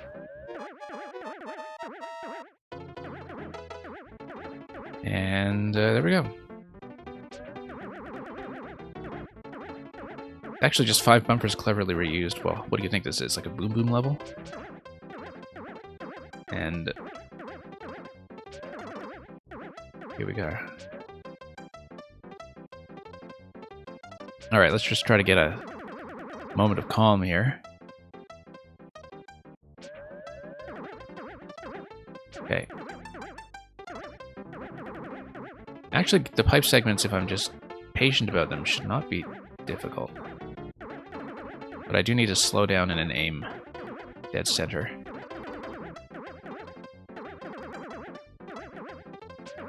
Wow, yeah, not really taking the acceleration time of the P-balloon into account. I expect the boosts sometimes to be a lot more responsive than they are. 40 seconds. Not likely to happen. Big Mac, you're wondering if this is live or a repeat. This is definitely live.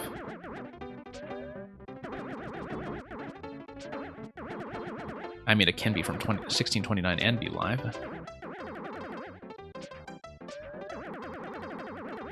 But we'll take a look.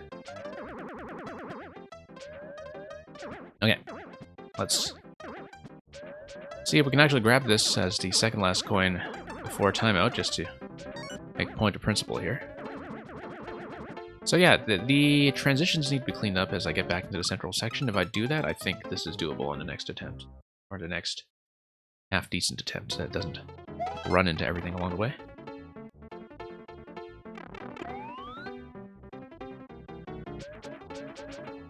Okay.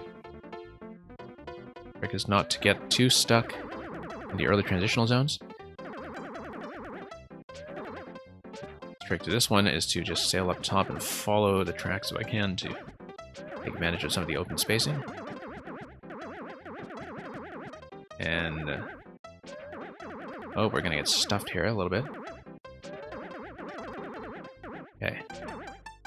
That's okay, we've got an opening. Let's take advantage of that. It's gonna be within 40 seconds, but I do need to get out. Still, going pretty decently well compared to last time. And the more segments we can get done efficiently, the better off I will be. Okay, I do want to recover to center, I think. If I can't recover to center, then we'll go straight into the next segment here.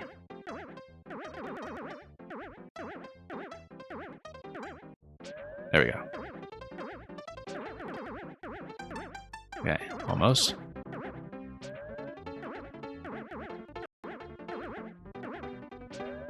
And let's find the next timing window here. There we go.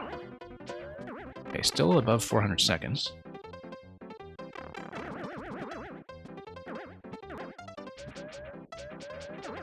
I'm streaming to you from the future, and that's why I'm able to promote finishing the whole queue. I mean, or promise finishing the whole queue. I mean, that's not exactly a promise. I just tend to luck into that. That's... I mean, if I were able to stream to you from the future, I think I would probably find slightly more interesting uses of that specific power. But we'll see how this goes. Coming to you live from the past. I mean, that's easy enough to record, just as something for future reference. Oh.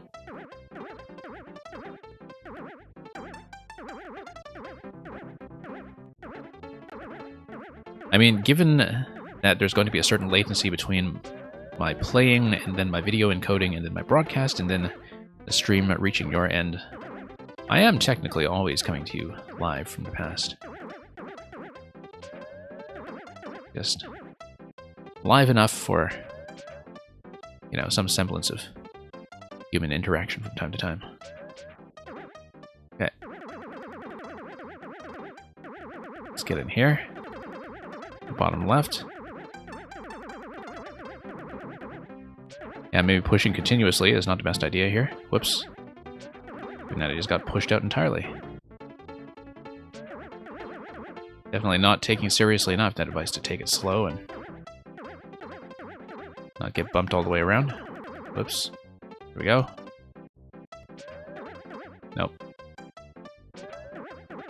Nope. At least I'm not hit. I got hit.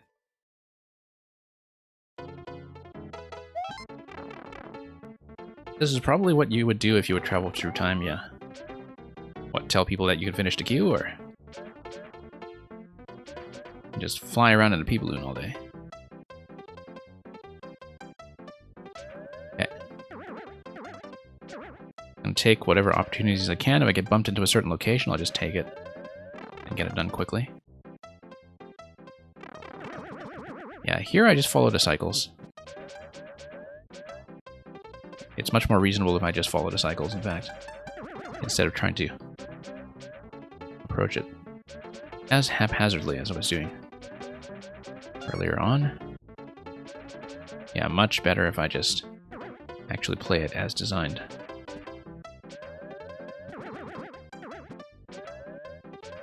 Okay. Nope, got bumped. Nope, got bumped again. Alright, let's reposition.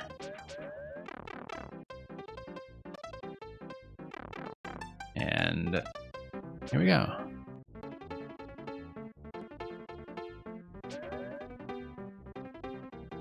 Okay, we only have the left side done so far. I should do them in some kind of order so I can keep track of what I have and haven't done on any given run. Otherwise I will very likely just confuse myself. Okay. Let that go. And...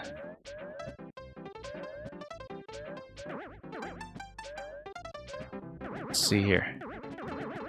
Push my way through the top, that's good enough. Yeah, add a little less than 400 seconds, so I'm actually behind my previous pace. But we can hopefully catch up with some better segments. Nope.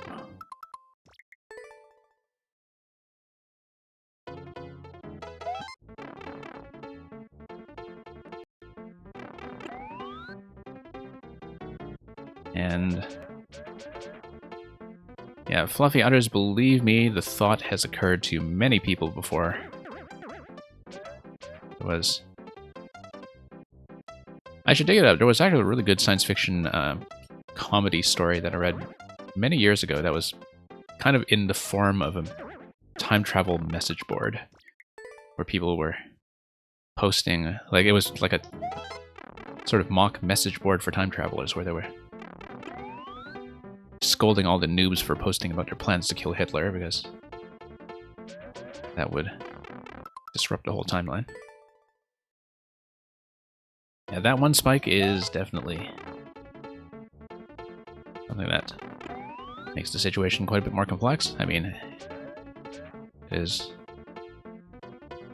something that does kind of kill the run. It would still be a difficult enough run, I think, without it, but it does introduce that single element of risk that by itself kills the clear rate of the level. Okay. Nope.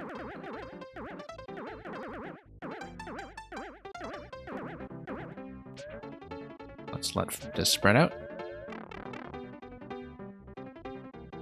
And here we go.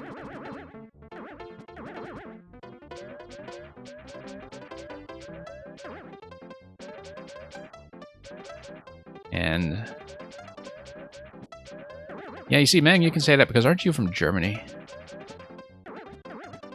And you know, if the next Hitler is just kind of confined to drawing Mario Maker comment cards or something, the way that the original one had a failed career as a postcard illustrator. Well, I mean,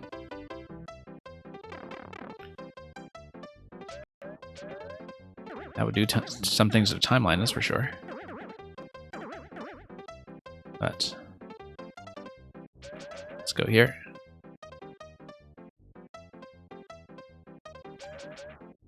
Okay. We only have the one coin so far at 400 seconds. I feel like this is a bad run, but not an unsalvageable one if we recover some efficiencies further down. Okay, I do need to dodge each of these and fly to the next location of safety. And there we go. There we go. Almost.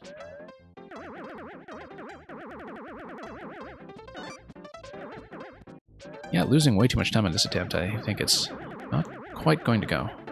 We actually never saw the top right, I don't think. To date, I've not done the top right segment. But we can save some time on some of the ones I haven't done so far by finding good routes. That should be okay. Not going to happen if I play like that, of course, but yeah, we can take the top. That will be my exit.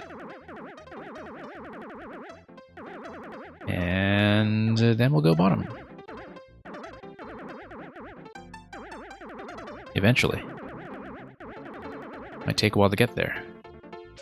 This is actually not one of my better runs already when it comes to time. But let's just let this spread out. There we go.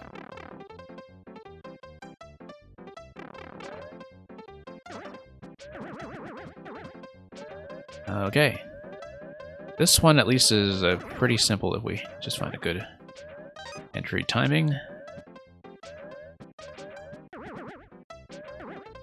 Actually not too bad at all, in fact. Say that, of course, as I get a bit jammed on my way back out. That will allow me to catch up a little bit, at least. Relative to the other segments, and of course, as soon as you come out, these guys are going to dunk you right away. At the gate. Then next we'll take a look at the bottom right. This may take a while, but...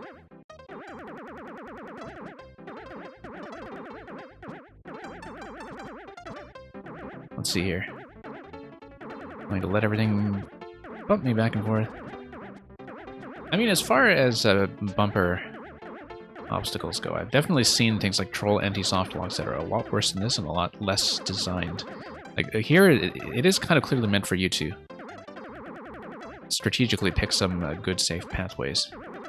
It's just that if you get bumped at all, then it throws your whole pattern off. And you spend most of your time just trying to recover. And so, that's where a lot of the difficulty is coming from.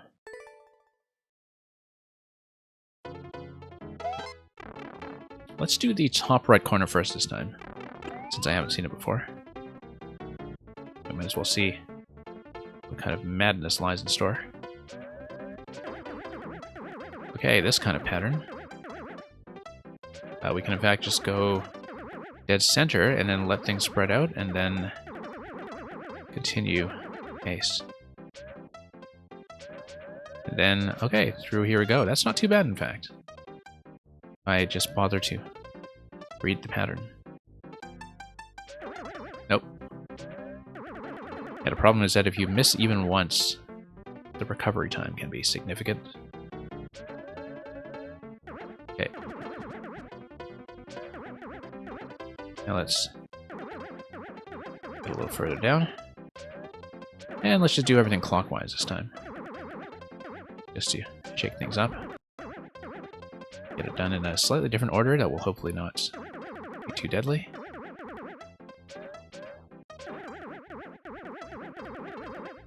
Okay, getting a little bit trapped out here despite the initial time savings of getting into that segment in the first place.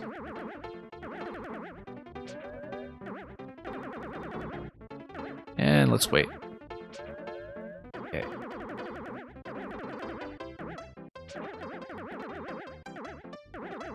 Yeah, I don't necessarily know if I'll get the clear. I do feel like I have very clear patterns that I should be trying to aim for that are readable. It's more that if your execution gets thrown off at all, it's, as I said, very difficult to recover. That's where most of the difficulty is coming from, is a lot of it is just self-inflicted. Where if you start getting a little bit impatient about trying to get out of trouble, it actually just gets you into more trouble. Whoops. Yeah, trying to find a good timing there, unfortunately. Getting bumped. Before I can accelerate into the very clear timing that I'm supposed to take in order to get through that gap.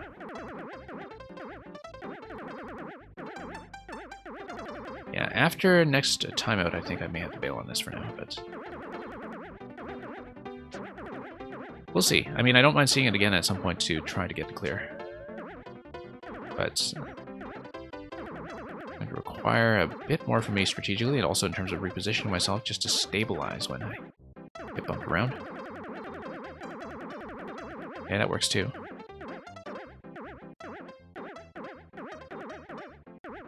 Yeah, because it looks like I will not be anywhere close to clear this time, given that I only have one down after 200 seconds.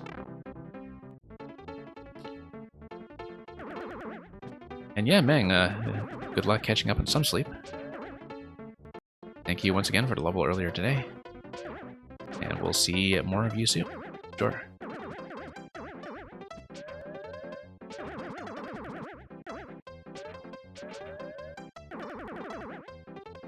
Yeah, we can just take the top position.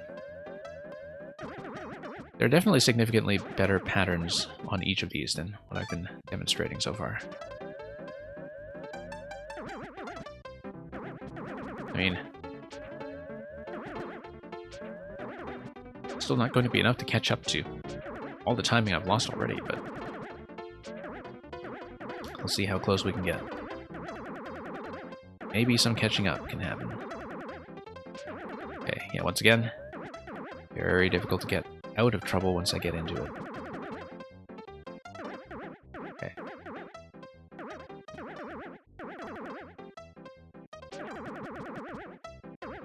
And bump, bump, bump. Nope.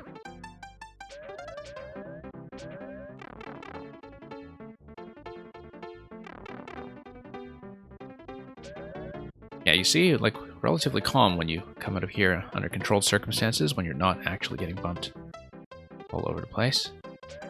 And then once you do get bumped, then suddenly it is utter chaos. So if you play perfectly, it works very well. If you play even slightly imperfectly, you're in big, big trouble.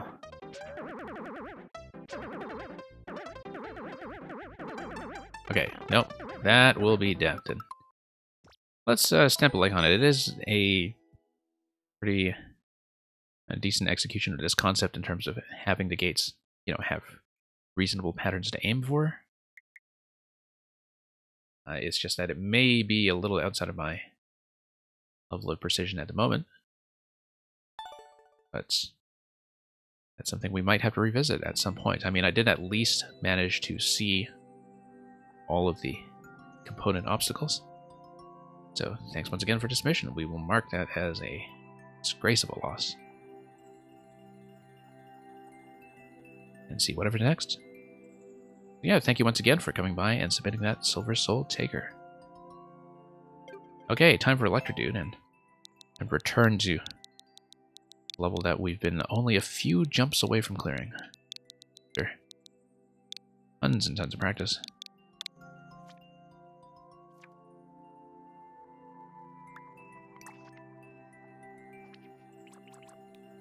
Let me also just take a look at the general state of the queue after you, just so I know what I'm working with in terms of time.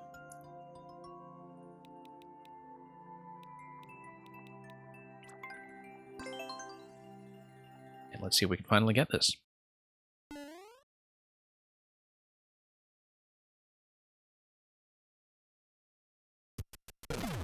Okay, haven't looked at this since we had a decent run last week, so I assume that a certain number of attempts early on will be a warm-up that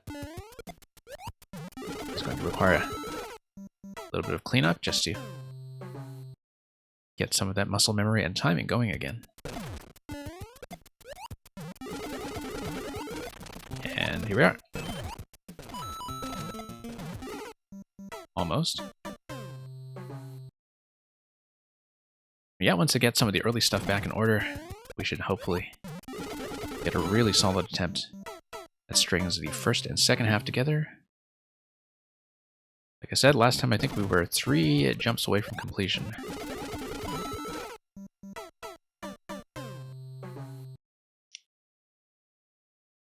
Don't exactly know if I'll get it today, simply because of, you know, how much time it might take for me to just get warmed up again. But we'll see. Oh, actually doing that for once. That's rather important. Okay, missing that location, which is not an error that happens too often. It's usually that red shell on the long throw that I'm much more worried about him. I was kind of surprised I managed to get that on the first try.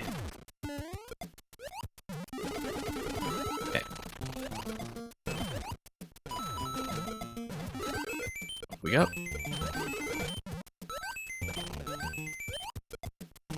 Okay, accurate once again.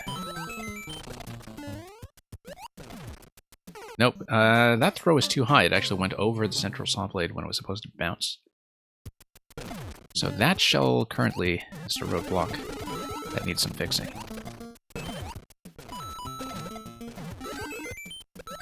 And up we go.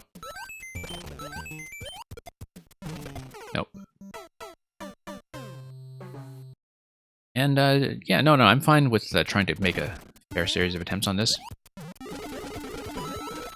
I mean, as you know, this has been kind of a long-term project for me anyway, and you know that even if I do bail on it for purposes of time, that I'll be back with it soon enough. Because we're so close. Already making a decent stab at getting out of the first half. Despite not having looked at this in some time. So. Maybe we'll get some kind of decent run. Of course, there's quite a lot in the second half that may potentially be a problem. Even once I do get there, but...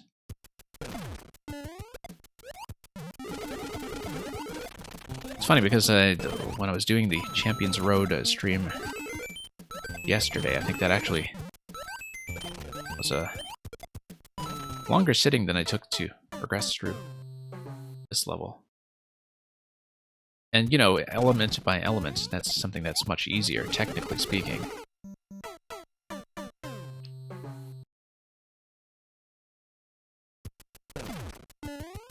But we'll see what we can do with this one.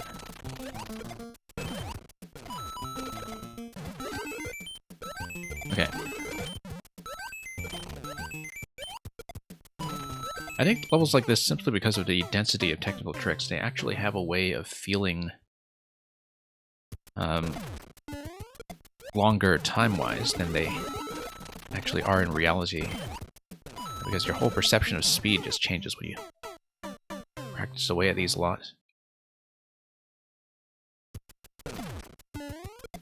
So, very easy to lose track of how short a level it actually is when it comes to the time consumed.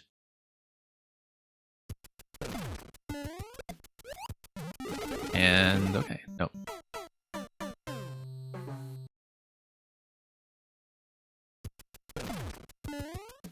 Okay, now that's just a bit of an input issue on my end.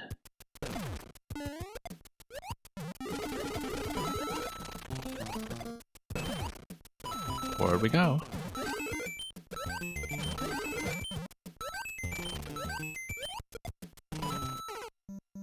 And yeah, I had that jump cleanup earlier, I just need to revisit that. And yeah, like you said, it's only 40 seconds. I did notice that from the current record time, which is 36-ish or something. I wouldn't expect to hit that since I do take the extra pocket of time to adjust the camera when I get into the second section. Okay, SDGML, I guess if you're unable to stay for yours, we will catch you another time. So, thank you for dropping by for so long regardless. Glad to have you here, and we will hopefully catch up on your level soon enough. But yeah, it looks like after this one we will finish with... Oh no, Taldir is still here. That was the Team Jam submission, but Fluffy Udders will be last.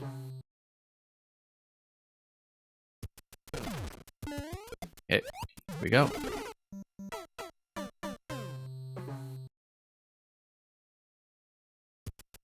Okay, let's get some of the junk attempts at the early section out of the way. We can get back to playing this level for real. Like we were showing off. Surprisingly early. Yeah, no. It's just that I sort of adjusted my thumb position on my controller a bit, and now I need to rethink how I was inputting all of the shell jumps that I was executing very cleanly earlier. Nope, not quite.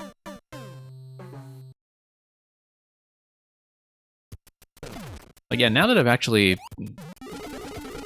seen the entirety of the first section quite a few times, it definitely feels shorter than it used to.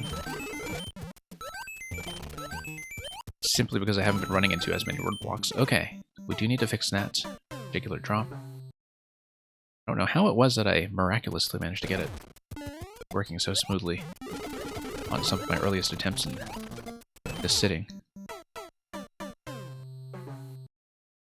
Because usually that is by far the hardest thing in this entire section. Okay.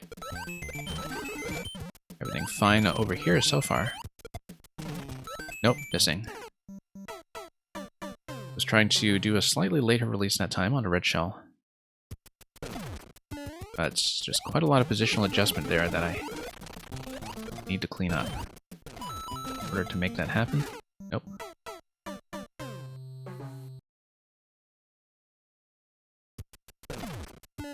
So yeah. Not significant progress yet, but we'll see how close we get.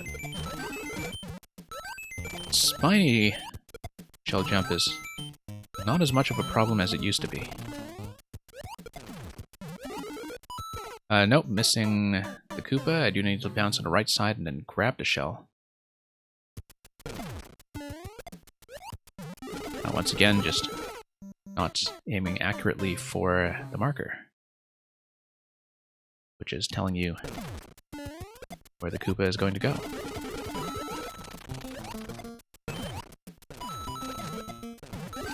Okay, here we go.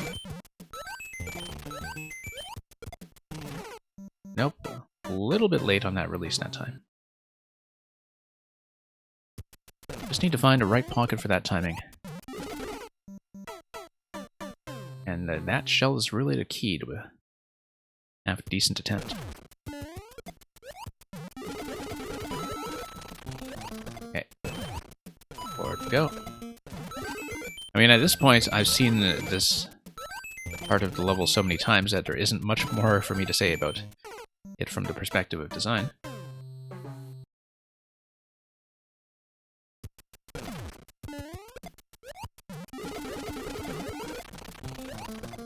And yeah, I mean, I guess Electrodude, just in the course of building this level and testing it, and also ultimately clear checking it, you would have had to develop quite a lot of shell jump technique to get there.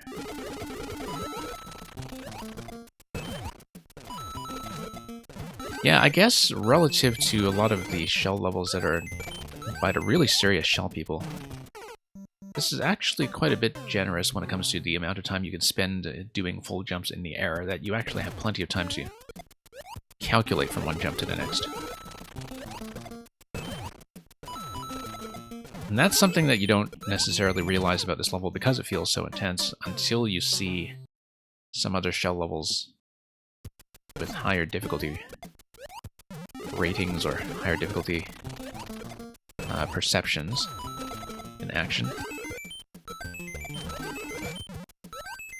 The airtime here is pretty generous. Kind of your transition between being bad to actually being good at shell jumps. Yeah, I mean, I think some of that has paid off. If you think about the ice shell jump level that we received earlier today, it's sort of unimaginable to me that this time last year I would have been able to clear that in a reasonable amount of time. And yet we did it fairly quickly, in fact. No. Nope, just totally missed. Aiming a little too far left in that pickup. Okay. No.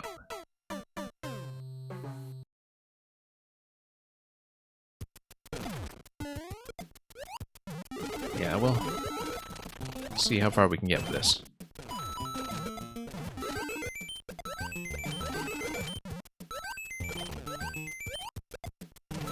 And yeah, definitely the gain in consistency in the early sections is really beginning to pay off. As with any kind of consistency-based technical level, the better you do in the early sections, the more practice you get in for the later sections, and you really do need that practice in order to make it all click together, especially now that in Maker 2 we have no editor access. And that in this level it wouldn't help anyway, because so many of the setups are dependent on initial conditions when it comes to the spike ball rolling into the right place. It's not like you could just start at any given jump and run it over and over when you do need a precise series of triggers. to get everything to come together.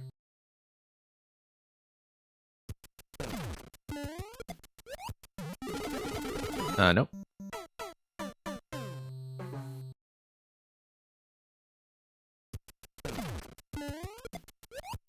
That's... I mean, it's not just that I'm learning how to do shell jumps from time to time, that I'm actually beginning to enjoy them, which I didn't expect when I started to stream Mario Maker, because I thought, you know, in general, it's like, okay, I guess I should learn the basics just so I can get through some things that people send me, but it didn't really seem terribly enjoyable, and now I'm definitely beginning to see the appeal as a player.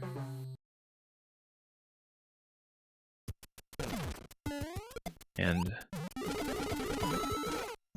oddly enough, that's kind of true of troll levels as well. Although the interesting thing is that since I resumed streaming a couple of weeks ago, I've had very few troll submissions on this stream. I don't know if it's just the demographic shifting or people, you know, being on at different times or whatever, but there has been a definite shift in the kind of levels that I tend to get here.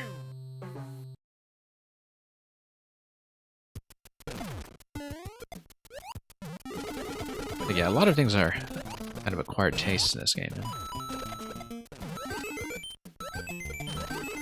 Like, I'm beginning to see why people would really like to specialize in shell levels as players from time to time. In a way that was just not apparent to me when I was starting out. I mean, I play, in general, a far greater diversity of levels than I would if I were not a streamer. There are a lot of things that I've been introduced to that I wouldn't even have thought of trying prior to that. Okay. Alright. No, for some reason I just stalled on that jump.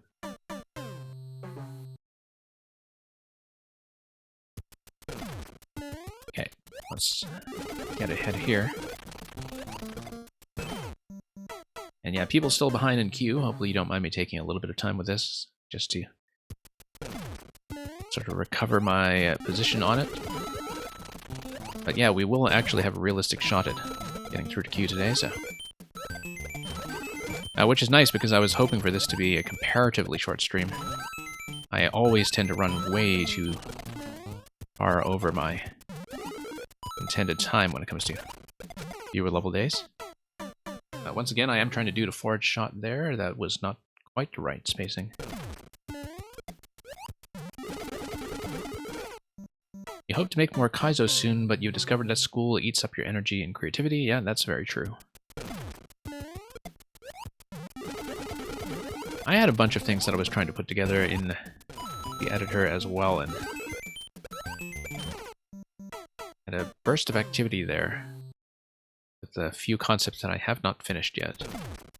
But that's also kind of stalled. I've been sort of pulled off of that past week or two. There's a lot going on.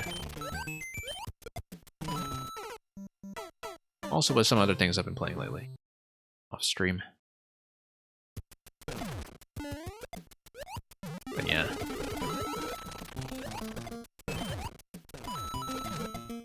Like when you set as much time aside for kind of continuously operating games like Mario Maker,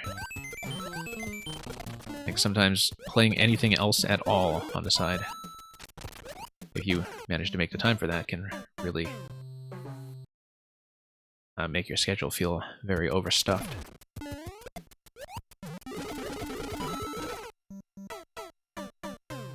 I think that's what's going on often, is that I do obviously play Mario Maker on a very continuous and consistent basis, but the amount of time I spend in the editor is what gets eaten up by either playing other games or doing things outside of video games completely.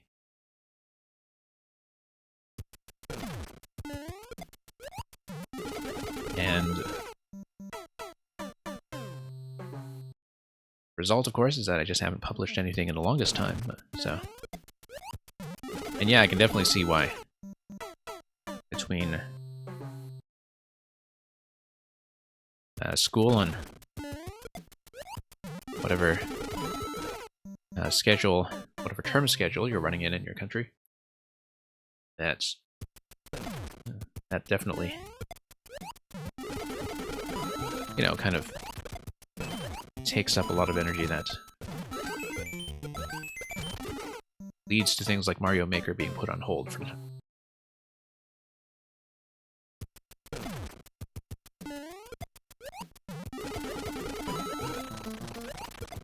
Yeah, it's been kind of nice, though, to see that a fair number of people are still active in this game. Even if you're not that active as makers, you still see a lot of people doing playtesting, or streaming, or just, you know, I don't really feel like there has been that huge drop-off in activity, even though, objectively, a lot of the bigger players have been kind of taking a break or burning out. I feel like the experience for people who do stay committed to this game has remained very consistent.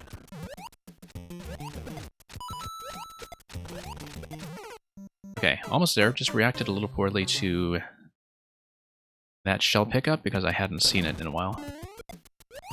I was trying to remember how soon it was that I have to do the very active jump off the trampoline.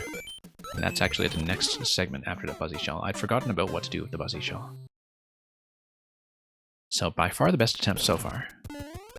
Really nice that I could get that shell jump off the muncher block for once, which is often the issue. And yeah, I totally agree that Turf War can be something that works well as a bit of a background or cooldown game because it is totally brain dead sometimes.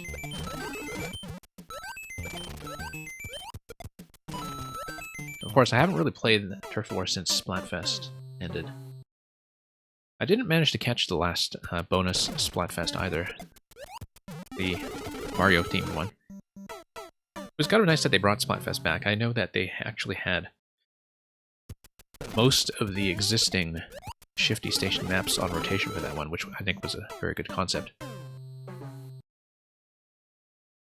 Or at least that's what I heard.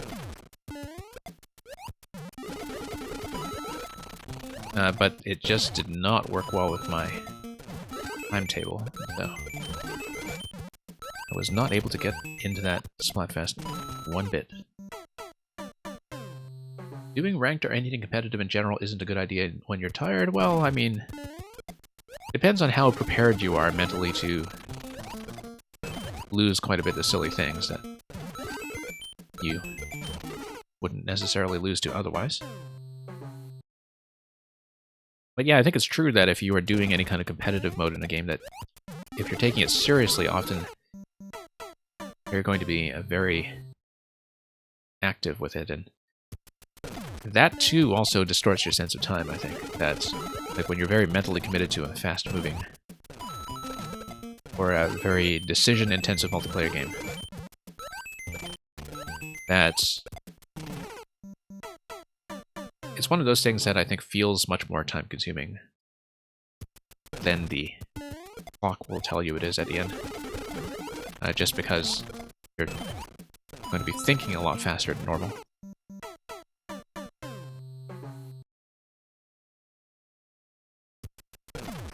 Yeah, also depends on your patience for frustration, I guess. That reminds me, I still have to do the last Ninja level.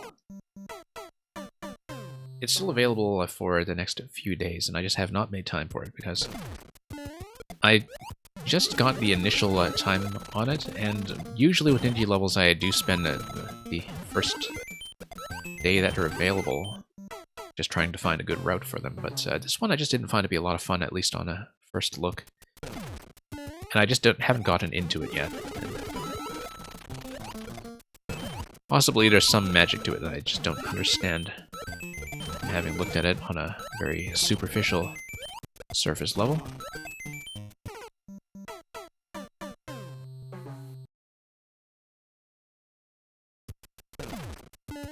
But yeah.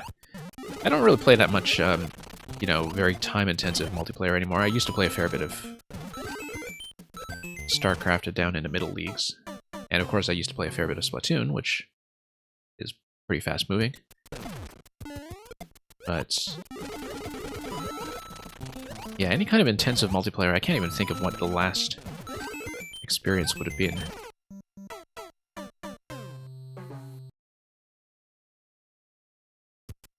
I mean, I suppose Scrabble can be that intensive when people offer a game with Blitz time controls, but I don't play Blitz very often because it's very good for spectators, and some people love it as players, but it does not play to my strengths at all. Like with turn-based strategy, I do prefer longer, more deliberate games in general. But in terms of, you know, trying to make a good spectator product, that's something they talk a lot about in games like chess as well, that you don't want too much dead time for an audience, even if it is for a game that's reasonably analytical, and that things like Blitz formats that, first of all, are very intense, and secondly, also lead to a lot of imperfection even from best players, and kind of give you the tension of letting you see great players make mistakes. Like, a lot of that comes together to make for a very good viewing experience.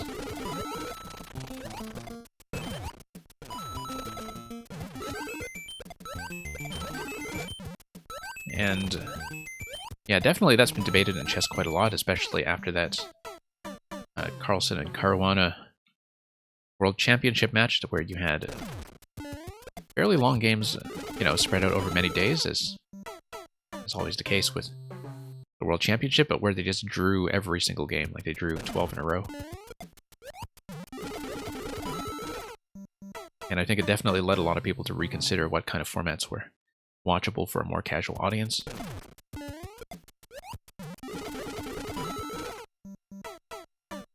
And so yeah, you do hear that kind of thing discussed in other turn-based games like Scrabble as well. It was kind of interesting to see Hearthstone, right from its inception, be such a massive streaming hit. I did play a lot of Hearthstone way back in its alpha stages, actually. I did receive an alpha invite years and years ago when it was being prepared for launch. But I dropped off the game once it got a little bit stacked with expansions.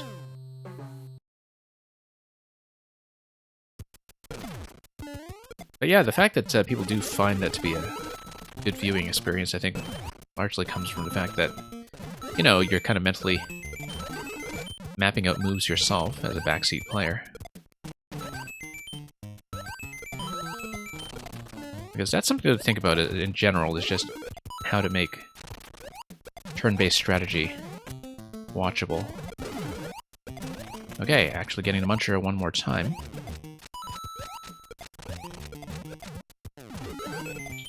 Get an active jump here. Okay, missed a shell. 2 jumps away. We grabbed a shell, we jump on a spiny, we do a shell jump, and then it's over. Best attempt yet, actually. Best attempt overall over the whole time we've been playing this. Yeah, no, I just kind of misread that from not having seen it in a while. I'm glad I have you here as the maker to certify that officially as a Nai. Although previously I had a lot of trouble with the last shell jump, so, you know, we shouldn't jump to any conclusions yet about how simple that's going to be.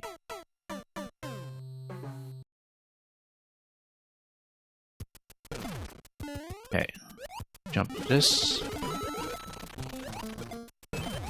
Hey, actually looking closer though. Okay. No. The last shell jump is the exact same as all the other normal ones. Yeah, I know, I just had some trouble with the falling arc going into that. Also because I think the distance on the markers for that is a little off what you normally give me, but... Oh, I just straight up missed that time.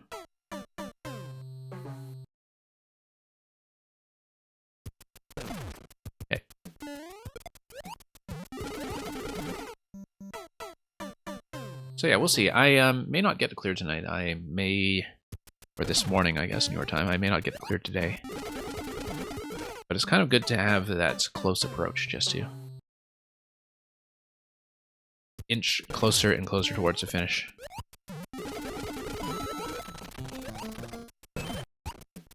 And we'll see, depending on whether anybody after you in a queue is still available and waiting. We'll get to those fairly soon, I hope. Okay, pull up. Okay, third in a row against that muncher. Good record against that guy tonight. Nope.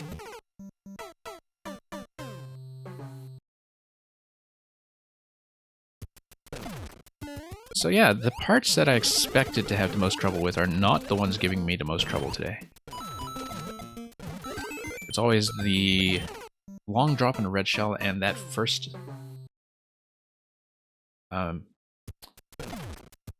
shell against the muncher platform in the second section that worry me. And here, not so much of a problem. So, getting closer.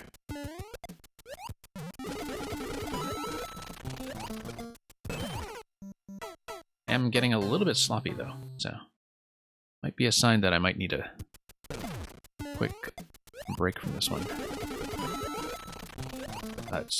We'll see. I feel like with a good dedicated session, this is absolutely within reach. It feels clearable in a way that did not present itself even, say, 2 weeks ago.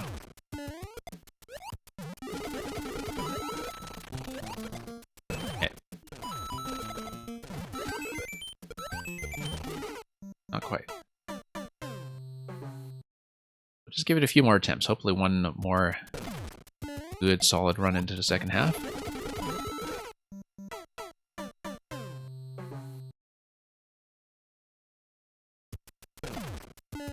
And we'll see. Nope.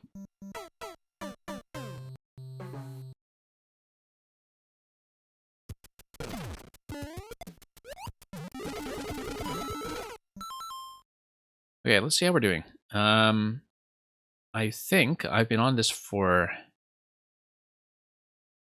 only about half an hour. We can push a little bit further on this.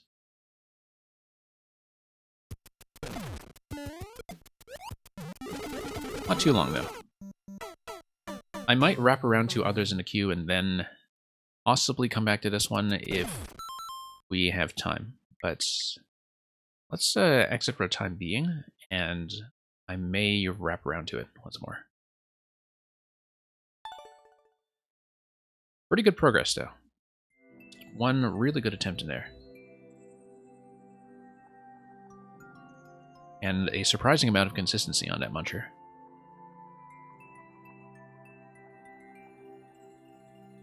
Taldir, who kind of resubmitted Team Jamp, I think is actually long gone. So let's make sure we get to Fluffy Udders, who has been waiting extremely patiently.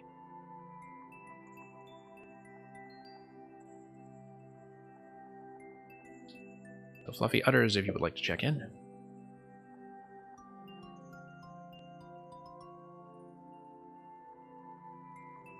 Yeah, I do see Fluffy Udders in the chat. You are indeed patience. So thank you so much for your patience. I do know that I stick with some things for quite a long time sometimes. Especially if we're making a decent amount of progress. So yeah, this will be the last one in the queue today. I may, depending on how this one goes, wrap back around to Electrodews, but let's take a look. Ah yes, just your maker code. Let's see what you have in store. Any particular recommendations? I think we might have had enough of bounces for today, but any other recommendations? It's a Bowser boss battle, interesting. 0.5-ish. It burns when you pee, okay. Oh, I see, another one for Zero.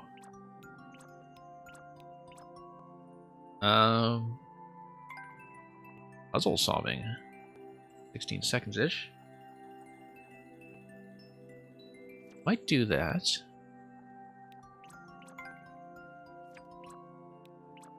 And interesting, Super Smash Maker. Let's do a puzzle, actually. Maybe a puzzle with a... Oh, that's a surprisingly low clear rate on this puzzle. Might be very heavy. But interestingly enough, a high ratio of likes to actual clears. It is one of your earliest things, though, so... Any level under than Dust in a Wind and Bully's Dungeon. Okay. Let's see what Smash Maker is all about. And yeah, we'll just pick this arbitrarily. Kind of curious about the puzzles as well, but may look at them separately. Unless you'd like to see something newer. I know this is early stuff, but...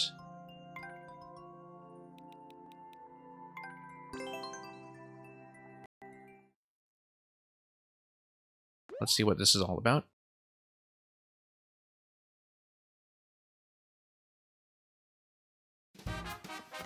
Round 1. And it's going to drop me... Oh, I see. Okay, so I just need to kill this by knocking him off the platform.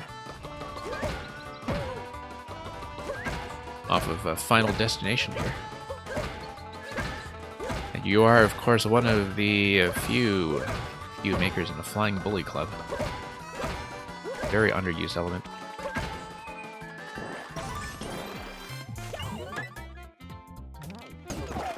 Bit janky, but a concept level, yeah. I know this was from something early on, but kind of interesting to see that already. Okay, it looks like this is... Well, not quite Final Destination, but not quite Battlefield either. Pom-Pom is just going to... Oh, I see, okay. So... I have a bit of a sliding maneuver over here. Of course, if Pom-Pom spawns on the top segment... Interesting that Pom-Pom, when she goes off the conveyor belt, she kind of refuses to actually take a death there. And thank you for the follow. Nope. So, good recovery from Pom-Pom. Cryomaniac77, you are in fact followed number 500. I really should have come up with some kind of event reward for that. I actually didn't realize it was coming so soon. But thank you for getting me to the 500 mark. But, of course, people tend to, you know, drop in and refollow or drop out or, you know, lower and raise the number from time to time, so... For all I know, multiple people may have the distinction of being number 500, but you are the first to do so.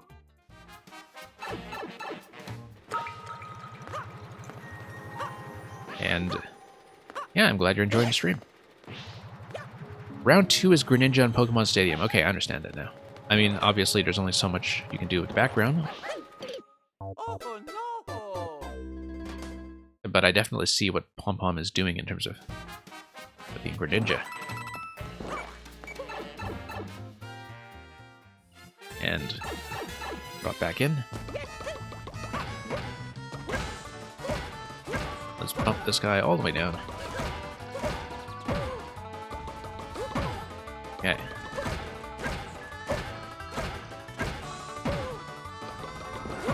And yeah, I think this is probably the correct approach. Interestingly enough, he's going to try to float his way up. I did spend a lot of time sort of working out the Flying Bully behaviors because I did use them as a central element of one of my own creations. And they're still a massively underused element. I mean, I did see that one level by Lecter not long ago that used Flying Bullies as a part of a sort of key puzzle, but as an actual enemy, they're not that common. Nope, missing.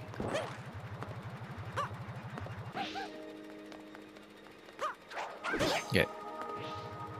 We'll just bump her 3 times.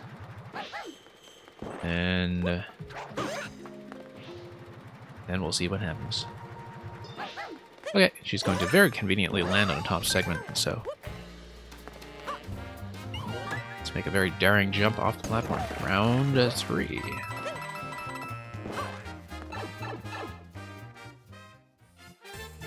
Okay, down we go. Okay. Oh, is this Icicle Mountain? Yeah, because you have 2 hammer throwers as ice climbers on Icicle Mountain, I think. Okay. Looks like we hit the correct one, so...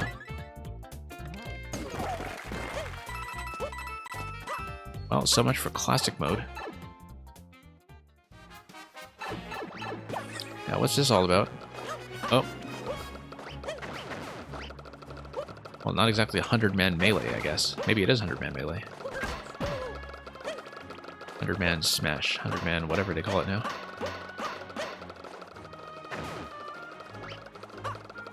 Oh, I see. Okay, so you do need to time it such that you bump off one of these 5 that's holding the key without being saved by the springs.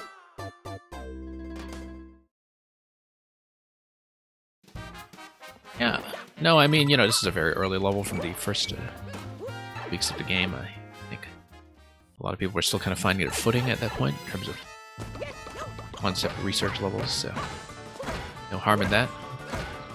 I would assume that these days when you send it around to people, they probably complain a lot about checkpoints, but yeah, we probably manage. I think having some kind of hit buffer from something like a mushroom would have been nice. Because it is a bit of a high-risk experience, but... damage-wise, though, I'm mostly just worried about the Ice Climber hammer segment. I guess because hammers do their thing. Nope. Way out of position. Let's wait for her once again.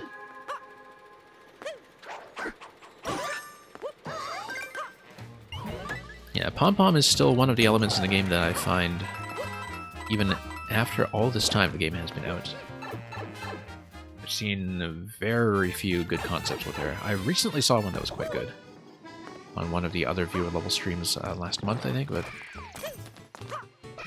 very difficult to design around, I think. Okay, barely dodging the hammers. Favorite thing about this level is the optional bonus round, okay.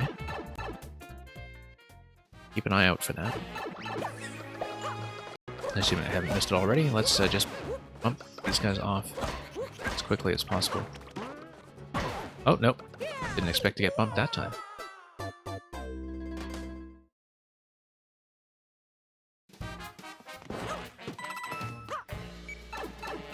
Yeah, all about the offstage knockdown kill, I guess. Very much in keeping with how Smash actually works. Round 5 is the jankiest thing about this level. Yeah, well, I can kind of see that. It's very easy to get trapped in a position that is difficult to get out of. But of course, it doesn't help that a lot of people would just play around the bully behavior very chaotically and reactively, rather than finding ways to exploit their patterns and their position. Anyway, Pom-Pom, as long as we're careful, is not too much of an issue. That is obviously an illusion. Okay, let's get out of here.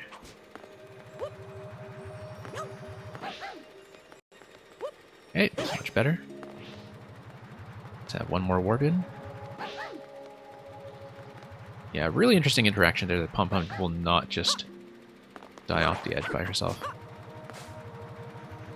That's something I didn't really know about her behavior. Whoa, it was spawning right on top of me that time.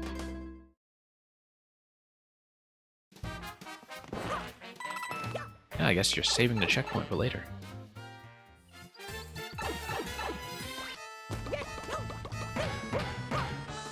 Okay.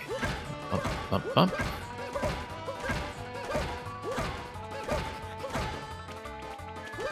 And drop that guy. Fairly straightforward.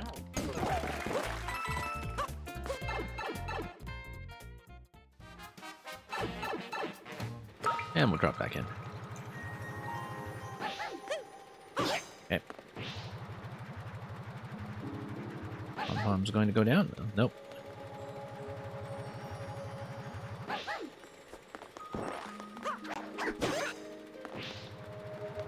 And okay, let's see what we could do here.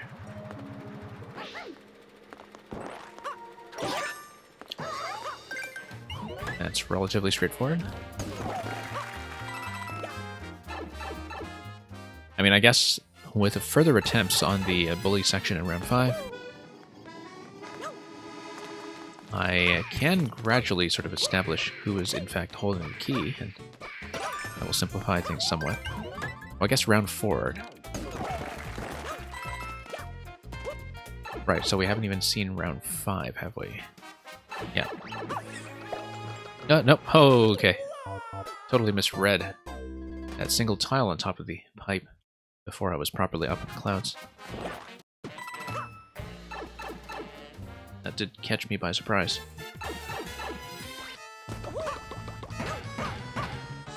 Okay, bump this guy. Yeah, that was a big oof. For sure.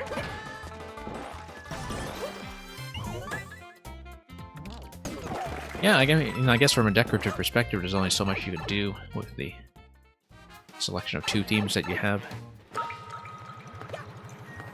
to kind of create the look and feel of some of the stages you mean to be emulating, but the fact that Icicle Mountain was something that was readily identifiable was kind of nice.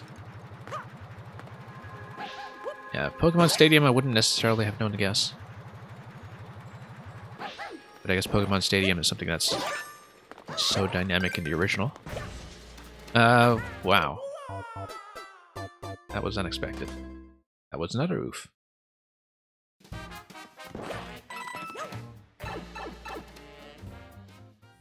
And here we are. But then, is the bully on Final Destination here supposed to be anybody specific? Maybe King K. Rool or somebody.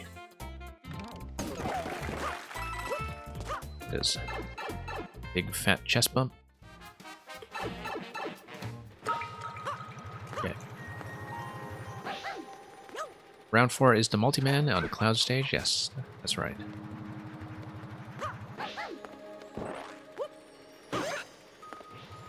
Ah, the Wing Bully is Meta Knight. Of course it is, yeah. I guess given that it was the large bully, I wasn't necessarily thinking of Meta Knight as being the one, but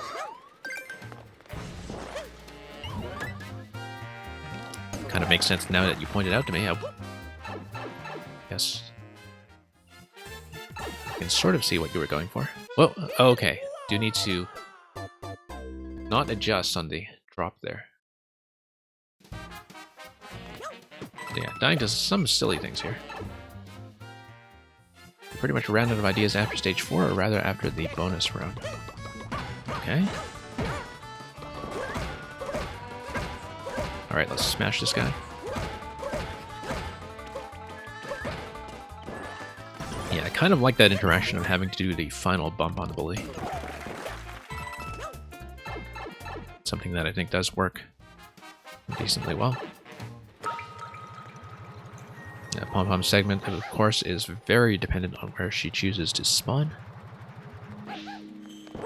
Nope. Whoa, that was kind of a close shave. And we'll just let her do her thing. Nope. Not quite able to catch her here.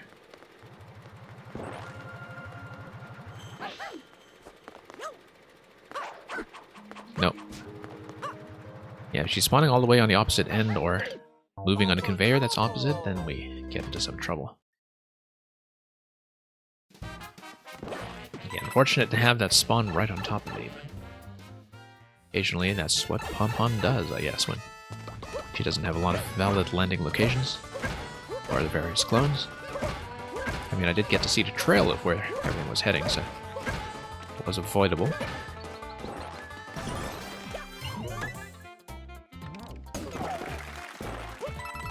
Yeah, early concept level, that's totally understandable.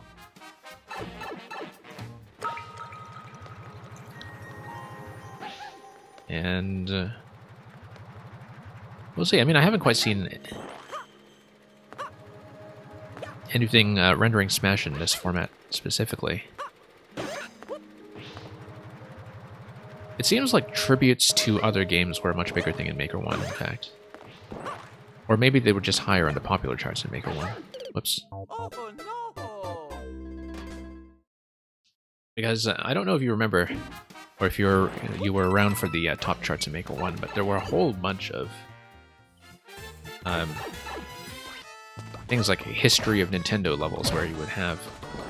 Of course, using the amiibo costumes was much easier to do this, but you would have like levels that would say the year of a certain game's release. Like it would say 1986, and it would have a Metroid-flavored segment with Samus as the amiibo costume, and then have 1981, and in a 1981 room you would have some kind of Donkey Kong vine climbing or barrel concept. I think without the amiibo costumes, that's probably one of the main reasons we've seen that drop off. That using Mario Maker as a tribute to other games was kind of gutted by the loss of that feature set.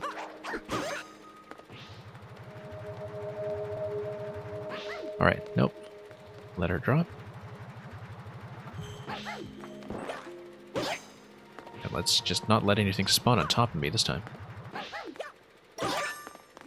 And let's not miss the block, that's kind of important.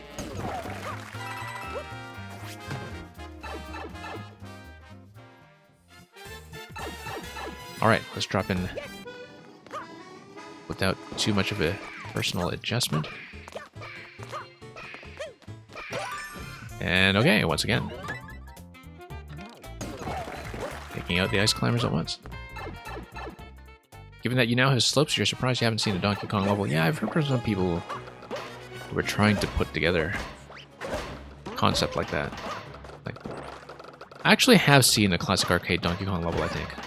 Unless I'm thinking of a classic arcade, the Arcade Mario Brothers, which I'm pretty sure I've seen somebody put together a level concept for that as well, but back near the launch of the game, I think. Okay. Now, are we sure this isn't Cruel Smash? Given the difficulty of knocking down even one of these guys. Okay.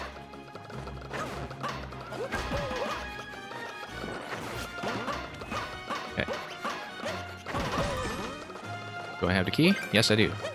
So it's the guy who comes down from up top, I believe. That's going to be the one who's relevant here. Here's bonus round, which is apparently the one that you were fond of.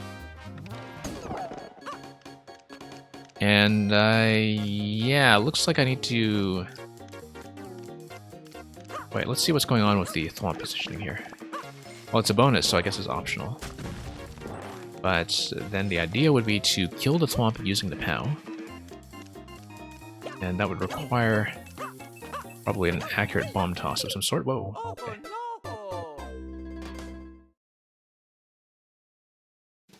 Okay, that was a bad idea on my part, especially given the length of the reset. All the way to the top. That's okay, you're technically last in queue today, so I don't mind spending a bit more time on the reset.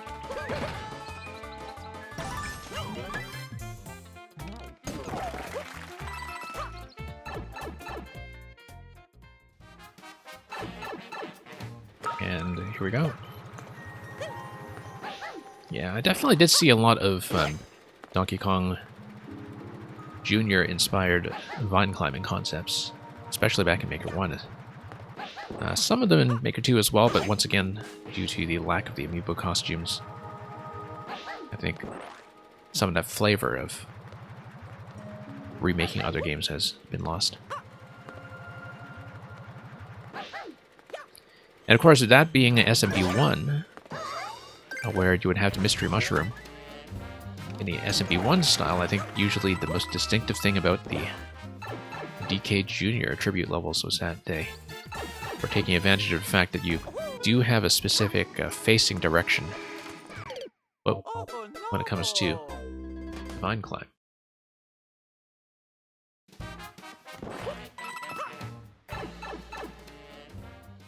I get 3 bombs to hit the POW, and I need an accurate throw and accurate timing. Yeah, I can see that, because you would need to get it to detonate when it's within the 2-tile range of the hard block. I do see it.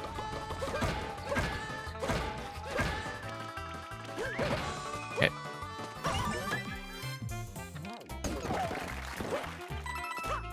So let's cut our way back and see what else we can do.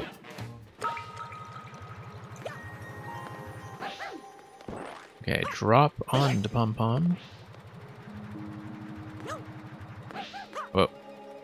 Drop on the pom-pom once more.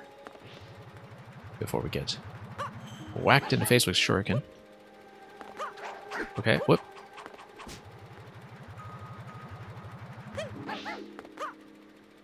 And there we go. Very fancy key entry there as well.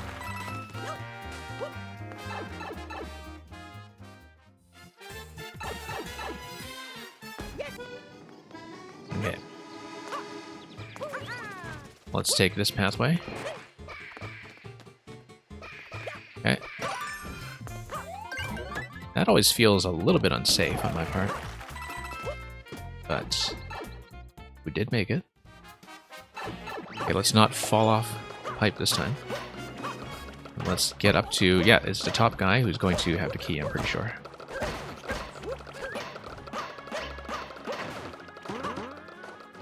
Oh, maybe I'm wrong.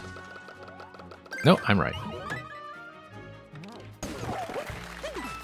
Okay, bonus round. Let's navigate the text box. Let's start with the right side bomb just to keep things simple. Nope.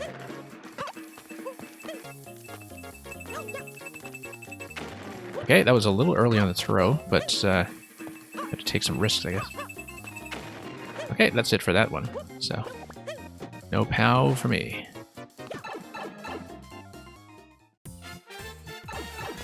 Round 5, here we go. Round 5 was apparently the janky one. Oh, because of the hammer, I see, yeah. Feel like I do need to get a secondary deflection. Or perhaps use the bully's flight ability to my advantage. Whoa, no, no, no, no, no. Bad idea.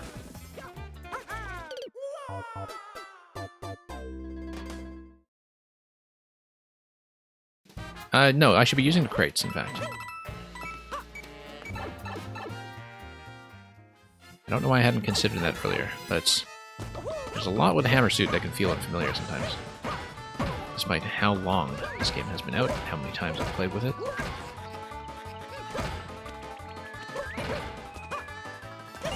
Okay, it shouldn't be too painful to get through the early stuff, at least. Especially now that I know how to shortcut to the multi-man bully section.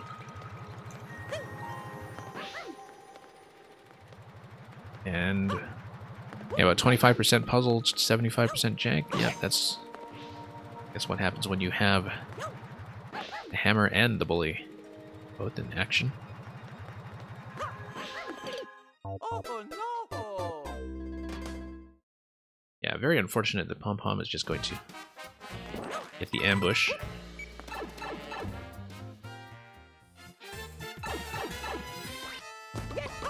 But we'll see how I do. I punch my way through.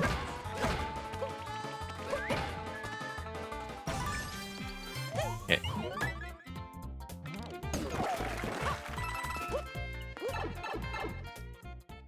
Round round 2.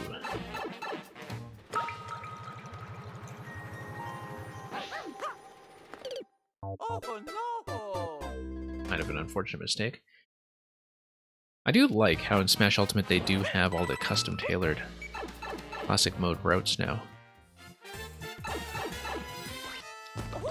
I haven't caught up with the most recent ones. I know that Sephiroth was supposed to be kind of a boss rush route, and I never actually got around to doing that.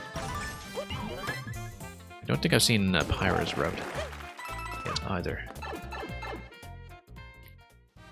But Smash is one of those things where, you know, I think after a few more character releases that finish off the pass, I'll just catch up on as much of the single-player content as I can in a single pass. And just do it all in one chunk while I get warmed up on Smash mechanics again after a long, long time off.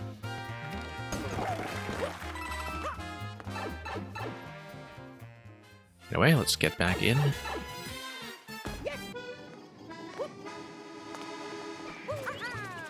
Get well out of the way of the Porky Puffer. Okay. Barely dodging that other hammer there. But a win is going to be a win.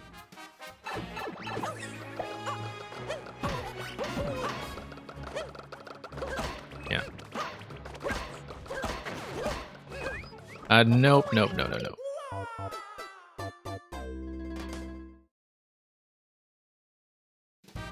Definite mistake. But yeah, I think the lack of a checkpoint is partly noticeable simply because even after you solve the early segments, it's very difficult to get a fast method on them. Some of the early segments like this one, I am already going as fast as I'm able to. I think, unless there's a clear method I'm missing. I generally don't mind things that have low checkpointing and long segments. I'm much more tolerant of that than a lot of players will be, but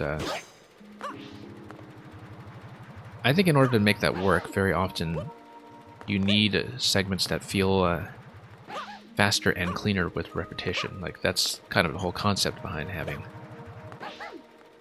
a great deal of time between checkpoints, is that it's possible to feel a really keen sense of improvement as you speed your way through the material you already know well. And I feel like for something like the pom-pom fight, I don't have enough control over that to make that the case. It's okay though, we just need to be reasonably accurate.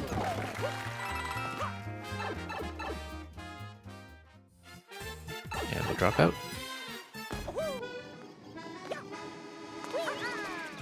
And sure, we'll bop both of these guys and get through relatively quickly.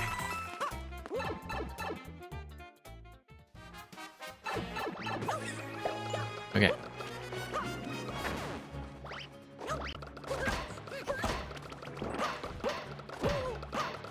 Yeah, sure, let's try to take him on the right side this time.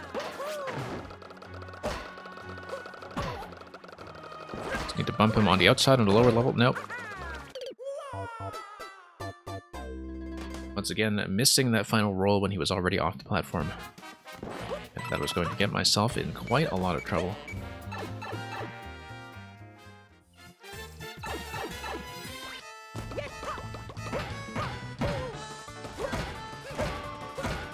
Okay.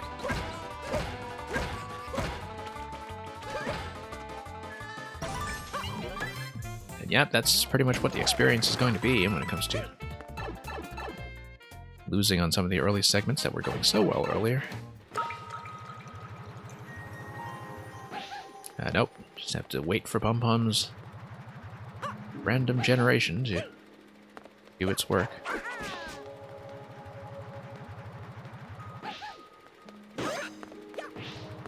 And occasionally she'll get into position. I mean, I guess maybe this does accurately replicate the experience of contending with a really campy Greninja. But Okay. Hopper a second time. Let's see if we can get a nice final bounce. Right as we get into the fourth block.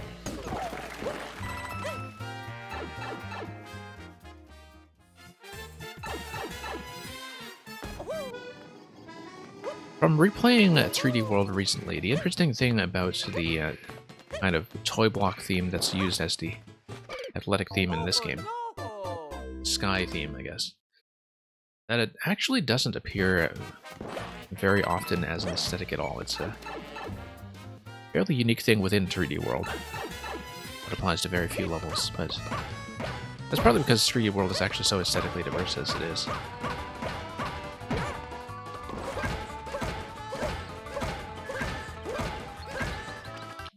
Anyway, thank you for the follow.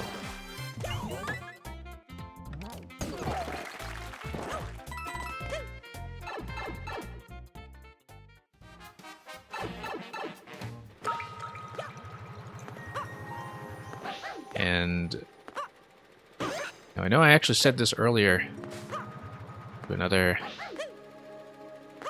newcomer to the stream, but this... Oh, okay, no, that was 501 follows. That's just my count is off. Yeah. But anyway, thank you to all the new people who came in today to push me over to 500 mark. Now, once again, I probably should have thought ahead to some kind of event stream I would do as a way to mark the milestone, but it happened very suddenly. And like many things involving the stream recently, it caught me unprepared. Okay, once again, top bully. Let's smash this guy. And not overshoot with the final roll. Okay, there we go. No. There we go. That should be fine. And we just wait for the key.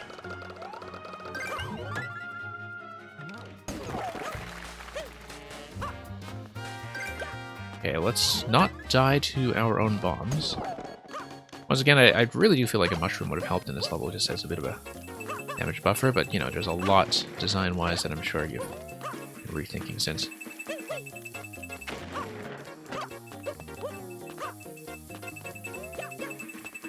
Okay, there we go. So you have finally seen somebody get through the swamp on stream. Let's see what awaits me up here. Well, first of all, it's a checkpoint. That's kind of important. I actually kind of like the notion of an optional checkpoint you can earn.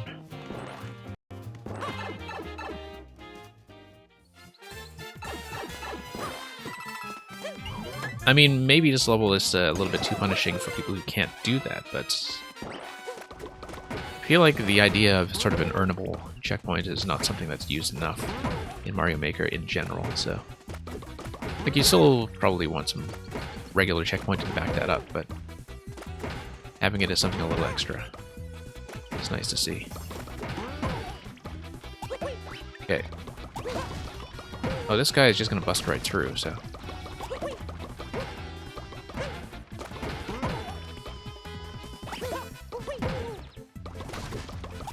Now, you said it's 25% puzzle and 75% jig. Well...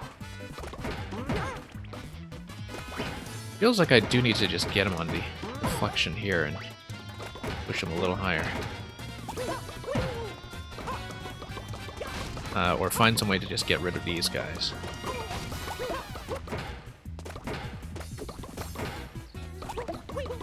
Oh.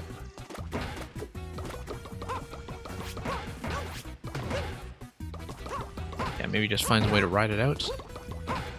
Or just stack boxes, perhaps, in a way that... Yeah, let's say I get between the bully and the left side. Then I start stacking boxes on the left side. And then I stand on top of the boxes in order to raise the bully's positioning. To just kind of get some raised height. It doesn't quite work that way. And I remember working out some of these behaviors in terms of getting the bully to match your height if you're on a higher platform. And I guess that's not exactly how it's going to work.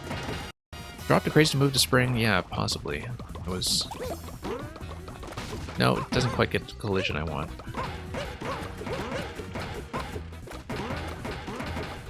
I just need to bat this guy in the face until something gives.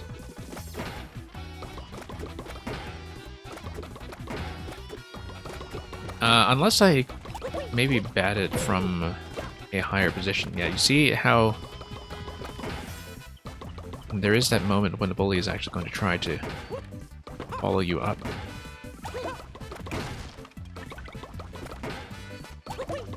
Okay. Like if I get it into a nice corner position and then get on top of a crate before it comes over.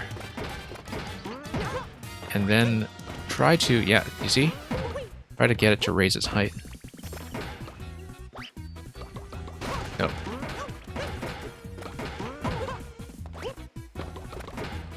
Yeah, this is going to be a bit of an obscure interaction for a lot of people, I think, but... honestly, even after all this time, very few players know how flying bullies work properly.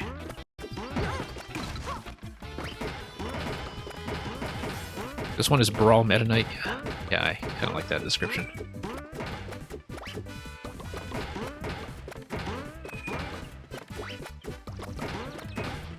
Okay. It's kind of too bad that Brawl Meta Knight developed this reputation for being totally broken and, you know, super S tier or whatever, because as somebody who did not follow the competitive meta, I just sort of enjoyed playing as Meta Knight in that game. For sort of intrinsic reasons of liking his movement.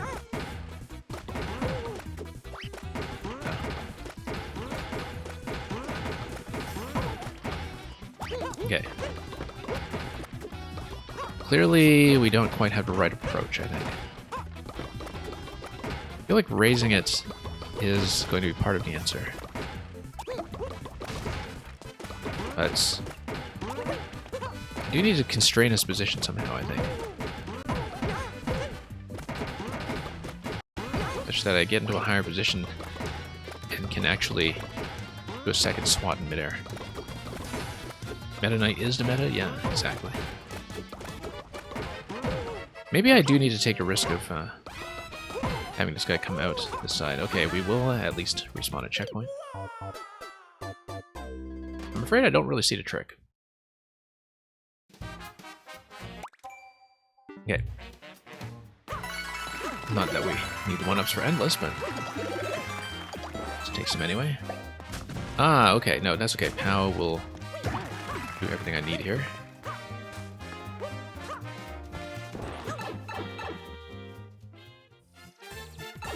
Okay, round 5. Not quite sure I see...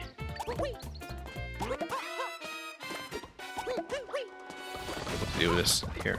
I feel like I need to get the bully on top of a 1-tile stack and then bump him off.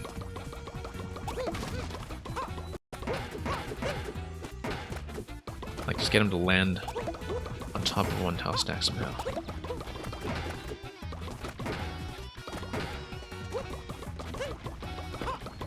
How can I get him raised a bit?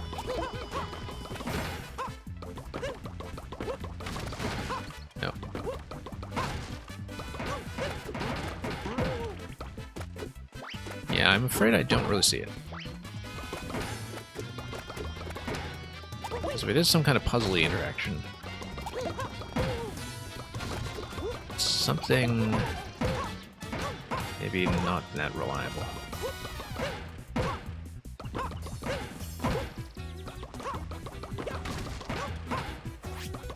Yeah, maybe there's some way I can reposition these using the hammer, but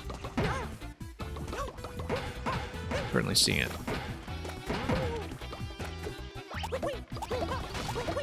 Yeah, of course he's just gonna bust through everything.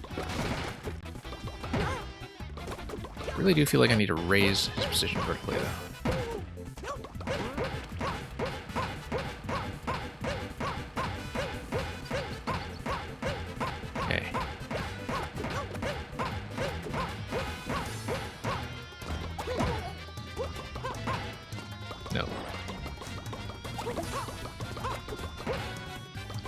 Do I want the hint or kind of answer? I might need to. I normally don't ask for any kind of puzzle hints, but I know that like maybe I'm supposed to get this behavior where I get him to rise up.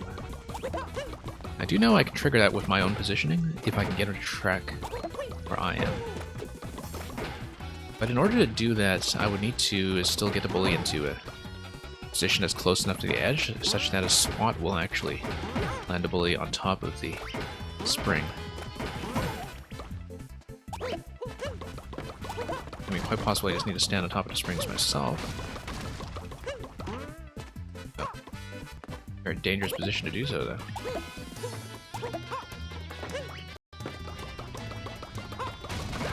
Yeah, it seems like there's something I need to do to get him out of his dashing pattern in order to get him into his height tracking pattern instead. I used to know this stuff, having tested it extensively.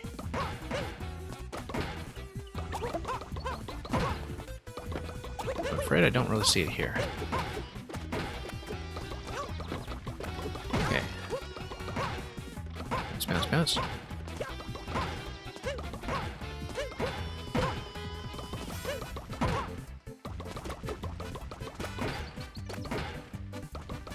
I mean, is it something that's very easy to execute reliably? Because you did say it's about 75% jagged, so...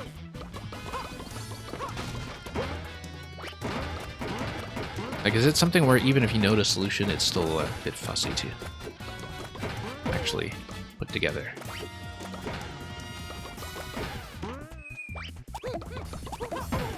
Okay.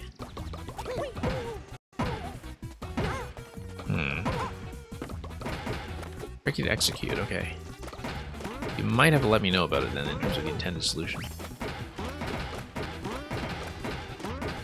Because I feel like I do need to raise the bully's height completely. Like by maybe getting a landing on top of blocks here, but...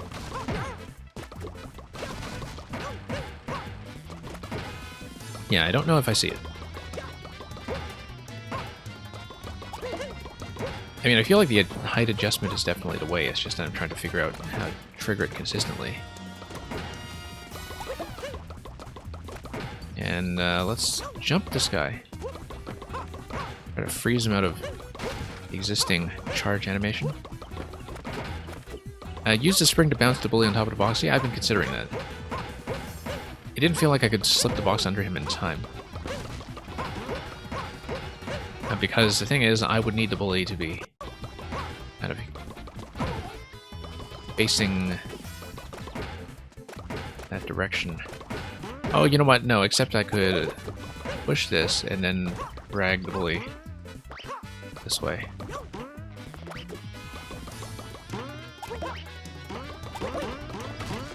Okay. This looks extremely dangerous. Yeah, it doesn't seem like I can get that landing down.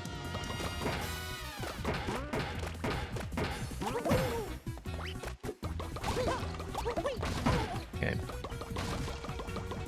So actually knowing the intended solution doesn't quite help here because that's sort of already in my solution space.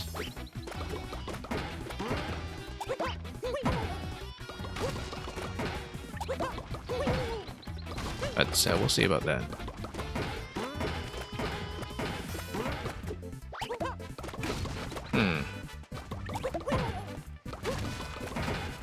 Yeah, I can't quite get it. Because I don't know when I'm supposed to slip it in now.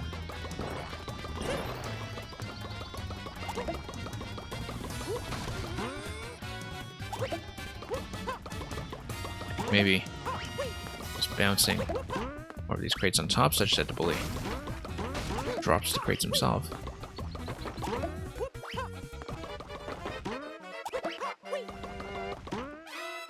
Almost getting there. Almost getting there.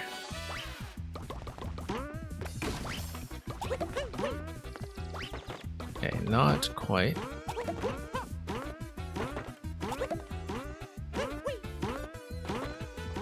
Nope. Go up? Nope.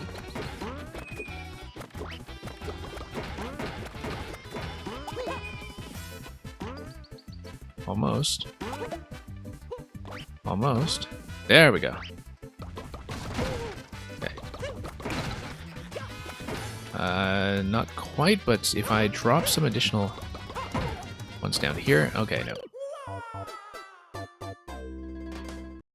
Try to stun the bully as close to the spring as possible without actually hitting the spring. Yeah, that's kind of not very intuitive, but we'll see. I mean, I think I get the general concept. Whether I can actually do it reliably, a different question.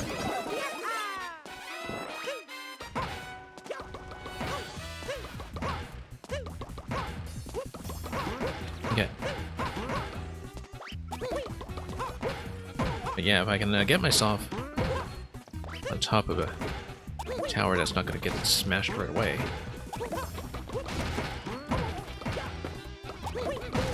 No.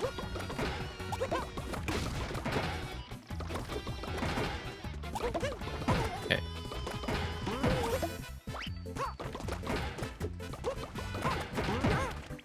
Okay.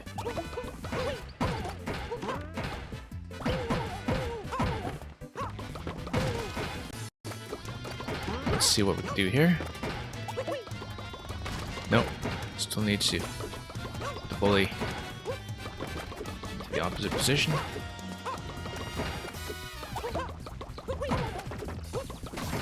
Yeah. I think it's a little bit too unreliable, but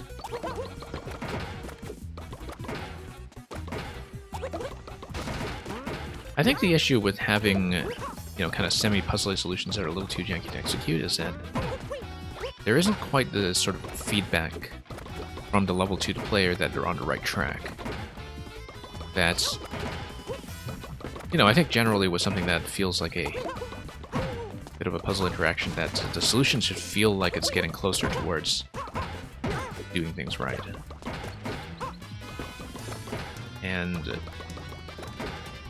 as you were saying, this is a very early concept, so you know, some things just don't quite work as well as you hoped. I'm glad at least we managed to get you to look at the bonus room on stream. Okay. There we go. Nope, trying to get in position here.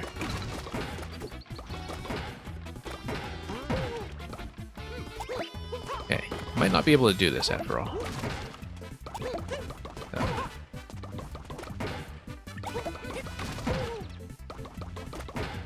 was really hoping I could get it, given that we have at least some of the concept in the bag, but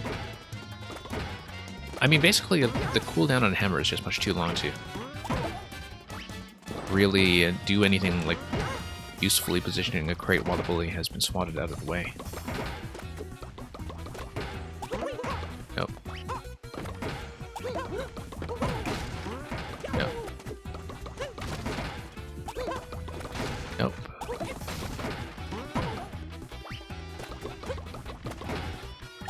Not quite there. Okay. Nope. I mean, it doesn't quite help that the bully also smashes us through all of these if you leave it alone for too long. Using a jump to stun rather than a hammer. Okay. I guess so. Because then at least I could carry a crate with me when I do the stun.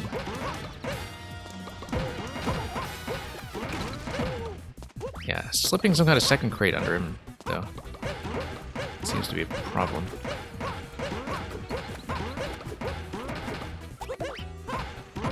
Okay. I just...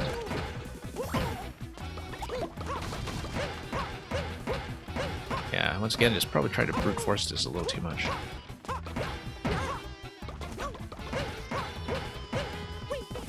Nope. Nope. Yeah, after this timeout, I'm probably going to bail on this one. because I really don't feel like I'm any closer to actually putting the interaction together, even though I have had multiple approaches to thinking about how to do this. It's somewhat worked out. Oops.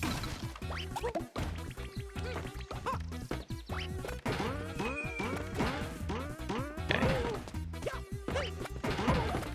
No. No. Not quite. I mean, if I can bounce it on top of the spring now, a good hit. Nope. No. A little too timing oriented, I think. Oh, we got it on top of something. That's important if I can actually drop some rates along the way. Okay, getting closer. Will we do it? Will we do it?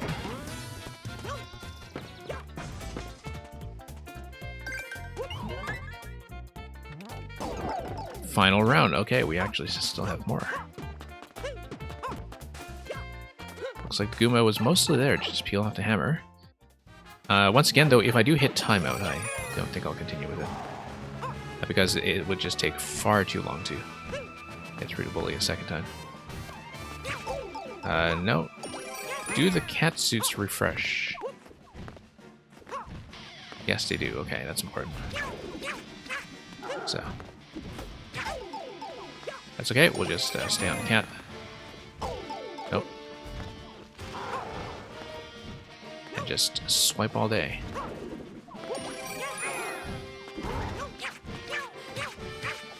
Okay. Alright, gonna be a big cat fight here. It's okay, as long as we have more cat suits, we should be fine. As long as I do it sometime within the next 120 seconds, so. And not get killed by Meowser fire along the way. Okay. I don't know if the springs are actually doing that much from here. I mean, I guess it's partly to control my positioning. But we stay reasonably centered. Just get more swats in.